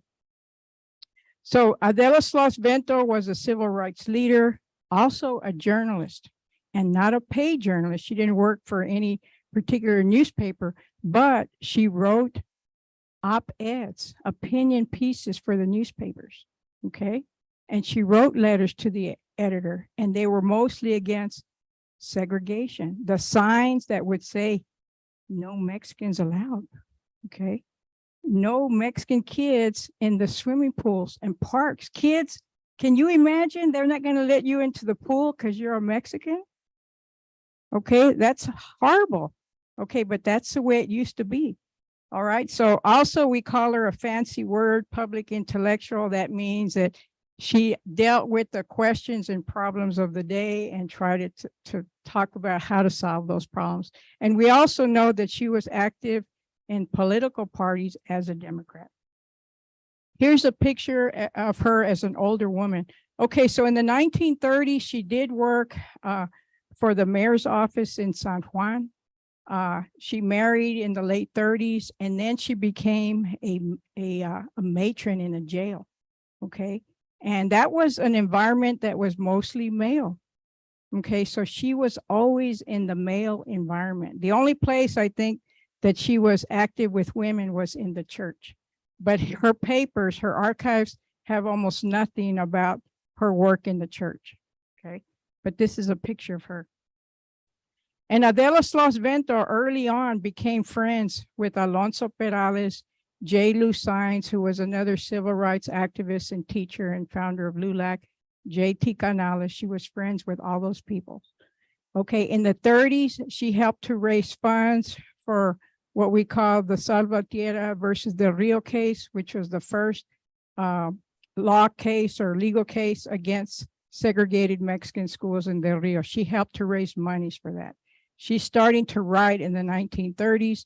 She writes again for, initially it's more Spanish language newspapers, but then after World War II, more English language newspapers from the Valley. Okay, so she writes also about the mistreatment of Latino soldiers in World War II. She writes about the exploitation of braceros. She writes about the poverty wages given to farm workers. And she's interesting also because she lives into the 1990s, and she's also active in what we call the Chicano movement. Okay, so basically when we talk about activism in the 1920s, we're calling it now the Mexican American Civil Rights Movement. I make this distinction, okay, that the issues and the tactics, et cetera, are different in the earlier decades. So from the 1920s up until the 60s or so, we're calling it the Mexican American Civil Rights Movement. And then we have another separate, more invigorated movement by young people, by more college people, a more radical perspective, and we're calling that the Chicano movement, okay? She's active in both, and she's older, of course, as time goes on, but she still advocated for youth. She was excited to see young people involved. She supported their causes. And let me read quickly two things that she wrote. In the 40s, I was talking about how she was against the exploitation of labor, and she wrote an article called "Cheap Labor Does Not Pay." And she said, "We cannot afford cheap labor. It does not pay in the long run. Cheap labor ruins the health of workers, of their wives and children. It deprives the children from obtaining an education." Okay, so she has a pro-working class sentiment. She also does believe in strikes. She does believe in the labor unions. And then moving into the Chicano movement, she supported the Ed Couch Elsa Chicano student walkout of 1967. And she said, this is what she wrote in the McAllen Monitor. She says, "Students protested against discrimination for speaking Spanish on the campus, as well as for their demands to have a course taught in said schools relating to the contributions of Mexican and Mexican Americans in the state and region, including factual accounts of the history of the Southwest and culture and history of Mexico. There is no harm in this kind of knowledge. This kind of knowledge will bring unity and understanding not only amongst ourselves, but also the countries of Latin America. And then she goes on, we need to produce more educators, doctors, lawyers, writers, newspaper editors. Politically, we need representatives to elect that will extend justice and representation to the Mexican American people. We need more patriotic lawyers that could form a committee to defend Mexican Americans. That city, county judges, and federal representatives be elected or appointed with the condition that they represent the people of Mexican descent with justice and impartiality. It is time to say, as the new generation of the present movimiento of Mexican Americans have said, basta, enough is enough. We must never permit that our people be abused and crucified as in the past. Okay, now you know Adela Slasvento.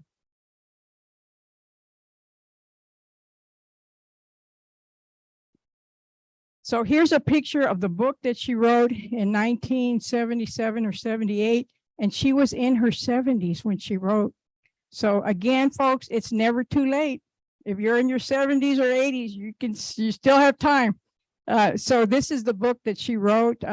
She self-published it. I think I figured out it probably cost her about $7,000. Okay.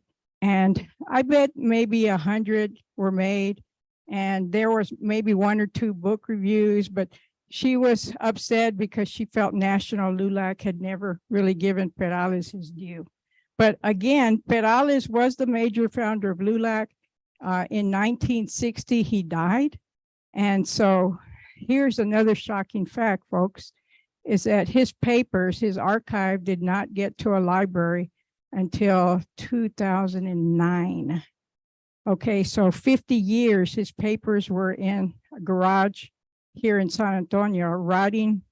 The silverfish and the mice and the roaches were having a feast. Okay, and actually, I visited Mrs. Perales around 1979 or 1980, and there were sound recordings. But by the time that collection got to the library, there's no recordings. There's probably some in some radio archives or something, but in his personal collection, they don't exist. So she was also an author, okay? And you can see, and again, I have a book on her. Her son, Dr. Arnoldo Vento, also wrote a book on her. And his book contains her writings, her actual writings, so you can look for that on the internet. Any questions or thoughts at this point about Adela Slasvento? Okay, let's move on to Maria Hernandez. Okay, who in here has heard of Maria Hernandez? Again, no professors, please. Okay, I see the kids already left. Oh my God, I was gonna ask them who Maria Hernandez was. Okay, but Maria Hernandez was born in Mexico and actually lived in Hebronville and then ended up here in San Antonio. I don't know, we don't have a book about her. And again, we've known that she exists again since the Diosa y Hembra book, okay, in the 70s. And you see how almost 50 years later, we don't have biographies of a lot of people that we should have biographies of. Okay, but we're going to call her also a civil rights leader. She also, one of the most important things she did as a civil rights leader was here in San Antonio, Council 16 of LULAC began to create a movement to not only get rid of the segregated schools, but to get more schools because there were so many children that needed schools because of the number of people, and better schools, non-inferior schools, schools that weren't shacks, schools that had electricity, schools that had running water, schools that had books, schools that didn't have underpaid teachers, et cetera, et cetera. Okay, so in the 30s, there's a mass movement that gets created here, and it eventually becomes La Liga Defensa Escolar, organized primarily initially by LULAC, but then Eleuterio Escobar, who was a LULAC member, he takes that and it continues on into the 1950s. But she is an advocate for that.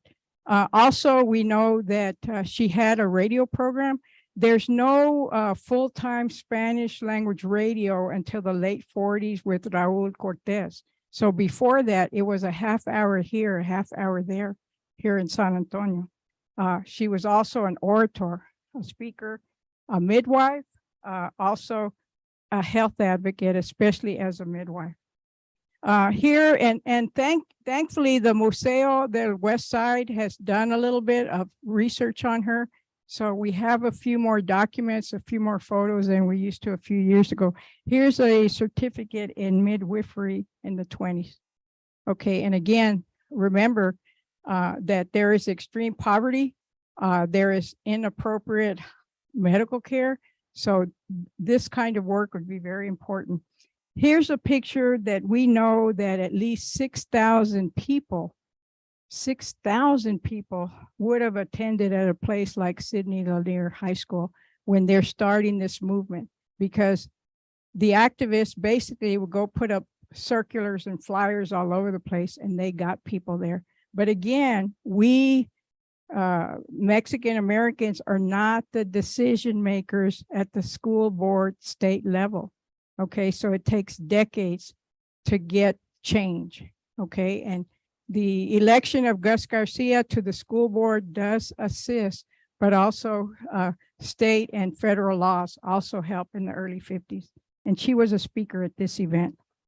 Here we have a picture of her in one of these organizations called the Orden Caballeros de America, not to be confused with the Order Knights connected to LULAC. And this photo I had not seen before, but this is the women of that organization. And then here is a document showing her connection to her radio program, La Voz de las Americas. And according to one document, it says also that she was on TV, probably in the 70s or so. Okay, again, I wasn't around here in San Antonio in the 70s. Here's a picture also from the Museo de Guadalupe website of her. And here she's also an author. And here's a book, a small booklet that she wrote called México y los cuatro poderes que dirigen al pueblo: la sociedad, la política, el comercio, la religión. Here's a picture of she and her husband, and they worked together. She was never in Ladies LULAC. He was never in LULAC, but they all were allies together. And then she's another one of these persons that the last part of her life was also an advocate for La Raza Unida Party, as was Adela Slas Bento. Okay. And again, she would have probably been one of the few persons that the activists from that time would have known about.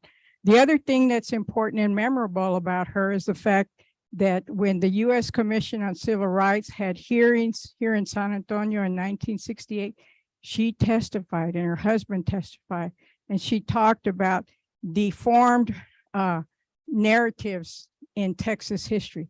We all know we've had that problem for a century, okay? Deformed historical narrations. That's the words that she used. And Google did an image of her. Okay, so hey, Google knows about her, so then all of us should begin to know as well. Okay, so that was Maria Hernandez. Okay, the next person that I want to talk about briefly is Alice Dickerson Montemayor. How many of you know Aurelio Montemayor connected with the IDRA here in town? Okay, well, that is his mother. Okay. Okay, and his mother, I also met her. I was fortunate actually because I was born at the right time that I got to meet all these people. Adela Slas Bento. She never wanted to be interviewed because she was so humble and she didn't think she was important. But that is typical of, maybe it's typical of women, maybe it's typical of activists. Okay, but she never let me interview her. And she kept emphasizing the male leaders. She kept saying, oh, the real leaders were were Alonso Perales, J.T. Canales, J. Lucine. Those were the leaders. Those were the activists. Okay. And she always downplayed her own activism. So when I was younger, I didn't see or understand that she too was important. I couldn't see it. I couldn't know it. And then the only reason that I realized that she was important is because finally in 2000 and I don't know, can't remember what year, 2000, let's say 2012, they had an Alonso Perales conference in Houston. And what year was that? In 2012, there was a conference about Alonso Perales. And in his archive, there were materials, articles, essays that she had written that I had not seen that weren't in her archive. And I told her son, Dr. Vento, I said, Dr. Vento, let's put together a little pamphlet of her writings. And so we started to work together. And then he said, oh, you know, I have her archives. Okay, I have her materials. And again, I had glanced at some of them years earlier, but this time he gave me access to everything. And so that is how the Adela Slas Vento book was written. So I met Adela Slas Vento. I also interviewed Maria Hernandez, okay? And I was very young. I didn't even know what to ask her. I was probably about 21, 22. And anyway, so that recording I have donated to UT Austin. They have a group of my materials, recordings that I used to do. And so maybe someday I'll go look for it and see what we talked about. But the other person I was fortunate to meet was Alice Dickerson Montemayor. And Alice Dickerson Montemayor is the first feminist in LULAC. And Adela Slas Vento never joined LULAC, and nor did she join Ladies LULAC, but she supported both of them. She wrote articles talking about women fighters, you know, the women who were activists in LULAC, okay? And she even wrote an article called something like, ¿Por qué no hay verdadera felicidad en hogares latinos? Why isn't there happiness in Latino homes? This is in the 30s, folks. Adela Slas Vento wrote a radical article in the 30s. Okay, so she was a feminist in her own way, okay?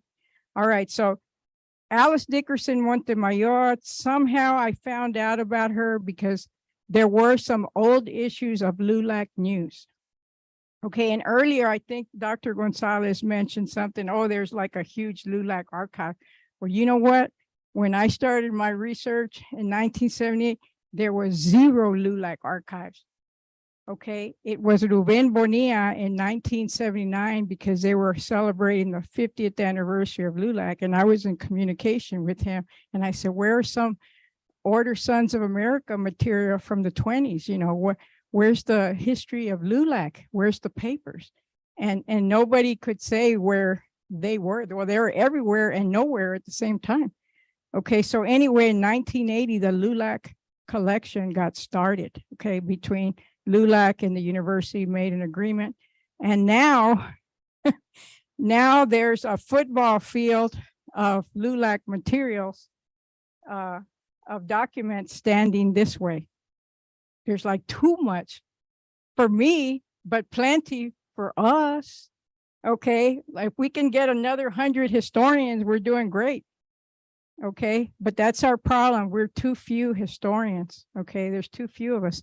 In fact, on that note, let me ask the audience here.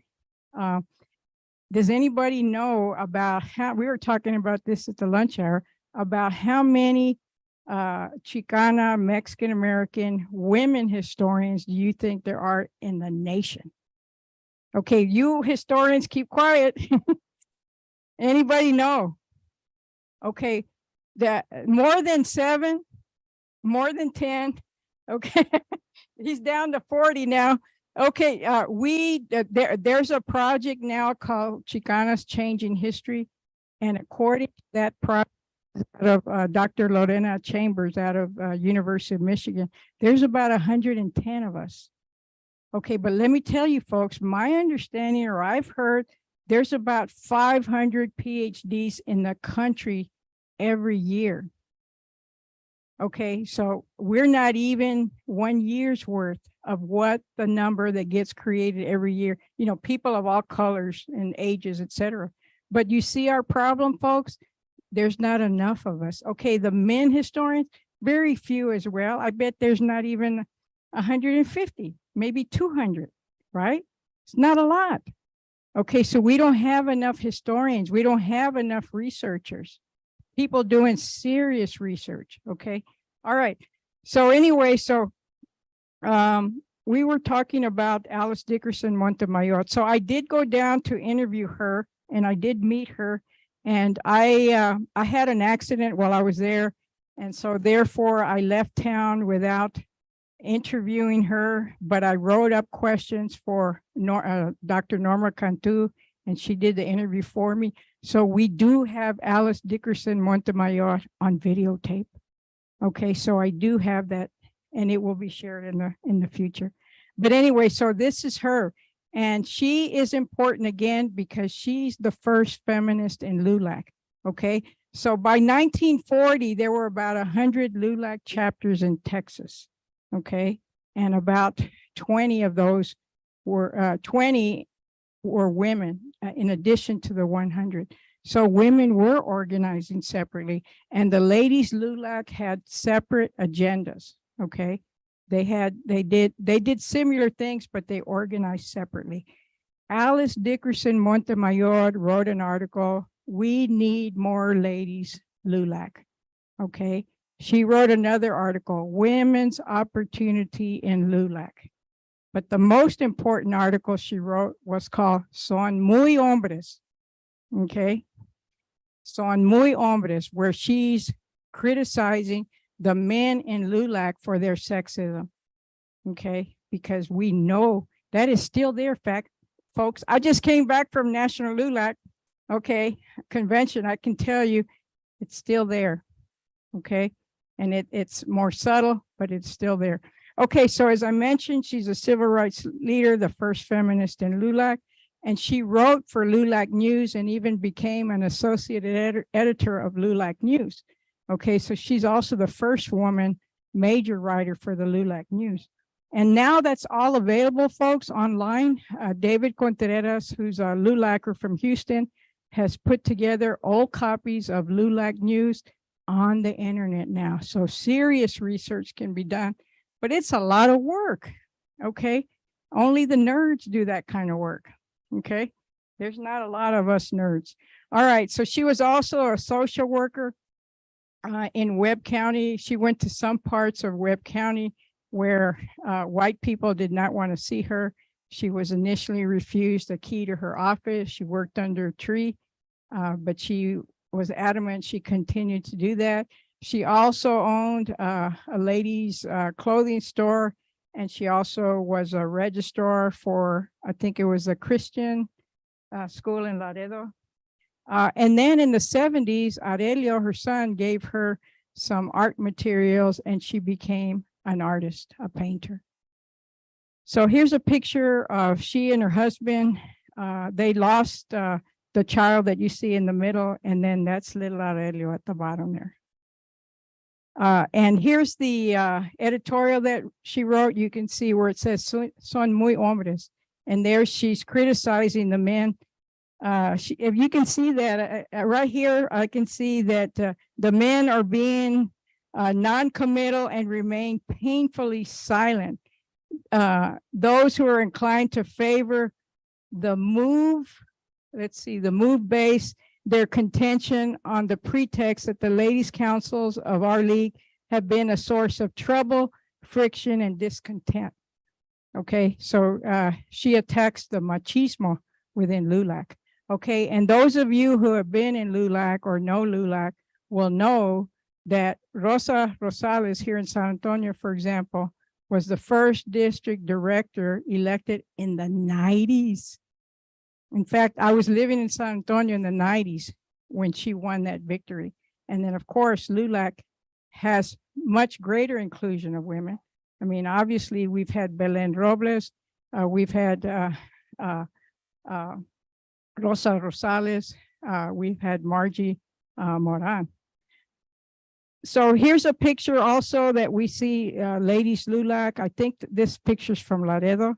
But again, women were attending the LULAC convention. They really, with the exception of Alice Dickerson Montemayor, they really were not addressing sexism, at least from what we know at this point, okay? I haven't found any evidence. And again, we don't have a major feminist movement until the late 60s or 70s. So why would we expect these women to be different for the most part? This is a picture of one of her paintings. And I call her a feminist artist because if you see the body of work, and it is a small body of work, but most of the paintings have women only. And I think there's one painting that has one man, but it's called Hombre Necio. Okay. And none of the other ones have any men in them. Okay. So, and again, I did meet her. I do remember in the video, she said, oh, the men hated me and they didn't like us. Laredo has been one of the worst for the sexism in LULAC. Okay. In fact, I think they just barely integrated a few years ago where they had women now in the original men's council. Okay, so let me also say that there are some resources that are available to learn about these people. The Handbook of Texas. Again, that's our go-to when we need quick information. Journalists, writers, researchers, you Google something and please use the handbook before Wikipedia. Wikipedia folks typically go to the handbook and then they rephrase it for the most part. And it's more reliable than Wikipedia for the most part. Okay, and then this is my first book. This book is really on the origins of LULAC. And in this book, I explain the male environment of the 1920s. I explain that women were in auxiliaries and then transitioned to ladies LULAC. I also talk about the fact that Emma Tenayuca, folks, was not just a labor leader and not just a communist. She was also in LULAC in her very early years. Okay, also in the 40s, she worked with Jake Rodriguez, who was a hardcore LULACer in a newspaper called the Pan American. Okay, so our analysis of her needs to be a little bit more flexible. Okay, and the reason, again, the title here, how much more time do I have, please? Sara? Do you know how much time I have? 10 minutes? Okay, all right, so the title of this book makes reference to a couple of things. Okay, first of all, in 1927, the folks who would eventually come to organize LULAC in 1929 had a big conference in Harlingen in 1927. And at that conference, one of the things that they were going to decide is should Mexican nationals be permitted to join the organization that we're creating here in Texas and in the United States. Okay, it was controversial. The majority of people who were there were from Mexico. Okay, but the decision and the actions taken there were basically to exclude the Mexican element. Okay, and I will argue that that was the correct decision, and we can get into that if you like, but there's it made a lot of sense. Again, primarily because number one, most of the Mexicans that would have been here continued to have loyalty to Mexico, continued to think they were going to move back, had political differences related to the Mexican Revolution, Mexican politics, et cetera, et cetera. And over time, it becomes quite clear, and you and I know this as a fact, that in order to defend yourself in the United States, you have to speak English. Okay, English is essential. All right. So anyway, so the No Mexicans makes reference to the segregation, the signs that said no Mexicans allowed, but also no Mexicans because LULAC did not permit Mexican nationals. The no women is again because initially the exclusion of women, and again the reference to the dogs is because the signs also would say no Mexicans, Negroes, or dogs allowed. Again, the book Adela Sloss Vento, Agent of Change, is available. It's published by UT Press. And I forgot to mention, The No Mexicans is the best-selling book from UT Press from 2010 to 2020, with the exception of one book, which was about barbecue. Okay, and I'm okay with that. I cannot compete with Texas barbecue. But anyway, so that book is still available. It continues to be a bestseller. And then Agent of Change, I'm proud to say, won an award for the best book in Texas women's history, I think in 2021, I believe. Thank you very much. Okay, and then the article that I've written on Alice Dickerson Montemayor has come out in a couple of places, but it was recently republished in the book by Jennifer Speed and Ellen Rojas Clark, Revolutionary Women of Texas and Mexico. And then here is my last book, Pioneer of Mexican-American Civil Rights, Alonso Esperales. And again, San Antonio has been transformed by LULAC and everything that came out of LULAC from 1929 to the present. Okay, simply put, there is no Henry B. Gonzalez without LULAC. There is no Gus Garcia without LULAC. There is no Carlos Cadena without LULAC. There is no American GI Forum without LULAC. There is no MALDEF without LULAC. Folks, it's the plain truth. And we need to start respecting the LULAC organization. Okay, so I'm going to go ahead and take any comments or questions if folks have any thoughts. Any comments or questions? Okay, so yes, I have, see one hand.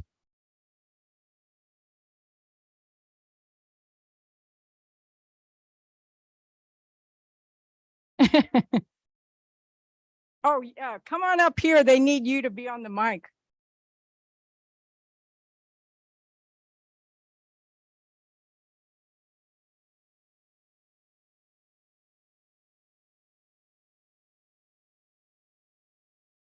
Professor Orozco. So I have a couple of questions. So one has to do with just writing biography, because as you know, I'm working on one. So if you could tell us a little bit about sort of the challenges of writing about women in particular as a biographer. And then, because you mentioned she was a very humble person. Who? Which person? Well, Sloss Vento. Oh, Sloss Vento. Right. She was very humble. Yes. Humility was one of her virtues. And for a lot of women, that's the case, right? And so how do we get at their stories when, number one, sometimes they don't even recognize their value to history. And so how do you convince them? And also sharing their papers and all that. So that's one question. And then another question has to do with the current day LULAC organization, because I know that you've traveled to their conventions, conferences. How supportive are they of you as a historian, of the whole historical enterprise? Are they aware of their amazing history? Do they take advantage of it? Do they promote it? Okay, excellent questions. Okay, first of all, folks, probably whether or not somebody is alive, number one, determines a lot of a biography. And then secondly, the materials, of course, will define that as well. And then, of course, it's the questions you ask or don't ask. Right. So every single one of those have been different. Adela Sloss Vento, I mean, she wouldn't allow me to interview her. So I have no idea about her work in the church. And there's so little materials there. I think there might have been one or two references to her church work. So I don't have a sense of that. I did, she did over the phone, tell me that her husband used to nag her, okay, meaning like stop doing the civil rights stuff or stop spending the money on the civil rights stuff. So how candid somebody is going to be, I mean, all of us have secrets, okay? All of us have secrets and things that we don't reveal to the public. So biographies are interesting, but defined by the materials, the source. I mean, you already know all that. Okay, so with regards to LULAC, shockingly so, there is probably not a single LULAC council that has a good historical record in any archive in the US. Okay, so for example, Council 2 here in San Antonio is the most important. There's not a San Antonio, to my knowledge, maybe something happened in the last few years. There's not a San Antonio Council archive. Okay, district, you know, the LULAC is organized at the local, district, state, and national level. When the LULAC archive got created in 1980, there was a serious attempt to get the presidents, and there are a good number of national presidents that have donated their materials. So there is that, and there's a good amount to work with. And then in addition, the national office, David Contreras, the official LULAC historian for the state, brought over 120 boxes from the national office, have been brought over to Houston for processing, digitizing, et cetera. Okay, but LULAC at every level needs to, and every organization needs to get serious about its archives, because that, as you mentioned previously, that is the stuff that gives us the basis to work with things. It is real easy to work with materials in a box in one place versus trying to go to newspapers, on the internet, travel to places, et cetera, et cetera. So, you know, I want LULAC to, and every organization to get serious about their materials and to start collecting and preserving.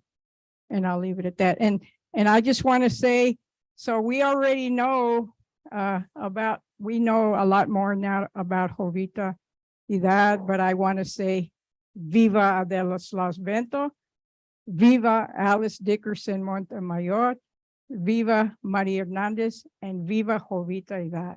Thank you.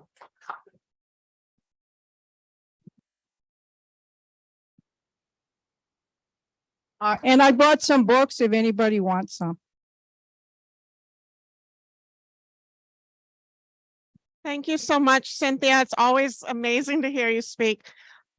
We have up next for you a wonderful presentation and a wonderful performance, I should say, from Panfilos Huera. It's going to take them a few minutes to get set up here. It's a wonderful local trio. If you haven't seen them before, they're amazing, headed up by Belen Escobedo. They'll be up here in just a minute, but also the U.S. Mint and artist John McGraw have moved over right over here. So if you have not had an opportunity to get an autograph from John McGraw, if you have not had an opportunity to get a coin board so that you can start collecting your women's quarters, please go in and check that table over here. Also, I want to remind you that tomorrow we have a very special performance at Market Square from noon to 4 o'clock in Centro de Artes. We have art activities for children curated by the Smithsonian's education staff. And from 1:30 to 2:30, it's Jovita Idar Hour on the big stage in Market Square. They are going to debut a corrido about Jovita Idar, and we're going to debut a ballet folklorico interpreting the life of Jovita Idar. Again, that's at 1:30. It's free at Market Square tomorrow. We'll be right back with Panfilos Huera.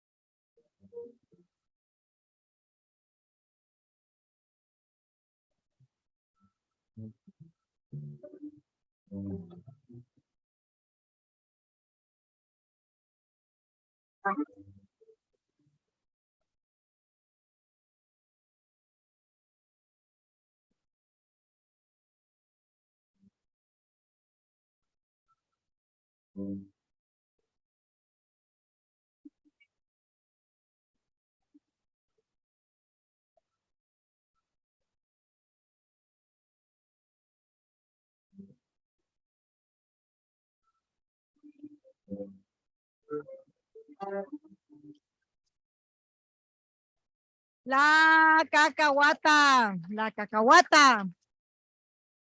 Buenas tardes a todos, buenas tardes. Estamos aquí presente con mucho orgullo, Pánfilo Duera, el trío que consiste de tololoche, violín y bajo sexto. Los instrumentos tocados por Ramón Gutiérrez, el maestro Ruri Gallegos y su más sincera y humilde servidora Belén Escobedo en violín. Y como trío nos llamamos Pánfilo Duera. Es un privilegio estar aquí. No vinieron aquí a oírme hablar, vinieron aquí a oírme tocar, a oírnos tocar, vinieron a oír música. Así es que aquí le damos, y si acaso quieren una petición en particular, estamos a la orden. Aquí le seguimos. Aquí va otra polquita titulada Te regalo mi corazón. Sol, maestro.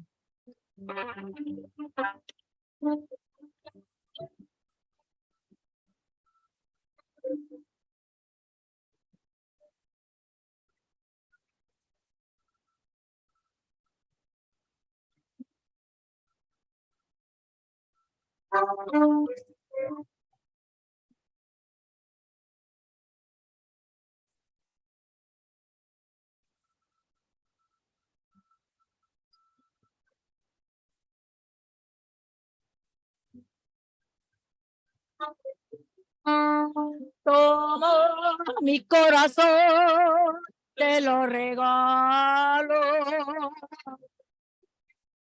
No importa que desprecies mi pasión, pues yo sé que el amor ser mi, porque yo siempre he sido tu único. Todo mi corazón te lo regalo.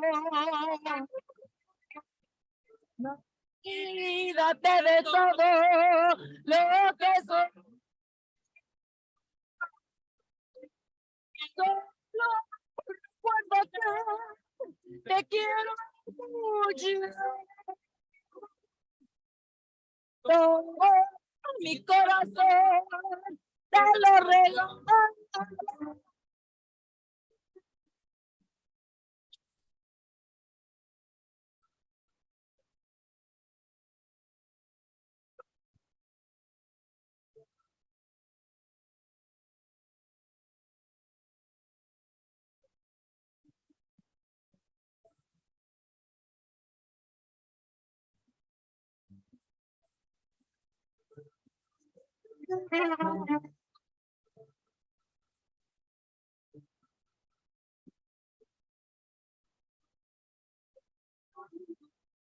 Todo mi corazón te lo regalo.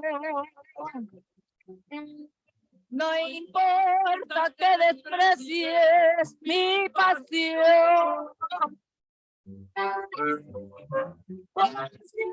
Te quiero, debes ser mía.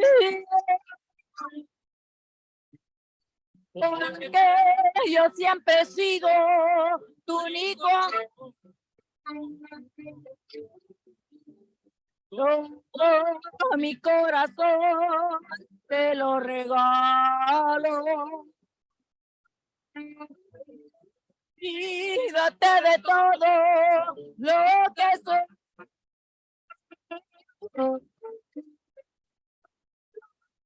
Recuerdo que te quiero. Todo mi corazón te lo regalo.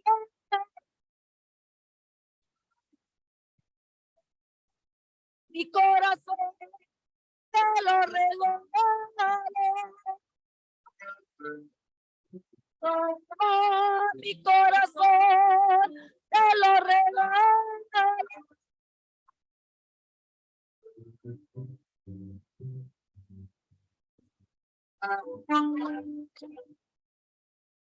Toma mi corazón, te lo regalo.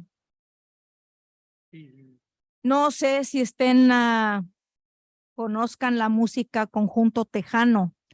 Lo que estamos haciendo acá arriba es conjunto tejano. Lo que la gente oye hoy en día es conjunto tejano, pero modernizado, con el acordeón, con la batería, con electric basses, con luces, con micrófonos, con todo eso. Ese es conjunto tejano moderno.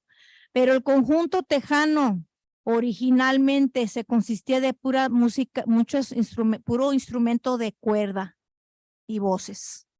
Y aquí estamos nosotros representando esa época de los 20, de los 30, de los 40. Nosotros nos llamamos Pánfilo Güera porque mi abuelo fue Pánfilo y yo fui su güera. Y la música que yo toco fue porque él me la silbaba. Me decía, oye, güera, ¿no te sabes tú esta polca? Oye, güera, ¿no te sabes? Pues no, papi, pero si me la enseña. Y que la dale y que empieza el baile y la polvadera por todos lados.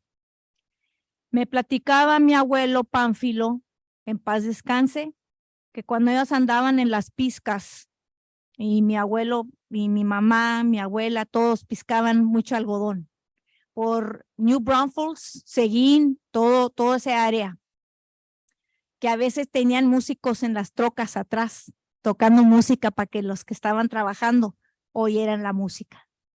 Y de eso se trata la música que estamos nosotros tratando de interpretar. Y entonces aquí le damos Pánfilo Güera y le voy a tocar una pieza que era una de las más favoritas de mi abuelo, titulada Dos muchachas en la tienda. Ahí le va. Dos muchachas en la tienda. Puro baile. Sol, do, maestro.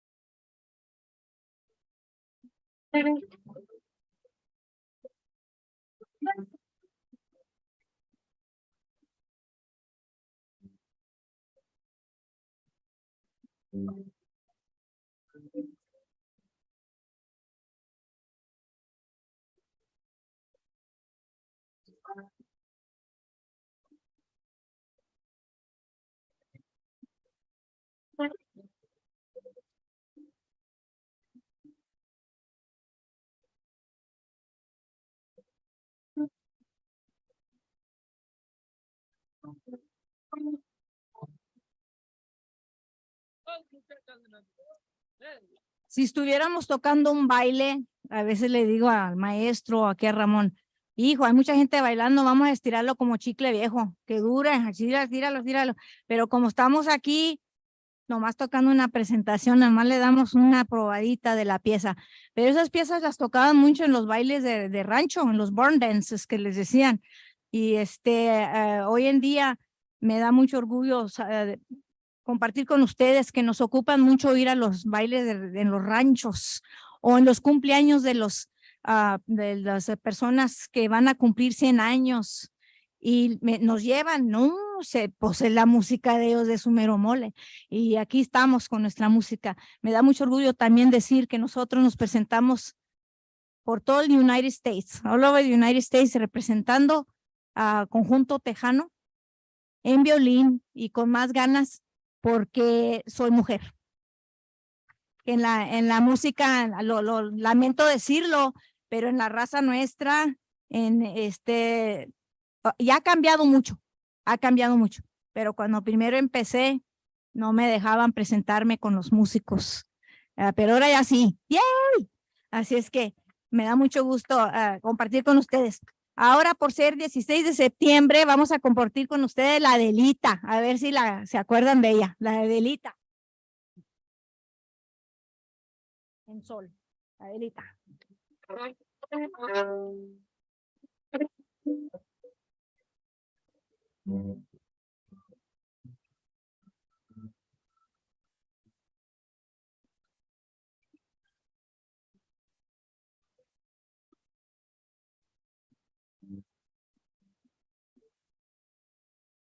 Alto de una bruta serranía, amada te encontramos un crecimiento y una mosca que valiente lo seguía, todo caliente enamorado. Te prospera delita,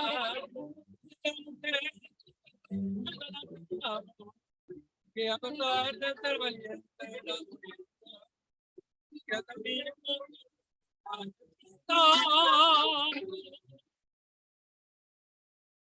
y se que decía aquel que todo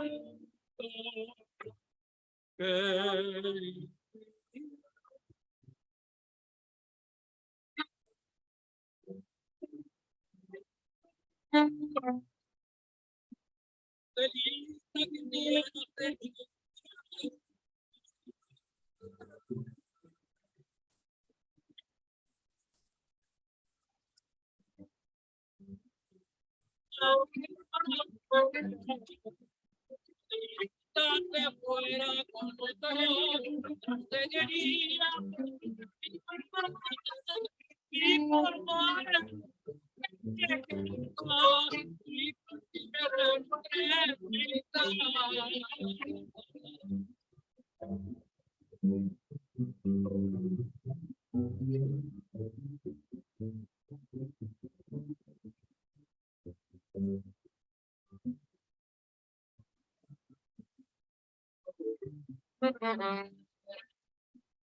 que la tropa regresaba, viendo entre sus vidas para lanzar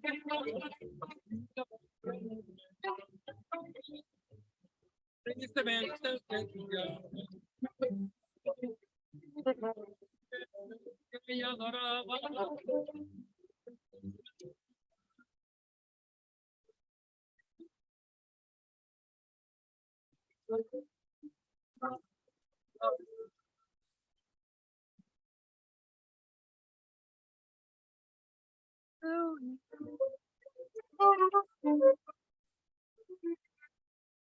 Decía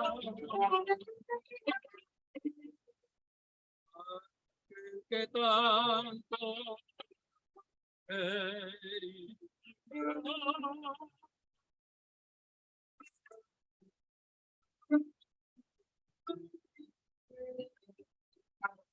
Adelita quisiera ser mi novia.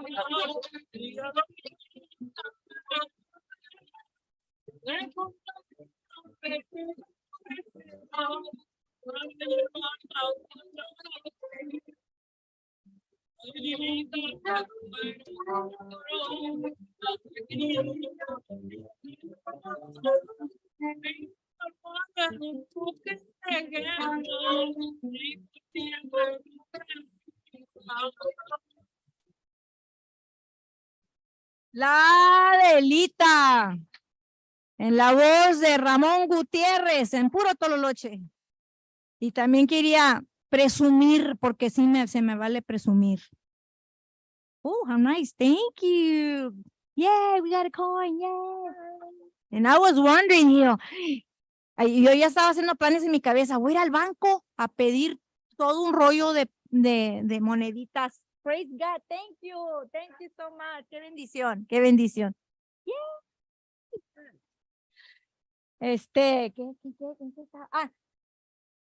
Quisiera presumir un poquitito. Ramón was inducted this year in the Conjunto Hall of Fame. Aquí en San Antonio. Ya, no sí. Flor de Capomo, otra polquita. Y luego le damos un vals para cambiar de sabores. Sol maestro, polka.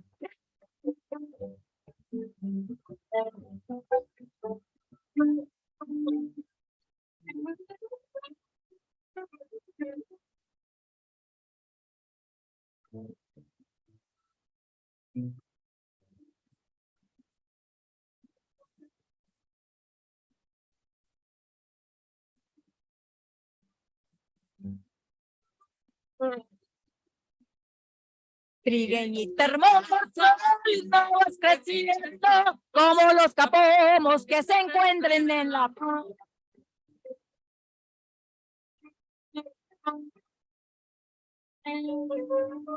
Chiquitita, vivo vacilando, te ando enamorando y con grande fervor.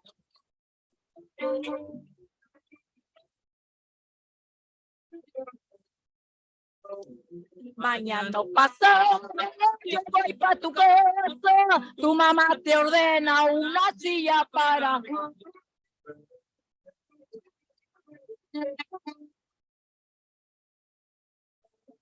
chiquitita, finge no mirarme, ponte muy contenta porque estoy aquí.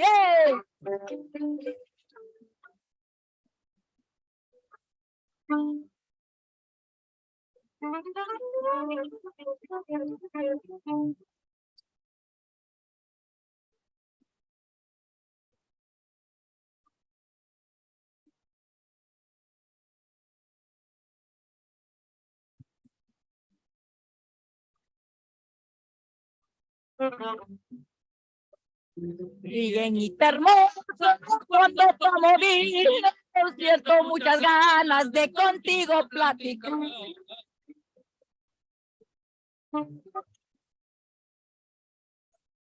Chiquitita, te ando vacilando, te ando enamorando y en ti me pongo a pensar.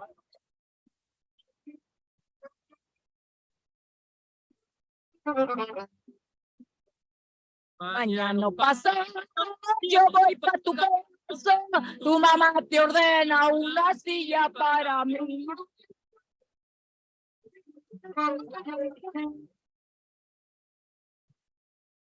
Chiquitita, finge no mirarme, ponte muy contenta porque estoy aquí.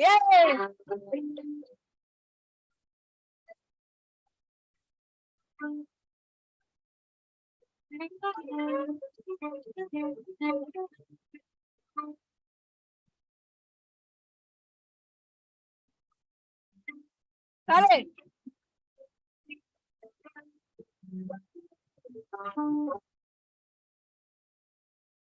Flor de Capomo.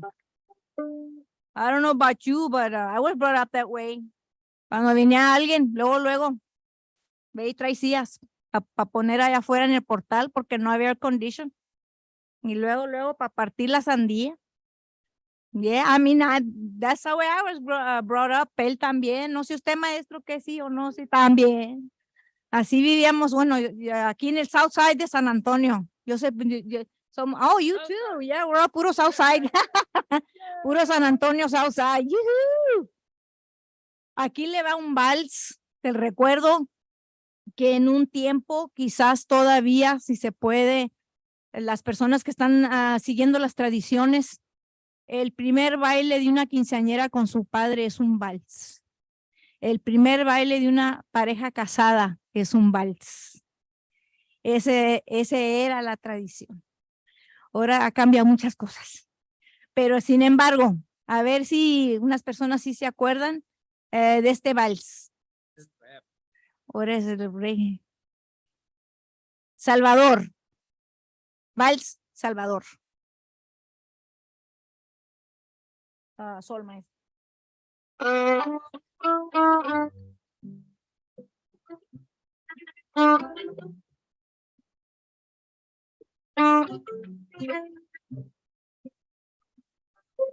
Tell him to pick it up a little.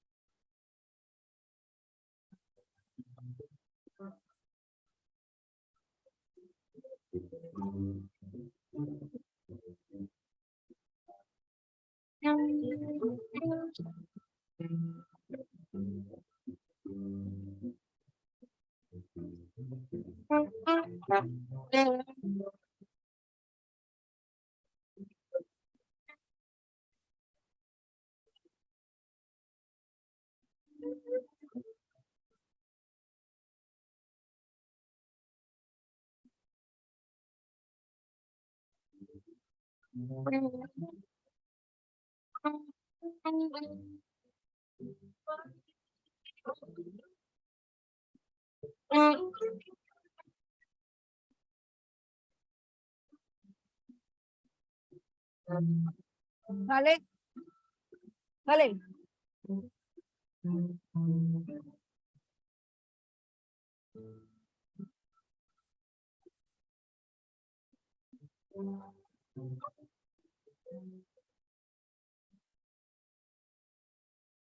El vals Salvador. Una probadita nomás de un vals. Toda esta música viene, es ¿cómo le diré? Asimilado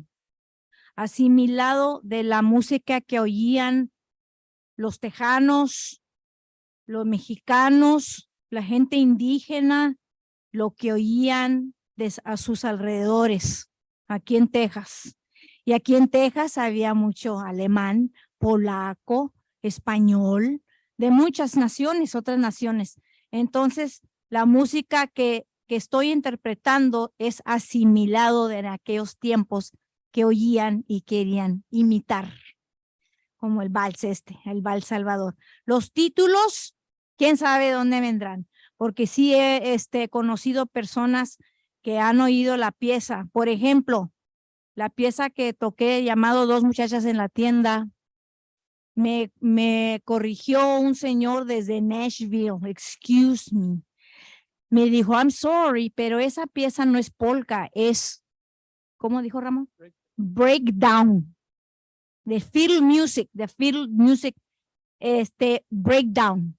Le dije, well, that's fine in Dandy and you're in Nashville, that's a breakdown. But out here on the south side in Texas, es una polka. Tan. No, pero sí, en realidad sí. Le digo que trataron de asimilar la música. Por ejemplo, esta pieza que es una redoba. Acabé de tocar un vals, el tiempo de 3/4. 1, 2, 3, 1, 2, 3. Ahora una de redoba, también es de 3 tiempos.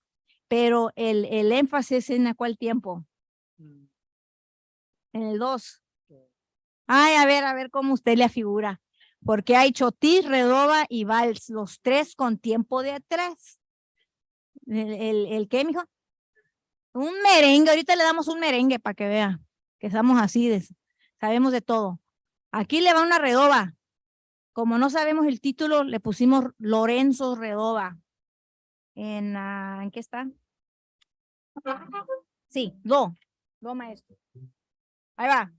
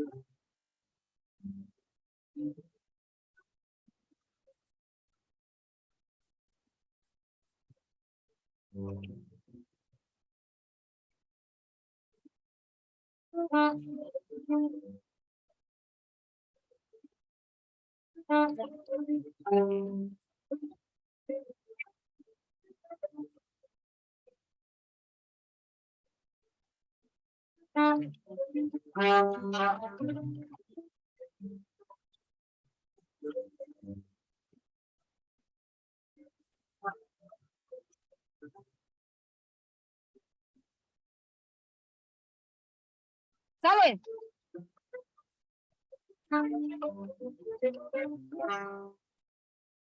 No sé si ustedes conozcan la redoba o conozcan personas que las bailan, que sepan bailar una redoba. Tiene un brinquito en el step de esa redoba.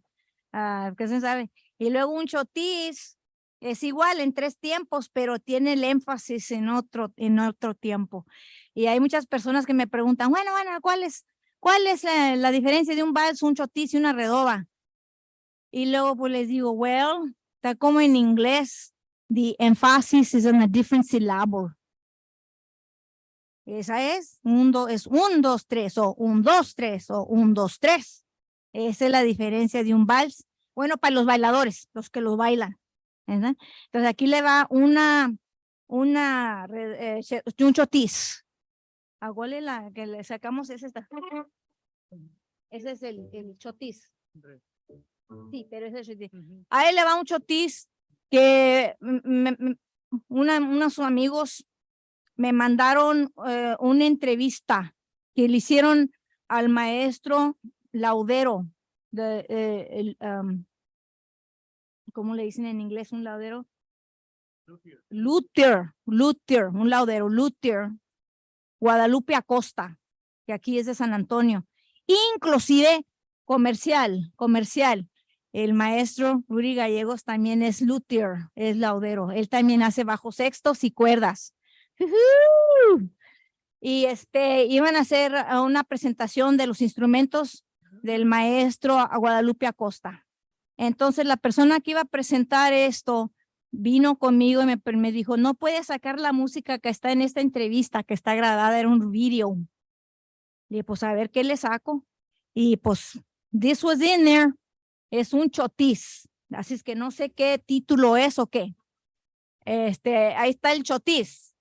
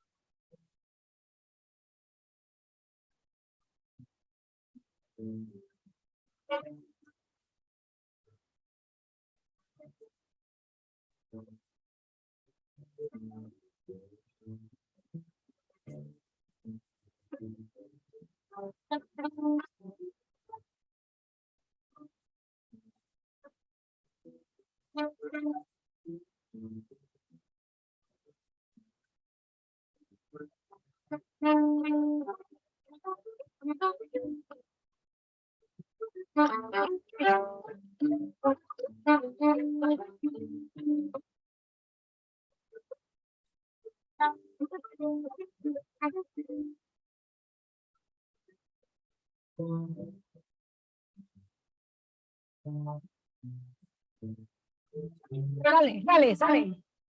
Una probadita. Chotis, redoba y vals. ¿Le seguimos o quieren oír piezas más populares que ustedes conocen? Aquí un señor quiere un merengue. ¿Qué le damos de merengue o alguna canción que gusten? Si no, así le seguimos con las piezas que tenemos aquí. La reilera. Sí me la sabía cuando andaba yo con mariachis, pero como ya no las pidan. Yo soy reilera, y tú eres mi Juano, ¿cómo le dicen?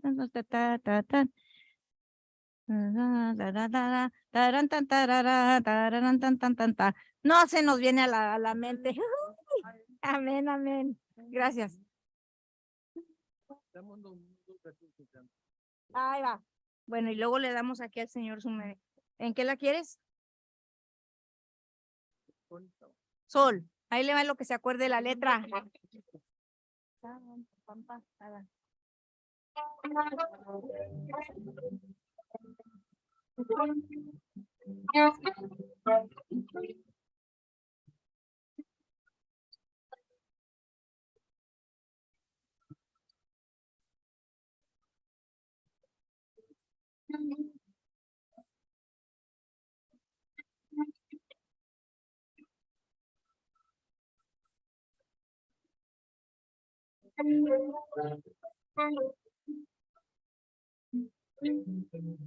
Yo soy rielera, tengo amigos.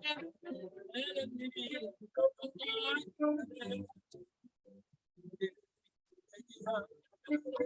ay, yo rielera, yo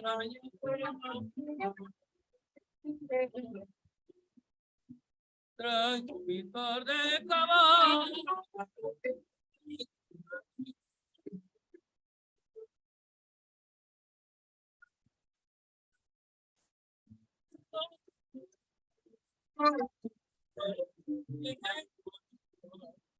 Él es mi vida, yo soy tu querer. Y cuando dices yo te amo,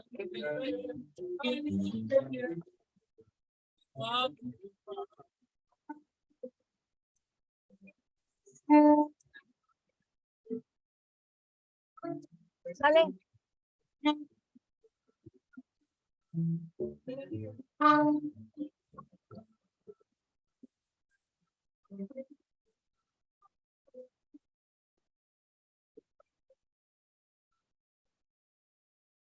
¿Sale?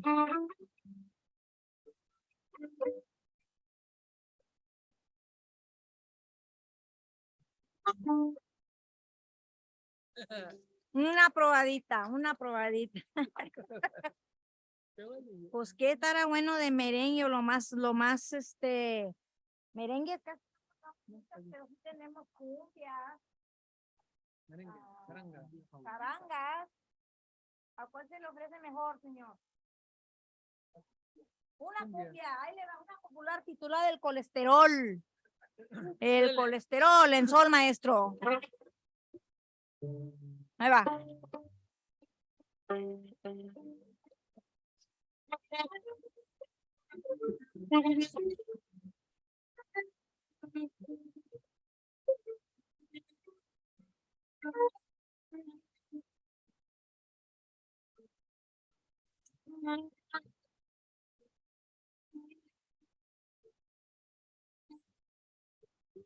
Estoy muy en serio, que de kilo ya estoy pasadito. No más grasa ni azúcar, ni harina, ni más golosinas que me hacen. No más grasa ni azúcar, ni harina, ni más golosinas que me hacen. Colesterol en mentira, y el azúcar que así me domina. Y pa' con mi piel chaparrita con la mantequilla de la cocina. Y pa' con mi piel chaparrita con la mantequilla de la cocina. ¿Quieres que te guise un chicharrón, un pedazo de jamón, o si quieres pollo frito, mi amorcito? Pero ahorita nada de eso, cariñito. ¿Qué es lo que te pasa, corazón? Siempre has sido comelón y te pones tus moñitos, mi gordito. No, que me amarre el cinturón. Es que me sube el colesterol, amorcito. Me sube el colesterol. El colesterol, mamacita. Me sube el colesterol. Me sube el colesterol, mi chaparrita. Me sube el colesterol. Me sube el colesterol, mi puchunguita. Me sube el colesterol. Pongo más barrigón, mamacita. Me sube el colesterol.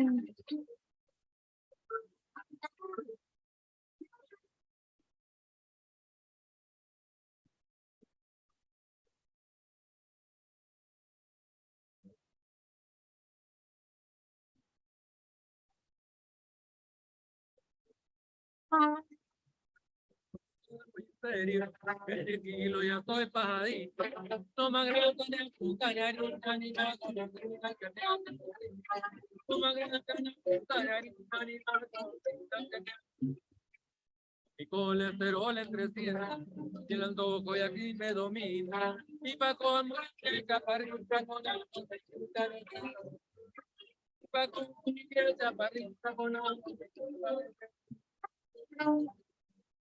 ¿Quieres que te guise un chicharrón, un pedazo de jamón? ¿No prefieres pollo frito, mi amorcito?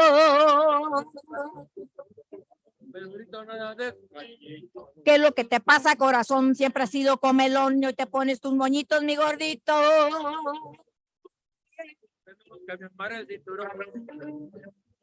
Es que me sube el colesterol, mamacito. Me sube el colesterol. Me sube el colesterol, mamacita. Me sube el colesterol. El colesterol, mi chaparrita. Me sube el colesterol. El colesterol, mi chiquita. Me sube el colesterol. Con barrigón, cariñito. Me sube el colesterol. Me sube el colesterol. Me sube el colesterol.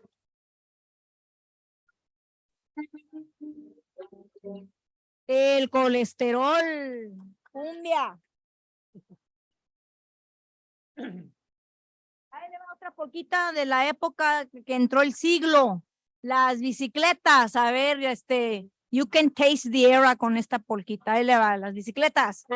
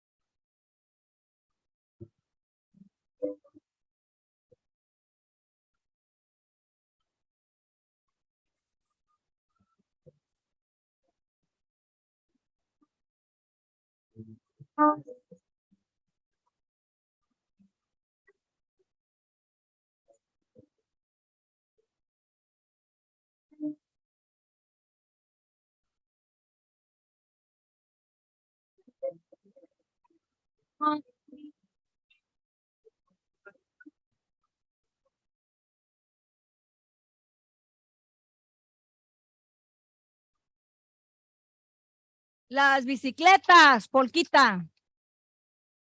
Nos ocuparon de 3 a 4. No sé si quieran que sigamos más, pero como ya se va a aproximar las 4, siempre me despido. No digo adiós, sino que hasta pronto. Con la polca Viva Seguín, escrito, compositor, don Santiago Jiménez Sr. Lo escribió para un acordeón. Pero yo vine a aplastar los acordeones y voy a tocar la misma pieza en un violín. Así es que muchísimas gracias. Viva Seguín, de parte de Ramón Gutiérrez, su servidor, el maestro Rudy Gallegos, y su humilde servidora, Belén Escobedo, Pánfilo Duera. Hasta pronto. ¡Ahí la!